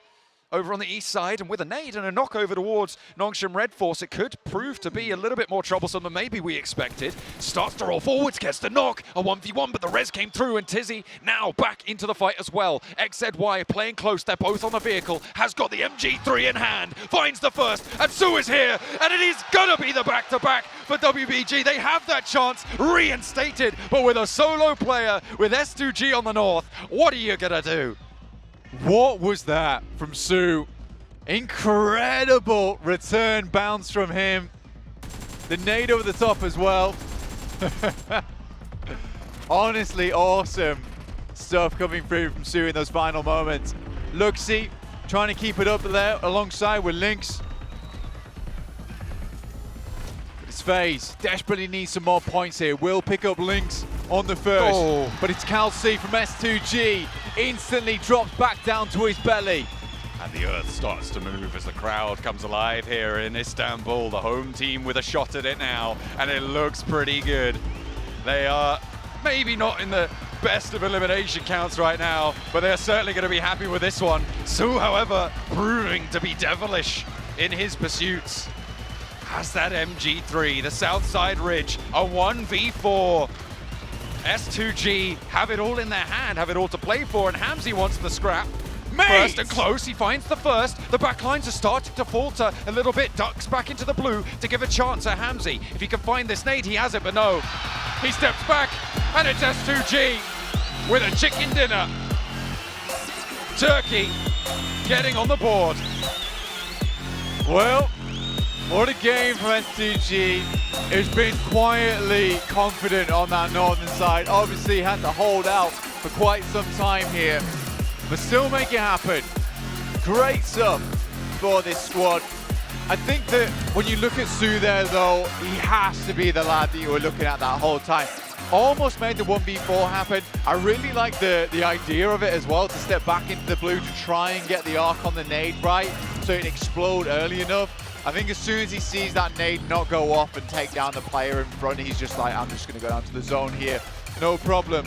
So, happy days for Turkey as S2G on their very first day pick up their very first chicken. And converting on a good day so far as well. A really strong result. As I said before, not the most eliminations there. I think they only got 3, 4, 5, something like that. But that's what Nongshim Red Force did. That's exactly what they're going to be looking for to keep that one going. MVP Razy, 2 eliminations. Shushing the crowd, keeping them calm. They know they've still got one more to play. They're trying to keep their cool here, but I don't think the crowd can be convinced. Absolutely not. Very pleased with this one overall. You probably see it there actually. We've got T-shirt man behind us. He's just launching them. There he goes. With ferocity. What an arm. He's not even using the cannon. He's got an arm on it. Well, he is using the cannon. That left arm looks pretty good. The cannon. It is the cannon in itself. WBG. The actual cannon he's got, that's just a pea shooter. Doing so much. But Nongshim Red Force, on that south side, I mean, you thought that they could have a strong spot, but then Su turned up. Yeah, I think for Nongshim Red Force, that was definitely a position where they could have played the back of it. And if you think about it, if Nongshim Red Force are able to hold on to 3 of their players, they play the ridge side, they actually have a good chance versus S2G on the other side of that valley. If they're able to get the vehicles around as well, create some impromptu little bit of cover, there's a good chance there for Nongshim Red Force. Unfortunately, they were denied. Su shut that door, and S2G in turn took him out of the running. Let's head back over to the... Well, if you guys out there couldn't tell and you're just joining us, I think S2G won.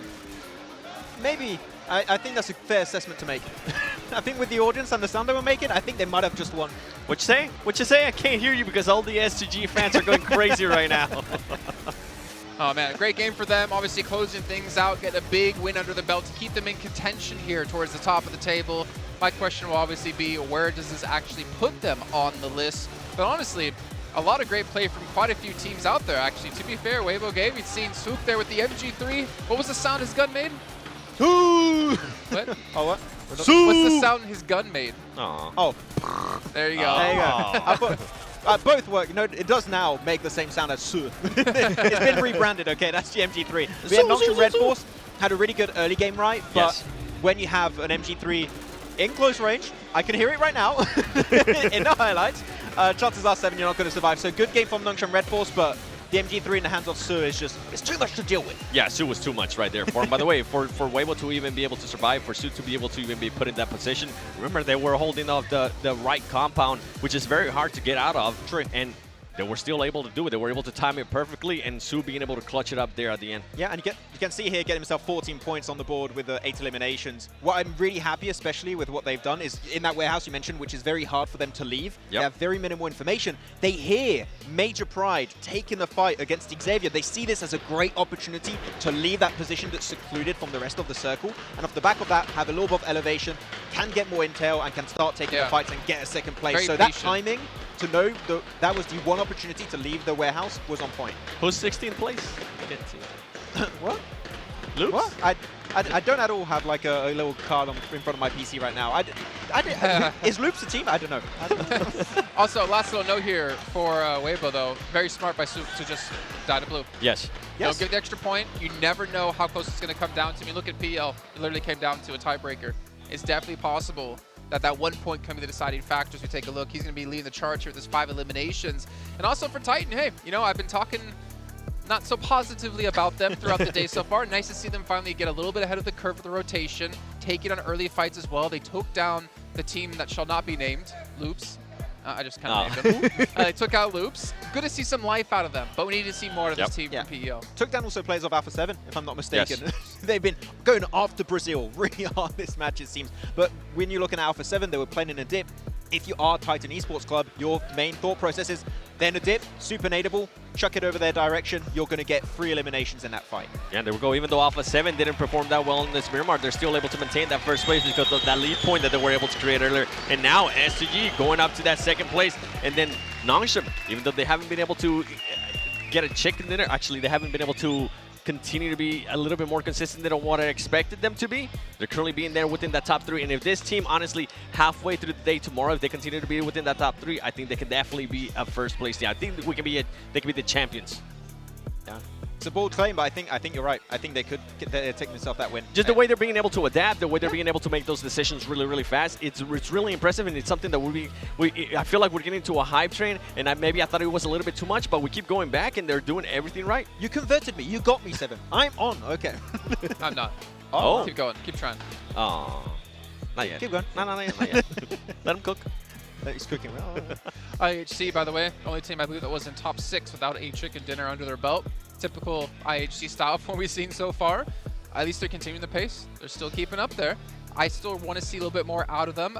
Going back, though, to that fight with 628 up against Alpha 7, it's good to see, as we talked about, Titan being so prevalent in their macro play. Yes. Kind of realizing the fight was happening, realizing that some points they could take away from them, and obviously punish 628 as well. Yeah, I mean, you mentioned tiebreakers, right? It could be down to a tiebreaker, 1-2 point difference. So gathering as many points as you can when those opportunities come your way is so important. So you've seen it from a lot of those squads, Alpha 7 in particular. It's really good to see that. And they know, okay, we're not going to win this game. Let's just try and gather a few extra points on board before we go out, because that can really go a long way in an only 3-day tournament. Yeah, and I'm glad with what you were talking about, Titan. For them to be able to kind of go for that third party at the right timing, that was good too. And for 628, for them to actually be able to defend that push there from Alpha 7 and at least be able to get some of those elimination points from Alpha 7, that was impressive to see as well, considering that even going back to the beginning of the match when Alpha 7 decided to just bail on Mafioso. Yes. That was interesting too. That's something that we usually don't see out of Alpha 7, especially out of the Brazilian teams, right? They're usually willing to take the fight. They're usually willing to stay the fight and also gatekeep, which is something we've been seeing some teams here do outside of the circle. They're kind of focusing more on the circle, and I feel like this is the new Alpha 7 that we're starting to see. Even though that wasn't a good match out of them, the changes that I'm seeing out of this team definitely champion caliber. I mean, I think it was Mafioso. He had no mini ammo left. Yep. He had no 5.56. He was left with the DBS, which he did get a knock onto him. But I think maybe it was because the circle, the zone was so far away from where they actually had to transition that gatekeeping was just not a possibility there. Yeah, just want to try and get as many points again as possible before that transition afterwards, because the circle, as you said, went so far south. You have to go uphill. Very similar to WBG, you have no information, so even if you win that fight, that transition is not going to work out. So just get as many points as possible, go out and just try and make it up for that in the next match. The thing is, before Alpha 7 would have just stayed there and be like, all right, we can take this fight. It's a completely different Alpha 7 this year. Playing chicken. Yeah, pretty much. Yeah. It was an ego thing for them before. Yeah, well, moving on ahead to another team, which you heard John mention, Prestigious actually taking out Redface, bringing in Zuxi back when Zuxi started off the day and Luxi wasn't in, so we have the twins back into the equation here. I am actually really curious, what's the reasoning for them to constantly do these swaps? Because you look at all the other squads here, and they're not really making the substitutions because you kind of need to get those reps in. You need to get that experience in if you want to continue to grow and perform as a team. I think it's kind of map specific. I feel like we saw it on the first Wrangle, they did a change. We saw it on the first Miramar, they did a change. I feel like they have some players that have this skill set just adapted to a specific battleground. So if it's Sanog, Miramar, well, that even dates back to BTR days, right? Where so like Microboy was one of the players who would come out. I want to say like on Sandhawks they wouldn't play him, if I'm not mistaken. And then obviously we'd see Ryzen play heavily when it came to Miramar. Thinking of the Ryzen Bush back to PMGC in 2020. The Bush. 20 or 2000, I think it was 2020, 2019? 2021 league stage? Was it? It was a long time ago. Yeah. It was long. The Terminator. But obviously something for them is still not kind of clicking. And might have players who are map specific, but for me, if you're going to put me in all of a sudden out of nowhere like that on a map, and I haven't been able to see how these teams have been playing and really experience it firsthand, I feel like for me at least, it's not going to work out too well. I feel like they need to figure out that team And then you just stop switching out so much. Yeah, you can use your subs, of course. That is what they're there for at the end of the day. But I feel like changing them every 3 map to a maximum is just a bit too much. I want to see like a team stick together for like 4 or 5 matches if possible, because having players that are really hot, looking good, especially after the back of a good game, and then players that I've never played like the start of the day is a really rough transition. So maybe just a 4-man core player would be the best approach for Procedure in the future. I'm with you. Yeah. I want to actually bring up something, Max, and I'm not trying to put you on the spot, but we're going to have to hit back to this. We had an interview with one of the Brazilian casters. Actually, was here just talking to some people. And you said to him that Loops to you is like the team to take it home for Brazil. Now, I'm not trying to call you out in particular. It's more of, in your opinion, from what we have seen, what is going wrong for Loops? Why is Cardozen? I mean, we know why Cardozen is the last one alive, but they're not really able to contend against these teams at the moment. I feel like when they're taking fire, I mean, Cardozen, as mentioned, like he is on those off-angle positions, which is why he keeps surviving a lot of the time. They are just rotating very late, and off the back of that, they don't have really maximal information for the breaches, I feels like. So Cardozen is just looking at the team doing their own thing and not really assisting. Like, you even see when the team is dying, Cardozen is not even taking shots. It seems like he's just in his position and just serving as an anchor point, but not really serving an off-angle. Whereas when you look, for example, I would look at Stalwart. I think Stalwart's a good example. That when they have those 2-2 splits, which I think is the better way to split compared to a 3-1, you are going to be having shots from the 2-2 split assisting the other 2-man split to try and take those their own fights. And I feel like we're not seeing that. That Cardozen is just trying to survive, not actually trying to give more information or position advantage to his team. So I would like to see him actually having an impact than just lingering in the shadows. Well, think of the 2 teams right now, Seven, that are playing that style. Major Pride and Loops. Both teams not having great success so far. Yeah, they're not having it, and I feel like they're not going to continue to have any success even on this last match. I feel like for a lot of these teams, even like when we're talking about Precision, it just keeps appearing out of nowhere. Let it go. It's going to be too late. But even for Precision, I feel like we're not going to be seeing any changes from Loops, from Major Pride. Precision, from Major Pride as well, until tomorrow, when they get a little bit more time to figure out, especially with Precision, when they try to figure out, okay, what team are we going to sit? Are we going to continue to make those changes at what it seems like to be every other map, or we're actually going to have a set team? And then when you have Loops, especially first day tomorrow, I want to see if they're even going to be trying to hot drop with considering where they currently are within this team. And that's kind of what we're talking about with Alpha 7. Are they going to continue to be an ego thing? Because it's PMGC. Don't get me wrong. I usually tend to love hot drops, but a PMGC, that's an expensive hot drop, don't do it. Don't do it unless you really have to, right?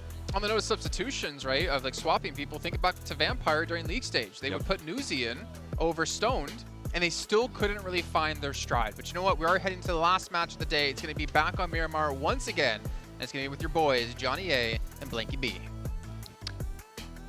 I'm not sure that's your name, is it? You can have that back, by the way, Seven. I had to pull that off for you.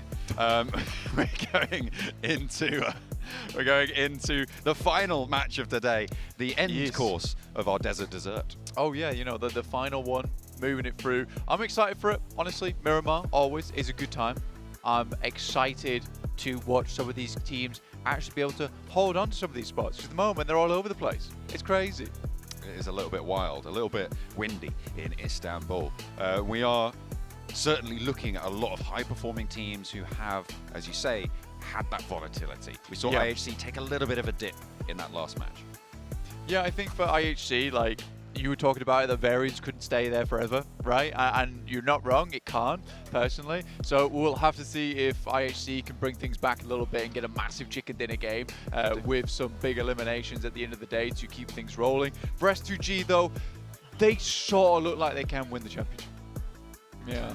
I don't think anyone expected that coming into this thing, other than half of the stadium. Yeah, the stadium's pretty happy about them. But they were here to support them regardless. I'm here to now support them because they've proven it, that they should be supported.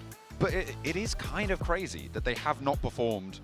I think it's fair to say, I don't think they performed well over this season at all, in a way that really called into question their right to be here. Obviously, as the host nation, that's how they got their invite. But certainly with today's matches, they have proven that, as you say, they are one of the best in the world. Yeah, they certainly are. And it's nice to see, honestly, that they are this good. And I think that overall, going forward for S2G, this is very, very promising for next year. There is... FaZe is just shouting. more or less screaming at this point. And it's Mella as well, of all people. Hey, he's giving it. But he's good. He's good at the game, so I can't say anything. That's true. Right? Yeah.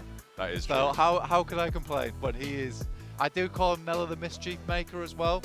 So it's on point. He is making plenty of mischief there over in the phase bunker. Right on the corner, right behind us as well. We've got it. We've got the front row seat to it. We're going to have a front row seat to the final match of today as well. 6 out of 18 matches will have been completed by the end of it, and Jason knows that that's a third of them. And we are going to be going into the final one of today. Plane path from Puerto Paraíso all the way to La Cobreria. Very easy plane path to work with here, going straight through the map. You know, you're going to have yourself a nice cutoff for a lot of teams to get exactly where they want. If it's over towards El Pozo, Monte Nuevo, El Azahar is very accessible. Don't know how many teams actually head up towards Tierra Bronca overall, but we will see overall. I think down towards Valle de Mar, potentially some teams head out down that way. But it was very stacked over towards Impala. Obviously that Hacienda hot drop, see if that has a repeat performance. That was Titan taking on Loops, I believe, in that previous match. So we'll see if we get a repeat performance. Looks like Loops are going to be going there. Titan, I see a light blue nameplate in the mix of all of that central map chaos. So maybe we'll see something similar, but Loops maybe spreading out a little bit further. So going for a different spot now. You can see, yeah, plenty of the Loop players moving further north than Hacienda. Obviously losing that scrap, it's a little bit of a bitter taste in their mouths, and they will not want to be trying that one again.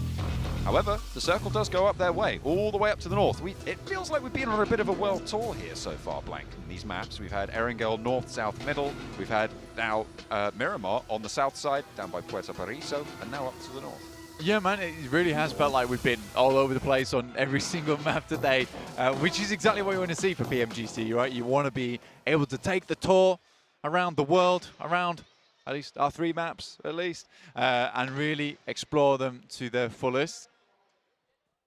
We're now looking at WBG, coming up against 4 Miracle Vibes. God, 4MV certainly find themselves in engagements very early on a lot of times, though. I wouldn't want to be in the longhouse with Sue myself. Baron might have an angle onto the crossing, but he's being suppressed off it. Look at this flank coming through. Wymouse there, and from the roof immediately, another player drops out of the wings, and it is first blood for Sue. I think the main thing that I'm thinking about right now is Titans versus Loops. Cardozin goes down first. He got Cardozed. What is happening here? It's the reversal. I don't like the fact that Cardozin's gone down first here. It's making me feel all kinds of funny. That is illegal, actually. Someone check the law, because I'm pretty sure it's just been broken. It's very serious. I thought you meant like the backstory. Oh, no, like LAW. The backstory of Cardozin. Well, they've broken that too. Oh, goodness me. Yeah, unacceptable behavior. That's not canon.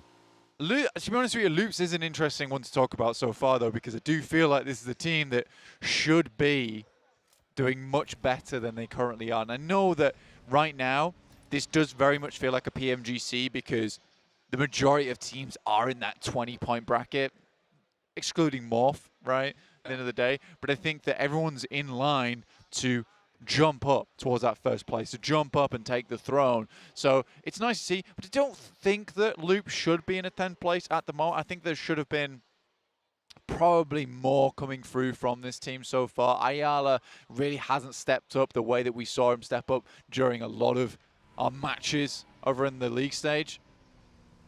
Seems like IHC have stolen their variants, you know? That's what's happened.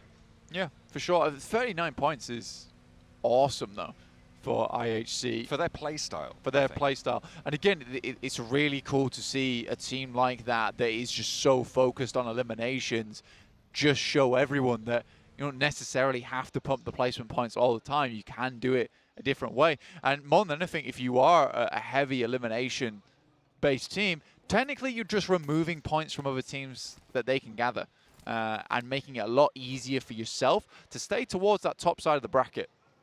That is, I mean, a major earner, obviously. I mean, a lot of teams will sort of go somewhere near even, probably within about 20% total of their elimination points to placement points distribution. But you do have these outliers, and IHC certainly proving that that is up to the task. Alpha 7 took a little bit of an early exit from that last match, earlier than they would have liked, and had that gap closed between them and obviously S2G making a lot of headway up the tables. They are still very, very closely pursued, though, by pretty much everyone still, as we only 5 matches of points worth deep into this tournament. Plenty of ground left to cover. WBG, they're making their way up past Cruz del Valle, a little bit further north for them. Yeah, WBG looking for another good game here. Obviously, Sue really did bring them back up to speed. And I mean, for WBG, who was basically hanging out at the bottom of the tables earlier on today, looking very glum. A bit more smug with themselves, I'd say, right now. Especially with Sue really clutching things out, getting themselves a chicken dinner. 2 off the back of it. 37 points, 5th place. It's a fantastic jump up from them. They were right down at the bottom before the start of the last few games. This second half of the day has done wonders for their points total. They had me in the second half, I'm not going to lie. They certainly did. They've had plenty of teams on the ropes this time around. Not least of which sit 2 places ahead of them and only 3 points. Nongshim Red Force at 1v3. The stuff a legend, Blank. Yeah, it's really nice to see. I think that, again, there's a lot of legacy right now in PMGC as well, with returning players that have made a name for themselves in the past, and Sue is certainly one of them. The 1v3 versus Nongshim Red Force that kind of felt meant to be at the end of the day. Xavier, though, a team that's fallen down towards 8th place. And I think that, yes, they're doing well for themselves, but there's very much a switch up in terms of speed, in terms of prowess between that. Our angle where Lamborghini helped his team get 12 eliminations total. So I do think that for Xavier, there's much more to be done here in this tournament that they haven't reached yet. Still something to stretch for, still something to see off on that horizon. See if they can sail their way on through. And you know S2G's just come on the screen because the crowd goes wild. Instantaneously, of course. And fair enough. They have been outperforming themselves of this last season. All of these players really starting to look a lot more cohesive than we've seen from them in a long, long time. Pretty much, I would say, since last PMGC. Yeah, it definitely feels like they've sort of reserved themselves for this event in Spring particular. season was very good for them, to be fair. Yeah, I think there was some issues within the team. I don't think they were like drama issues. I think they were more like actual gameplay broken issues. Bones. Oh, yes. Yeah. Yeah. I believe it was, I think it was Silas, hurt his finger. Couldn't Something play. like that. Yeah. Was that might have been PMWI? I think that might have been. Maybe. I have to go back through my history books. But obviously, that's very difficult to play with, right, at the end of the day. So I think respect to them for trying to push through. And you can see here, now that he is up to full speed, like Silas is such an important member of the team, like such a integral squad mate, that it would be very bad to lose him at full strength. And I think that the rest of the team sort of rallies around him. Up towards that northwest side at the moment. We've not really talked too much about a lot of the teams in position. There's just so much to talk about in general right now. Not too sure who's just walked in, but the whole crowd's turning his attention his way. I think he's an S2G fan as well. They're pretty happy with that one as they roll on down the hill.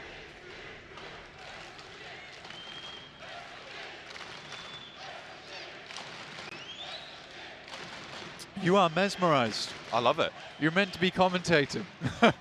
I'm supposed to be saying what I'm seeing. I'm seeing. You didn't say anything. The crowd rallying you behind looked deep into his eyes. I was letting the crowd have that. I was letting it breathe, Blank. I don't know how much they can hear of The drums agree with me. What, about the 2 random men? Yeah, I don't know. I don't know what's going on. Anyway, That's let's take fine. a look back It's at okay. Don't need to know that. What have you done to me? Oh, dear. Yeah. FaZe back into the mix of it as they try and cross the open ground near Nongshim and near Titan as well, who have come off the back and taken down one of the Loops players, Tizzy. first to receive, and does so fairly strong. Does take a lot of damage, takes that lick back, gets the heal started. Sporter there to try and cover his flank, and has to face off against Ventoras as Mela looks to res Mormon here. Ventoras opens the door to the longhouse, in through, looking for the trade. A nade to bank it off, and Sporter has the pump action. Ventora's taken low as XZY has moved in for the flank. Tizzy into the longhouse as well, and Wings takes up the mantle. Ventora is caught in the cross. Tizzy steps out as Wings goes down. A trade-off onto XZY, and FaZe are not going down without a fight, but Mela's now out of it. Mormon's the last to stand, has the backup of Onzins around the corner to try and play 2 versus 2 against the hold from Nongshim. And neither team looking too good in this one. Very much back and forth here between both these squads. Either side's taking punches and the bruises start to form. Sporter, though, was a little bit stronger in this one. Onzins attempts to get in there, unfortunately gets sent back. Very sliver of HP. Sporter last to stand now. Onzins gets that heal off, gets that first aid. Now 2 players for FaZe to keep things together, right in the middle as well, close to Stalwart, who have obviously heard everything that's gone on here. Going for a third party, I don't think it would have been the right choice. I think they're right to hold their ground, but Titan right in the middle on their split. Can they have another stronger performance that they were able to get a little bit of earlier today? They had that taste, but it was snatched away from them. This time around, they want the whole meal. In this central location, they've got that opportunity. Yeah, I think for both sides, though, it's almost over for him. FaZe down to 2 players, Nongshim Red Force down to 1. It's kind of a horrible situation to be in. Mutually assured destruction. S2G off towards that western side. They get the shift.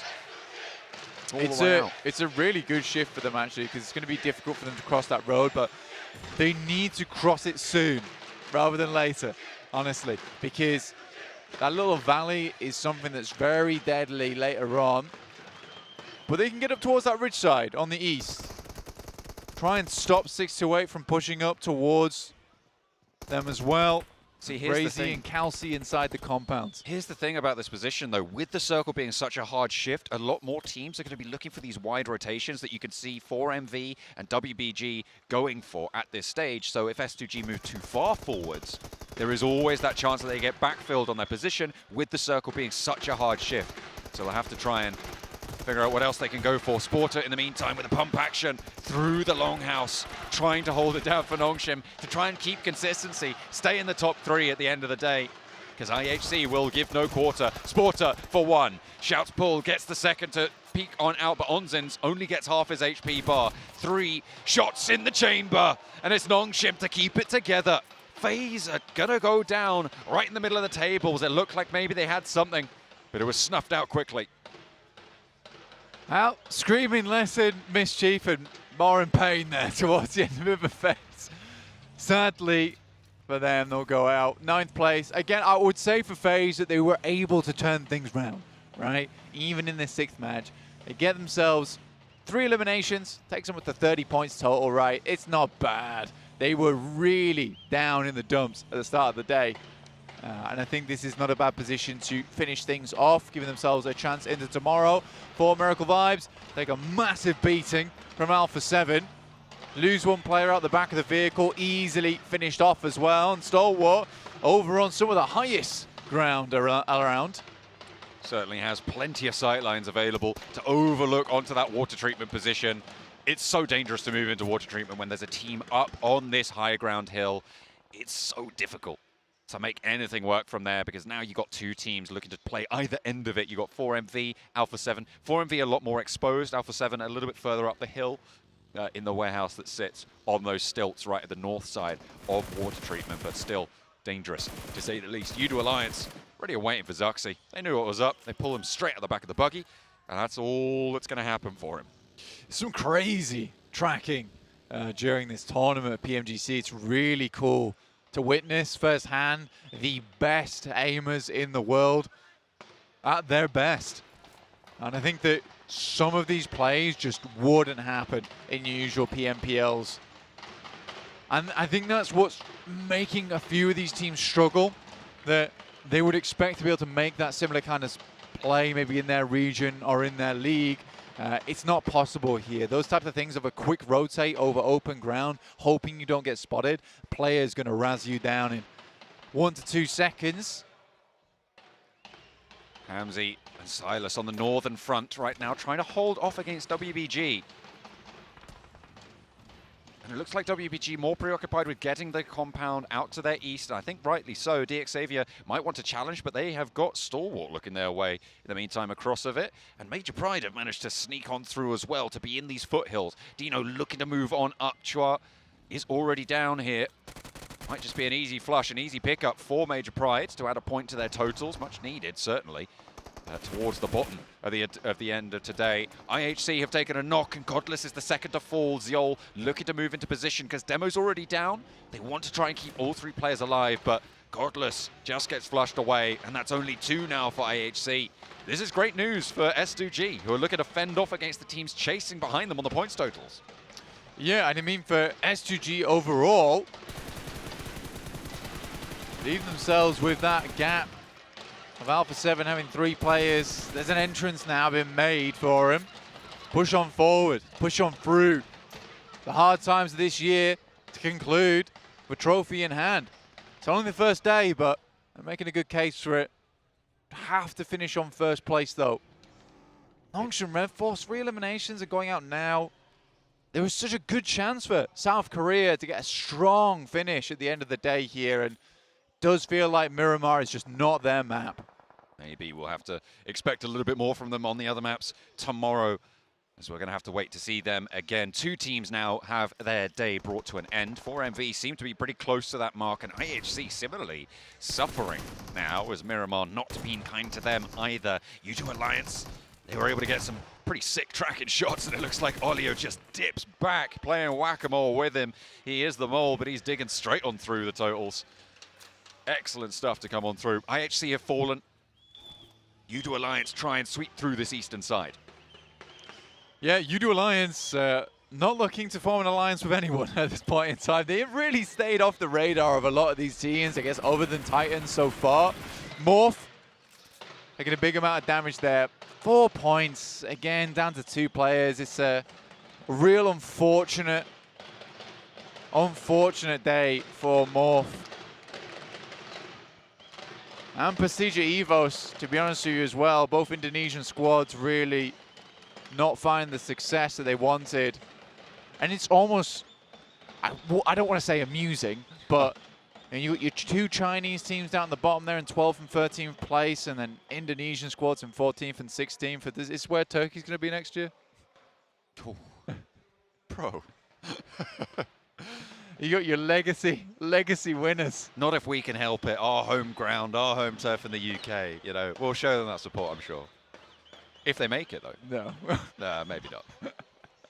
I guess not. Horrid folks in the UK. That is true. Yeah, we're awful people. Don't know why we're going there. It's rubbish. Of course we've got some good folks. I've got at least 2. At least 2. Got you. We've got Kale. Kale's nice. Yeah, he's pretty nice. Max is half English. Max is saying no. Sort of. Max is a little bit British. He's saying no. He's refusing his heritage. That's fair enough. Get his passport. Oh, dear. No, he's repping the French, of course. Either way, the leaderboards can change. And regardless of everything, like, they have put points up so far. Of Prestige, 628, Titans. It's a nice nade from U2 Alliance. Oh, and a second. It's a nice nade, U2 Alliance. They take 2. Not quite the price of 1, but still, it's a deal and a half to take the start against Titan, who were already down Shadow. Now, it's just 97. And that is not going to last long. U2 Alliance handily take care of Titan over on the east flank. They've been sweeping this area for a long, long time, with Morph playing on as 2, and honestly, a very unthreatening presence in this current lobby. From the east side, U2 Alliance have a pretty decent line end to this one. I will say one thing to you, John, is that what are you going to say? There is a big difference between these matches and league stage and PMPLs in the fact that a lot of these teams are willing to take fights. And it's the change that Max keeps mentioning is that teams are willing to take center, which means they're willing to take fights to fight over that central position, which is why a lot of times we're seeing, come stage 5, we're already down to like 35 players. Apex though, making that less players. Apex was a 1v3 opportunity there, got the flush as well. Sunan low, trying to crawl back behind, bleeding out pretty quickly there. 33Z trying to put the nades behind, and a long crawl for Sunan results in a potential pickup here. But if Apex can land the nade, it's right on top of 2 of them. Has the DBS, plays up to the corner, but it's Nerzed to look for the shot, and Sunan gets flushed away. Now 33Z in a 1v1 opportunity around the dump truck as Apex steps up to behind it, but Nerzed from Stalwart still a factor in this scrap. 4MV may have just been thrown a lifeline here to keep things together, and there it is. Apex holds his nerve in water treatment. They've been scrapping for so long around this south area, and Stalwart from the high ground able to prompt it into a finale. Let's be honest, man, they've not hit their quota in this game, so, you know, back to work for you, 4MV. That's true. 5 limbs, please. Loops, start things off well versus Major Pride. Effect, who has honestly been very good during this PMGC, attempts to get some shots off, but they are embroiled in combat versus Xavier. They're busy. So, a difficult scenario for them to be in. Certainly the team from Vietnam giving them a run for their points towards the bottom of the table. Each one is precious. Major Pride on the north side. Next circle just about to come through. S2G still holding out WBG on the north side of their area. We'll see where the shift goes. Stalwart have been maintaining a lot of control on the south side. We spoke about the high ground before. They've extended action up towards the north. And Loops get a decent chunk of this one. If the fight to the north concludes in a lot of casualties, there's a lot less threat from that area. I'm looking at the approach from the west, though, and thinking, whichever team comes out on top of that, it's going to be a danger to them. Yeah, I think if you're Stalwart, I think they did the right thing, right? Is they took the high ground, they used that high ground to position players further forward whilst having the cover available for them. So that's smart, gives them the ridge. Realistically, they should have heard Udo Alliance. I imagine that Udo Alliance has taken shots towards Stalwart this entire game, so likely they're just looking to finish off those teams on the eastern side and deal with the rest later. Effect goes down to Ayala, now just Dino, alongside with Naomi underneath. It's not really the best of spots for Dino. Lamborghini can't quite peek out because of Naomi's position, but he's going to be pushed in. Xavier going to have to leave. Parachin steps out, gets a little bit too bold there. Not going to be able to find the shots he's looking for, but knows the siding now on the door frame. Falls away from it, though. Gives Dino the chance to cross back over to hold more face. Dino may be able to get a shoulder in through the door, but not much more than that. Certainly doesn't want to take that chance. Not just yet. With only 2 players alive for Major Pride, they want to close their day out a little bit better than this. As Udo Alliance fall, they look pretty solid on the east side, but they are denied entry. The access cut off by top. Yeah, I assumed that would happen from Stalwart. It's very, very decent of them, and I'm glad that it panned out that way. Alpha 7 losing more and more players down on their side. One gets knocked. That's the fight in between Major Pride and Xavier of S2G. And a little bit of spice to the mix over on that side of things. Looking to keep their chase up, with Stalwart picking up quite a few eliminations so far. Blank, though, they are looking good to try and resurge towards the top of the tables. This is a replay of that 1 versus 3 situation, aided by Nerzed from Stalwart himself up on the high ground as well. The final nade coming on through. A really solid result for Apex to be able to pick that one up. They'll be certainly happy to see that one come through. And Apex is still going. He's still trucking on the south. Yeah, honestly, like I said, he's not reached his quota yet. And we had a contract. We had a contract, you know. They matchly 5 eliminations. I'm not happy until we reached it. So we'll see what 4 Miracle Vibes can get done here. Morph, though, on the other hand, over towards the eastern side on the ridge. Tempting to move through. Or Leon, though, takes a big hit. Or only getting those 2 eliminations so far, so they're going to need to step up a little bit more. Action is down for Stalwart. 12 limbs, though. Goodness me. Yeah, that's what I've been saying. They've climbed up. You can see them in 2nd place right now with those elimination points.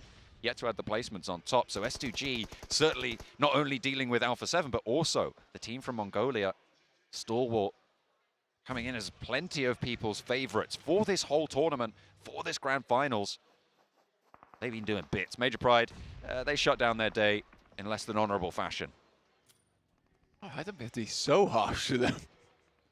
Because you can't be Major Pride of them. I'm Major Pride. Yeah, that's fair enough.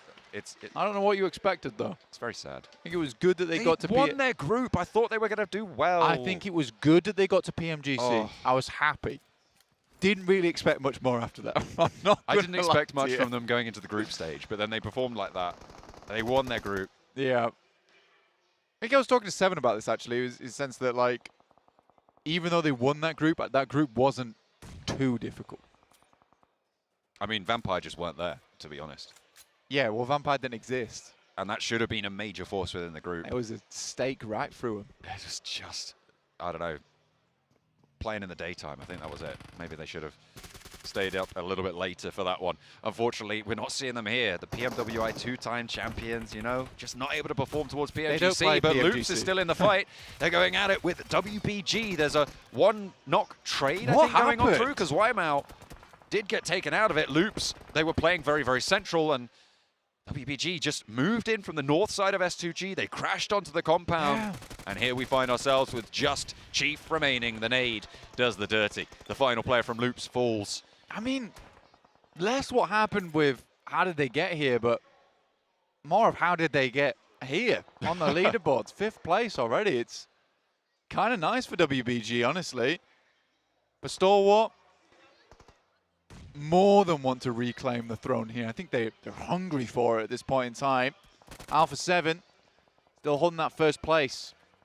With a chicken dinner on board, very doable to massively leap over the top of Alpha 7, but difficulty comes in the fact that Alpha 7 still in this game over on that southwest side. S2G currently dealing with them.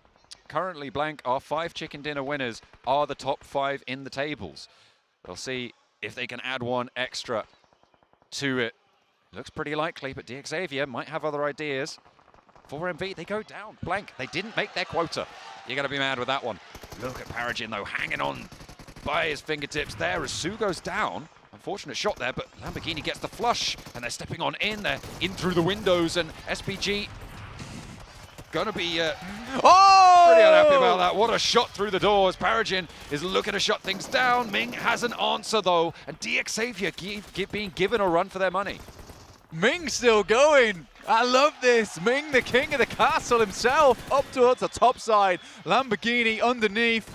Looks to drop the nade out the window. It's great. Nerzed. And WBG will stay alive here. Nerzed helps the situation along, but a 14 elimination match so far right now for Stalwart, with likely 2 more eliminations coming through. It's going to be a big game. Silas once again. On the west side, S2G from the east. Stalwart trying to find WBG in the mix of it, but Ming is still there. Nerzed 1v2 has backup from Action. Stalwart, 4 players, and S2G with a chance now to go back-to-back on their home turf, but they're low on the HP bars. Hamzy spotted, taken out. 2 players now. Razy's down, getting knocked, and now it is just the one Lone Ranger. But it's Silas. Can he make it work? 18 eliminations, Blank. And he's going to burn himself away. He doesn't want any of that heat. It's Stalwart. Make that 19 towards the end. 29-point game coming through for Stalwart. And I think for them, they expected this to be a lot easier. You can tell the way they're holding themselves here. That game is more of like, why couldn't we done that earlier? Relieved that they're back on top once again, but man, there's some fierce competition here at the PMGC. S2G back at it again. You got Alpha 7 still running the top side of things, but Stalwart had the high ground in the end, and they'll have the high ground over in the leaderboards. I don't know if Stalwart have been able to do enough. They were pretty close, actually, I think, on points towards the top, right towards Alpha 7. And Alpha 7, they went down a little bit earlier, so maybe there's some leeway there. Maybe S2G able to get enough points off the back of that 2nd place finish to be able to jump up as well. All I know is that the top 3 is hotly contested at the end of day 1. There are plenty of teams still looking to keep themselves up and conversational with those spots. I mean, Alpha 7 have to beat out 63 points. I think they started that game at 48.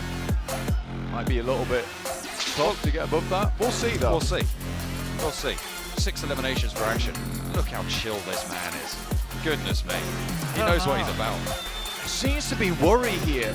There seems to be... I genuinely think that Stalwart thought this was going to be a lot easier. And they have been met by some ridiculously difficult opponents. They got 18 eliminations and their MVP got 6. That shows how 19. strong across the board they were able to get there. I mean, it's a great final game. It was 18 because he burnt himself. Oh, did he drop the Molotov? Yeah. Oh, cheeky. I thought that was one of theirs. Silas took the point. Damn. Okay. But this is fairly even on terms of damage. Obviously, more eliminations going to the left side of your screen. I mean, that's cool from Silas, though. I like that no one gets to eliminate Silas. He eliminates himself. I mean, denying the point. And in such a closely contested top of the tables, that could be a crucial denial. Yeah. I mean, there was 3 points denied. Maybe 2 points denied because I think there was still one player from S2G up towards the end there. They couldn't grab him either. And then they weren't able to take up the elimination over towards Silas. They only got one, I think it was from Ray Z, in those final moments, which is pretty frustrating if you are the guys over on Stalwart.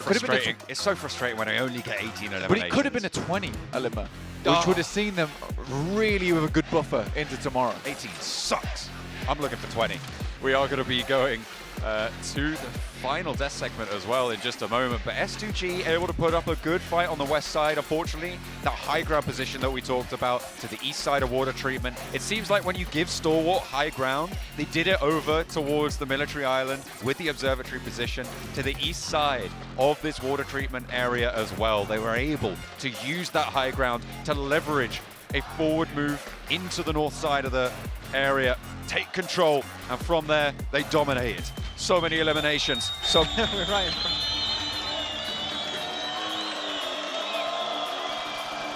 Well, I don't really need to speak too much here, as you can hear the crowd doing all the talking for me. S2G, they don't take the victory, they take themselves to second place, but set themselves up nicely to defend that trophy in the next 2 days to play. But we really have to talk about Stalwart Esports, Max fans' favorite team. Oh yes, I'm jumping in, Jason.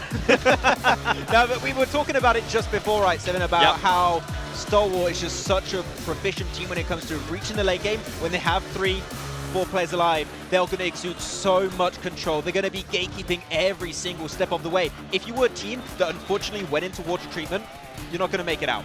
Right, so and they just more eliminations. They could have got almost 20 eliminations if they got the last 2 elims on S2G, but if they get to the late game, they're just going to win it. Yeah, and this is perfect with what we've been talking about for the whole day, right? Especially for Stalwart, if they're able to control a certain area, they're going to be taking full advantage of it. Even earlier on, when they were in water treatment, east of water treatment, they were already starting to control that area. They were already looking out of where the other teams were going to be rotating to and making sure that whenever the circle shifted, they were going to position themselves to take those fights and win those fights as well. So overall, if Stalwart Esports, if I'm a team and I see them being able to get a good position, I'm going to be a little bit scared because of this right here.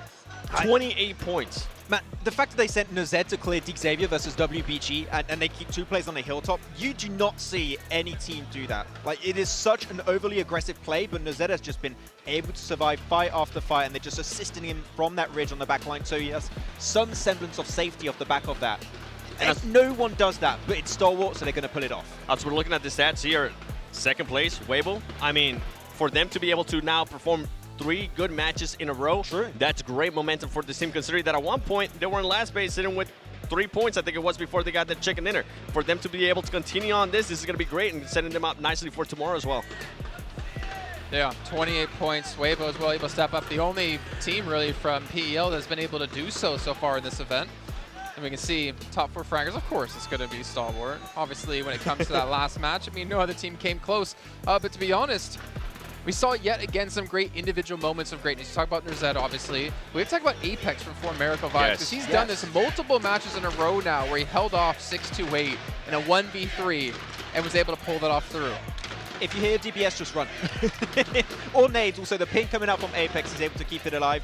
I feel like For Miracle Vibe, that is one thing we can see them work around, similar to loops with Karatozin. Not just let a solo player do all the work for you, try and play as a squad, just like a a Stalwart, and it might work out. All right. Calm down before we end up cursing them. Are you saying you're on the Stalwart train now? Nope. I am not. I am not. Okay, I've said it. Legally, I am not binded to this. While we're talking about trains, can you please get off the Nongshim train? Because ever since you got on the Nongshim train, no, they Seven. start... No, I'm not. Man. I'm still on that train. We'll see. Man, Max, man, is using that curse to his advantage here. But obviously, you know, Stalwart, they have been so close so many times in the past. Yep. And not able to take the trophy. We've seen them. We have obviously IHC coming in from Mongolia as well. It's great to see the power that Mongolia has as a region. And they do indeed take the lead away from Alpha 7 at the very last match here. But you can see it's not too big of a gap between them. And you have S2G in third place with 52. Well, seemed like our prediction here, Seven, of Brazil or Stalwart is actually looking pretty relevant. It is looking relevant. More than I thought, yeah. I'm actually happy that Alpha 7 is currently not in first place. I feel like this is a team that we're seeing in the past where they get first place, they get a little bit too comfortable, and then they end up losing that first place. I kind of don't want them to be first place for quite some time as well, but it's good, the performance that we've been seeing out of them. Towards the end of the day, Miramar especially, we saw Mafioso getting eliminated early on every single time. Hopefully they're going to be able to adjust that after they get some time here after this match, right, coming into tomorrow. And then for S2G, out of all the surprises that we got in today, out of all the crazy stuff that we've seen today, S2G being in the top 3 for me has been the biggest surprise. Yeah, I feel like S2G here clearly have improved so much throughout the entirety of the year. Spring season, let's forget about it. We've got to remember the fall season where they start to pop. What? There's a spring season? I don't know there was one. Nah, definitely not. But they've been able to improve significantly, and I feel like I don't know if you'd agree on this one, Seven. You could compare them to Nongshim Red Force in the sense that they are very good at understanding what fights they need to take and how they rotate. I feel like that Irango in particular, where they didn't get the win, they were able to linger in the long term of that match. They just took the fights to make sense, and that is just such a major threat in this type of lobby. And we are starting to see that more and more out of them, so I do enjoy that. And by the way, for them to be able to currently be performing, Silas being in the MVP, 2 average elims, like this is what we want to see out of this teams. And you were saying Silas has a land buff? Yeah, he has the land buff right now. Yeah. He's popping off. I almost want to know his stats when he's the last player alive for his team, because there was 2 matches in particular where he was the last person left alive. He was still picking up eliminations. He was still getting them extra points when it came to placements. He's really been a solid anchor for the team so far. Yeah, he has been clearly the standout player of the team throughout the day. I mean, clearly he's MVP, so duh. But I want to see Kalsi in particular. He's my favorite player from Türkiye, and I want to see him being set up in such a way. But they played good today. Yep. You're going to have some VODs available now compared to the scrims. You're going to have actual real games anchored in reality that these teams can go back, look upon. You're going to see your Sandhogs, your Orangles, your Miramars, and enter even stronger, hopefully, in tomorrow's matches. Yeah, the real PMGC for me begins tomorrow. Yes. Because it's about the prep work you do tonight for the next day of matches. It's about the review. It's about the VODs. It's about figuring out what to do with your team. And obviously, you just played 6 matches back-to-back. Your day's not done. It's not even close to done. You really have to prepare for what's coming tomorrow. And the thing is, every team in that lobby is coming for you tomorrow. And they're going to know how you've been avoiding some fights and obviously realizing when you can and cannot take those fights. But I'm expecting some teams like FaZe to come back almost a completely different team. If they don't, then I'm going to write them off throughout the rest of the event. I don't think day 3 they can come back whatsoever because FaZe has not been able to replicate that performance. But Loops in particular, this has probably been a very unexpected underperformance, underwhelming performance out of this team from Brazil. I would say very disappointment, especially even from the get-go, right? When we saw them hot drop in Sanahawk, I was like, why? What's the point of that, doing it here on the Grand Finals? Yeah, when we do it in America, it's kind of fun and all, but right now in Grand Finals, it's just for them to accept, willing to take a bad match if they do end up losing that hot drop. I don't like seeing that, but not only FaZe Clan, right? We're going to have some of the other teams, Euro Alliance, 6-8 as well. I was expecting this team to be a lot better. I'm hoping that after they do that VOD review, after everything gets done, maybe we'll see a different 6-8, the one that I actually expected to be here and at least expecting them to be within the top 7. I think the one thing we've definitely witnessed today is the teams that tend to rotate slow, that works in their region, is not working now anymore. Like, you need to speed up the process. I'm especially looking at IHC this match. I know we keep jumping on the IHC train of like, they need to get more placement points. Eliminations are good. On this game, they dropped El Azahar, northeast circle. It was literally about 50% of the circle free to take. They could have moved anytime they wanted into a phase 2, have one of the best positions, technically speaking. They could have been in Morph's spot and actually got maybe a top 5 position. A win, I don't think that's quite feasible, but at least a top 5. So I just need to see teams like IHC, FaZe, etc. just speed up the whole process because they can fight against these top teams. They can win engages. if you are in strong position, though, We talk which about we're not seeing. With actually, we talk about placement points over and over again. I think they ended up that day, if I'm not mistaken, with just 8 placement points after 6 matches. That's not what you want to see. Yeah, you're being able to get those eliminations. Yeah, one of the lowest one. That's just not going to be enough, especially with what some of the other teams are doing. We see Noncham now. You mentioned too, SGG kind of playing a little bit more like Noncham. We need to see more in regards to placement points. You know, I was actually, when you're talking about 6 to 8, in my head, I'm for some reason thinking, you know, 6 to 8, they go back to the locker room after, you know, the day, and they're just like, oh, this is a tough day. And Paraboy walks in with a belt, like, Paraboy, I mean, you guys can't see it on camera. He's right down there commentating for the Chinese broadcast as well. But obviously a lot of work to be done out of all these teams, but I'm pretty pleasantly happy with what we got out of the first day of play overall. Some high level, the most high level play we've ever had so far. We're going to head Welcome on to the back stage. to the main stage where myself and Khan are joined by Silas from S2G. What an incredible day for you guys. I have to ask first and foremost, how does it feel to be performing right here in front of this crowd and getting this kind of response from the audience? Her şeyden önce sormalıyım. Kendi seyircinizin önünde, kendi salonunuzda oynamak nasıl bir duygu? Cidden inanılmaz bir duygu. Desteklerini hiç eksik etmediler. Hepsine çok teşekkür ediyorum. Şampiyonluğu alacağız inşallah. It's just an incredible feeling. Our fans make us proud and we want to make them proud. Well, I'm sure you've definitely done that so far. Obviously, there's more work to be done. But towards the final 2 matches of the day, you guys really seem to find your rhythm. So I just wanted to ask you guys, what have you been working on leading up to this tournament to make sure you're in top form? Son 2 maçta ritminizi bulduğunuz gibi yani gün boyunca daha iyiye gittiniz gibi.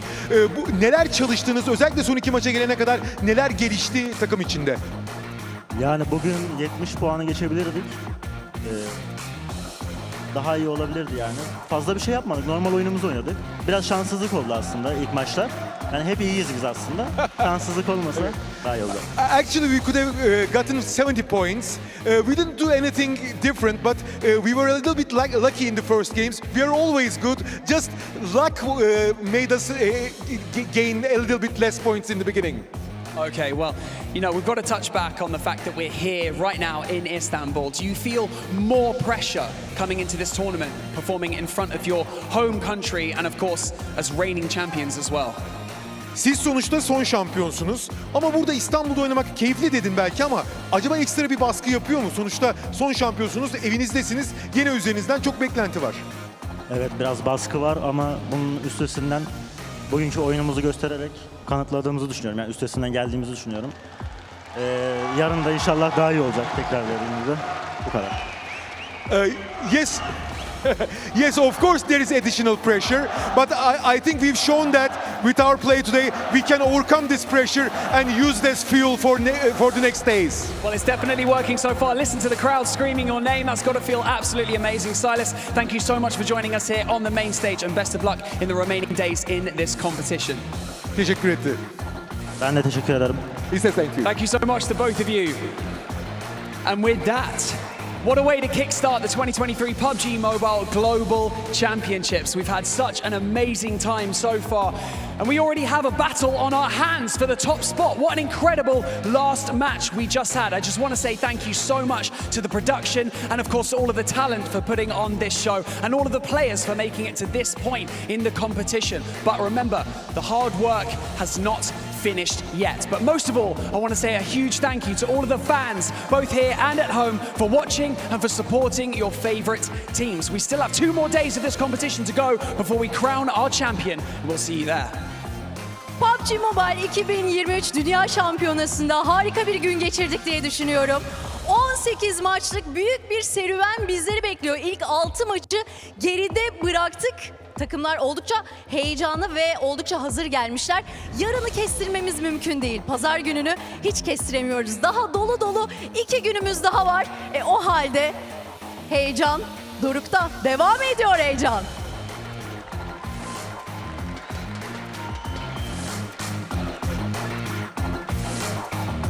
Göz gözü görmüyor.